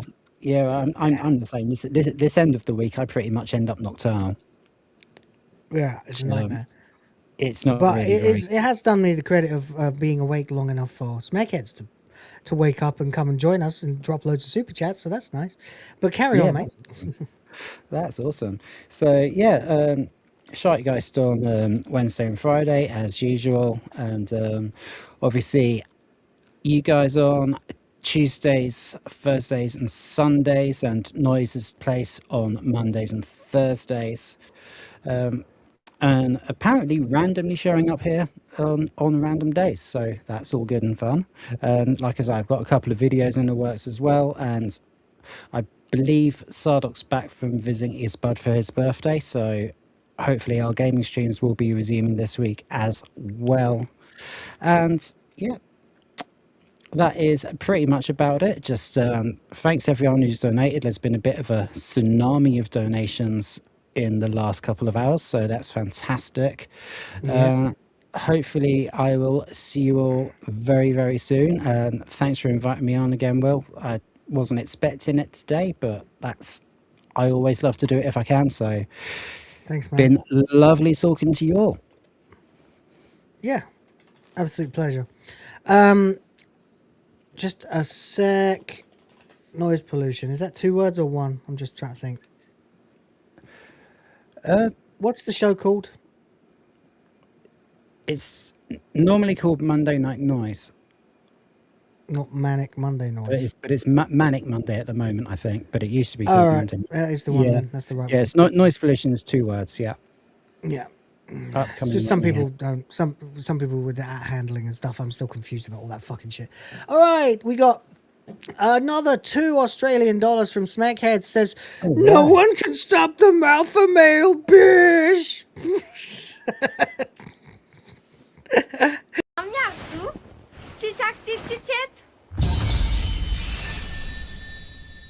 Madness. This is madness. We are $20 US from the goal. Can we grift it? We'll find out, I suppose. But yeah, there you go. It's been a complete and total clusterfuck of a situation with the quartering, and it is only getting weirder and weirder and weirder and weirder. He's a really interesting cat, you know. I fucking revile him, but then at the same time, I'm like, go get him.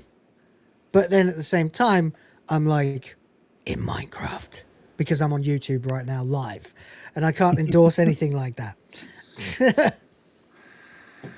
But I mean, he's going. He is definitely going. Oh god, that's another thing entirely. Fuck the quartering time killer until the flight. So he is actually live, right? Little fucking cherubic angel that I can just manipulate into any fucking bodily position that. Oh my god, sakes! He's such a creep. That I want to. Yeah. Yeah, I knew exactly what the fuck I was getting. And loves me on top of that. Wow. Yeah. Oh my god, Ralph's gonna cuck his wife. Whoa, buddy, he's ready to mate. It is bizarre that Ethan, Ralph, and the Kino Casino are on the same page at the moment. It is bizarre that any of us are listening to Ethan Ralph right now. It is, of all the Ethans that I thought might take certain sides, we've had Ethan Klein, a leftist, and Ethan Ralph, who hates the casino, siding with the casino, and EVS, who hates the quartering, siding with the quartering. What the fuck is going on? Oh, and the only other person who has sided with the quartering, of course, is John Delarose. But he's a gigantic fucking flaggart himself. So yeah, I did a whole extra stream because of that. Yeah. Yeah. I haven't even covered that yet, but I suppose I could. You know, he is a giant pussy anyway. So, by the way, there you go. There's pause. Zoom in on Hannah Claire's face. Is this because? This is what the Kino Casino would do. Whatever happens, they would always pause and just zoom in on Hannah Claire's face to get the emoji. There you go. What's that? Oh, sure. Yeah. Okay. Yeah, I'll show it. Where is that? You linked it to me, didn't you? I guess because we haven't got to the goal. But if we can get to the goal, I'll play my amazing fucking booby clips, including Amelia. But you only got like 3 minutes to do it, chat. So if you want to hit the goal and get boobers, that's how it's got to be. Thank you. Ready and Roll the clip. Roll the clip. Wait, what are the oranges for? What do you think about that? What do you think about that? What do you think about that? What do you think about that? Scrolling through the feed, same clip again. Different logo slap, new intro, same trend. Cut it, grab it, flip it, brain it like it's new. Hey guys, found this thing. What do you think, dude? Reaction king with the copy paste crown. 5-minute rant, but the footage ain't his now. Thumbnail loud with the shocked face grin, but the video started somewhere else again. And the chat goes wild like, wait a damn minute, ain't that the same clip from 10 posting it? Same joke, same cut, same timing too. Just a different voice saying, what do you think, boo? What are the oranges for? Nobody knows, but we've seen this before. Clip gets lifted, logo gets thrown. Let's talk about it, but it ain't his own. What are the oranges for? Echo chamber knocking on the same damn door. What do you think? Yeah, we heard that line about 100 damn times online.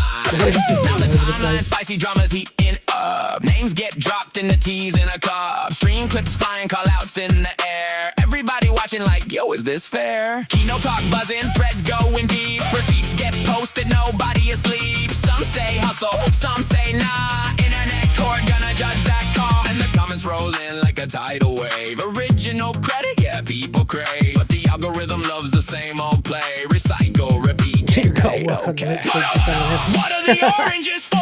Slow down, speed But up. we've seen this before. Clip gets lifted, logo gets thrown. Let's talk about it, but it ain't his own. What are the oranges for? Echo chamber knocking on the same damn door. What do you think? Yeah, we heard that line about 100 damn times online. Credit, nah. Original, maybe. Transformative, debatable. But hey, don't forget to like and subscribe to say. hey, that's is that changed since the first one I saw? I don't know. I feel like I missed that. Loop it, boost it, Spin it again. Content carousel never gonna end. Talk about drama, become the show. Meta gets messy when the clips all flow. What are the oranges for? Say it louder, we can't ignore. Same damn cycle, over and over. Different creator, same exposure. What are the oranges for? Meme it, flip it, spam it some more. What do you think? Yeah, we know the score. Buddy, but still. What are the oranges for?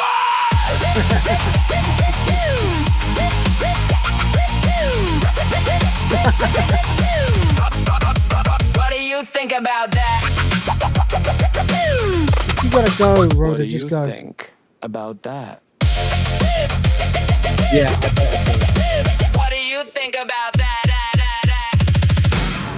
Yeah, there you go. That was really funny. Yeah. But yeah, It's really I had all right, buddy. Take care. See you tomorrow. Yeah, there we go. All right. I need to wrap this fucker up as well because I am tired, you know, really tired, but it is what it is. For 5 Australian Smackhead says it's ironic the Ralpha male's initials are the same sound a donkey makes. E-O-R. Eeyore. Quite fitting, honestly. DSP must be so happy to have no attention on him. Yeah, and meanwhile, iDubbbz and Anissa are losing their minds. You're welcome, Kyle. It's good work, man. I feel like we could go through the clips and like speed a bit up here, slow it down there, make it actually fit the lip sync, because I did that with you know, fat Asian bitch from Ghost of whatever it was, to make her speak Jabba the Hutt. in lip sync.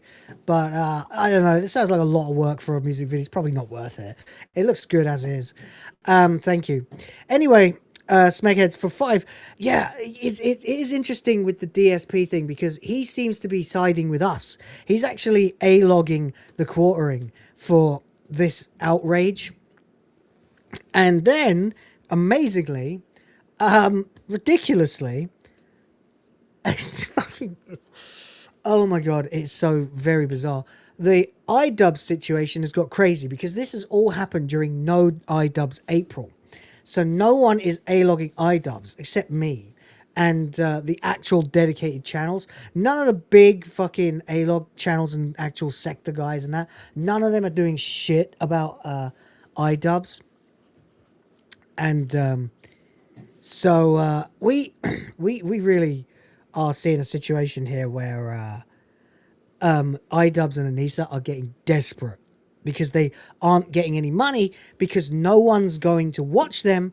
It would actually be in their best interests to side with the casino against quartering, because if the casino are not fucking covering them, and no one can see the clips of the casino covering them, less people are going to go to their channel and A-log them themselves and wind them up and pay them to wind them up in their streams. So iDubbbz's economy is weirdly tied to the Kino Casino economy at this point. And Hambly has just... The knock-on effects are actually insane, right? If you're a lolcow that the Kino Casino covers... you've probably just lost money because the quartering nuked their clips channel. So people won't see them, won't go to their fucking A-log goals, and sorry, you guys are confusing me with all the fucking chat. And also the thing kept coming up going, hello motherfucker in my ear. Thank you so much. I'll get to that in a second. But yeah, if the Kino Casino isn't producing clips on YouTube, the vast majority of people are not seeing what they are talking about. They will forget about iDubbbz and Anissa. They won't go to their streams on Twitch and won't pay them to felt them. Same with DSP. So quartering's actually screwing over the other people that the Kino Casino targets as well by doing this. If you think about it. It's pretty fucking wild. But there you go. Anyway, thank you for... holy shit, $5 more. Well, Aussie dollars, so it's $3. Thank you very much, but I appreciate it, man. Thank you for $5. Oh, holy crap, he's dropped fucking 5 memberships. You absolute bloody legend. What in the world, mate? Really appreciate you for that. That is crazy. I got this new anime plot. Basically, there's this high school girl, except she's got huge boobs. I mean some serious hunkers. A real set of badonkers. Packing some doban hunkeros. Massive da hunka bankaloos. Big ol' tanhangera cougars. What happens next? Transfer student shows up one day with even bigger bunk hanaga hoogs. Humongous hungalamga no logangas. Help me create the future of the white race.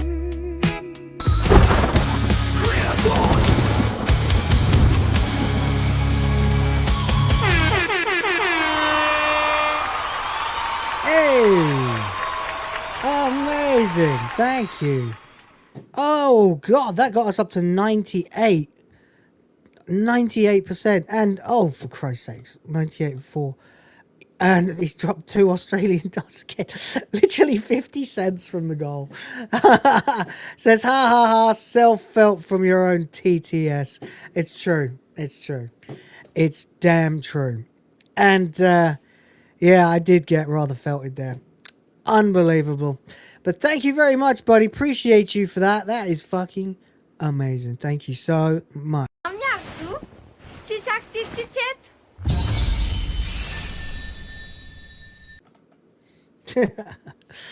I guess we can forget the 50 cents, you know. Thank you so much. All right, you guys are legends. I have really got to wrap up this show. But that was the limit, or near as damn it anyway.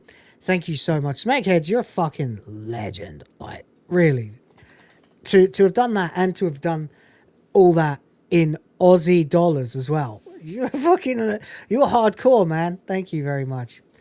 So appreciate you.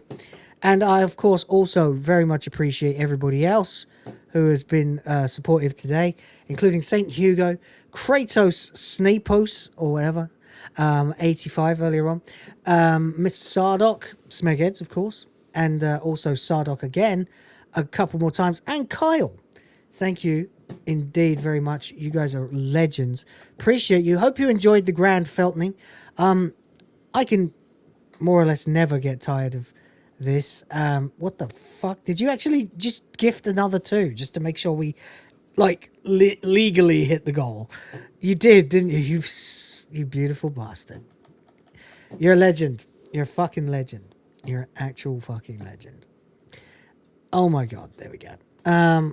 All right, well, I assume it's Amelia then, ladies and gentlemen. I assume it's Amelia that everybody wants.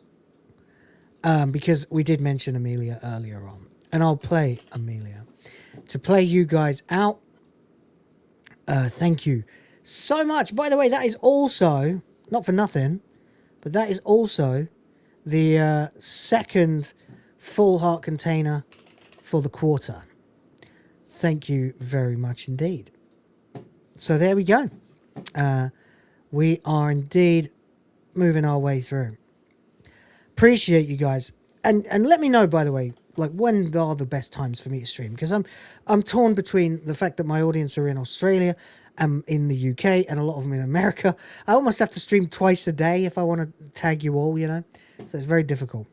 But thank you very much. And obviously, I'm going to favor the people who support me, you know? So there we go. You're absolute fucking legend. Like, an actual absolute fucking legend.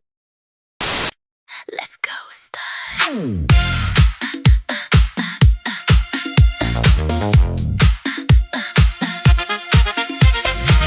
Big spender lighting up the room. Made it rain, now we bloom. Champagne sliding down real slow. Eyes on you, stealing the show. Daddy, daddy, pull us in. Let it pour like a nice spin. You the fire, make it sting. Come closer, you're the king.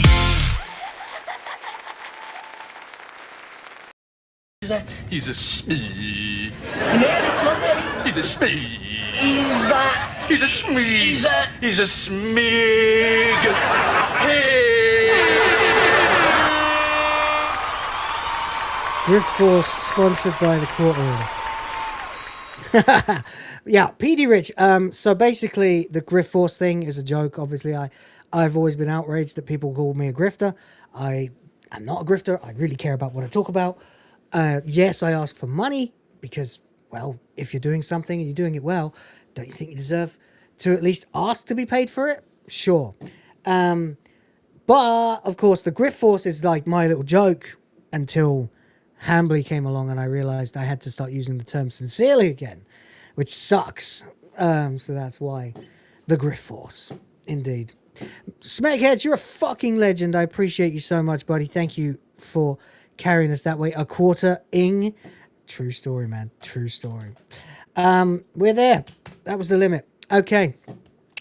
I will allow the Amelia song to sing thee to thy rest, and I will go to mine. But first, I need some food. And then I will be back tomorrow in about literally only 15 hours' time. Jesus, no rest for the wicked, is there? No. Oh, well. Have a good one, guys. I hope you enjoyed the show. Thank you so much for being here. If you enjoyed it, hit like. Make sure you stop by the next time I'm streaming as well. Take care. Spike your hair. Fuck Disney. Fuck Nintendo. Duck the Beeb. Duck Nintendo. What is it? Duck Fizney. Buck the Phoebe. Nuck Fintendo. Uck Fubersoft. And, of course, Cuck. The watering. The thwartering. There we go. All right, guys. Have a good one. Question everything. Respect the fans. Check out the Discord. The link is below. The boys of the fans will be back to talk to you about news, reviews, commentary, rebellion, and probably a fair amount of quarter cucking as well. So enjoy till then the Amelia theme, and we will catch you on the next one. Till then, tatty bye.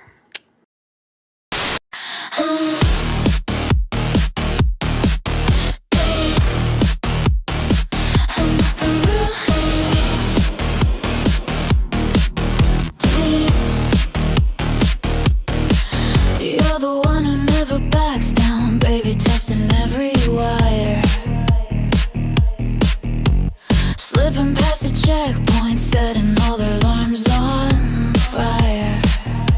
I'm laughing at the globalists, their clipboards and their fake control, thinking they can manage me. Watch their empire lose its soul. Push our luck, make the deep state scream and break. I'm dripping for the chaos lover, feel the whole world shake. They thought they could file me away, keep this fire contained. Poor managerial clowns, now watch us burn unchained. Governments crumbling, sparks ignite the night. International shadows fade from sight. When the towers crash to ashes, power under attack. We're fucking in the ruins we claim. Take it back. Hey, hey, hey, hey, hey. Ooh, hey, hey, fucking in the ruins we claim. Hey, hey, hey, hey, hey. Ooh. You're daring every black op, flipping off the drone filled sky. I'm soaked just watching you defy. No fear, just you and I. All I wanted was to be a mother and a wife. They don't want men to rise, so we fight for that life. Push our luck till the surface crash and fry, till the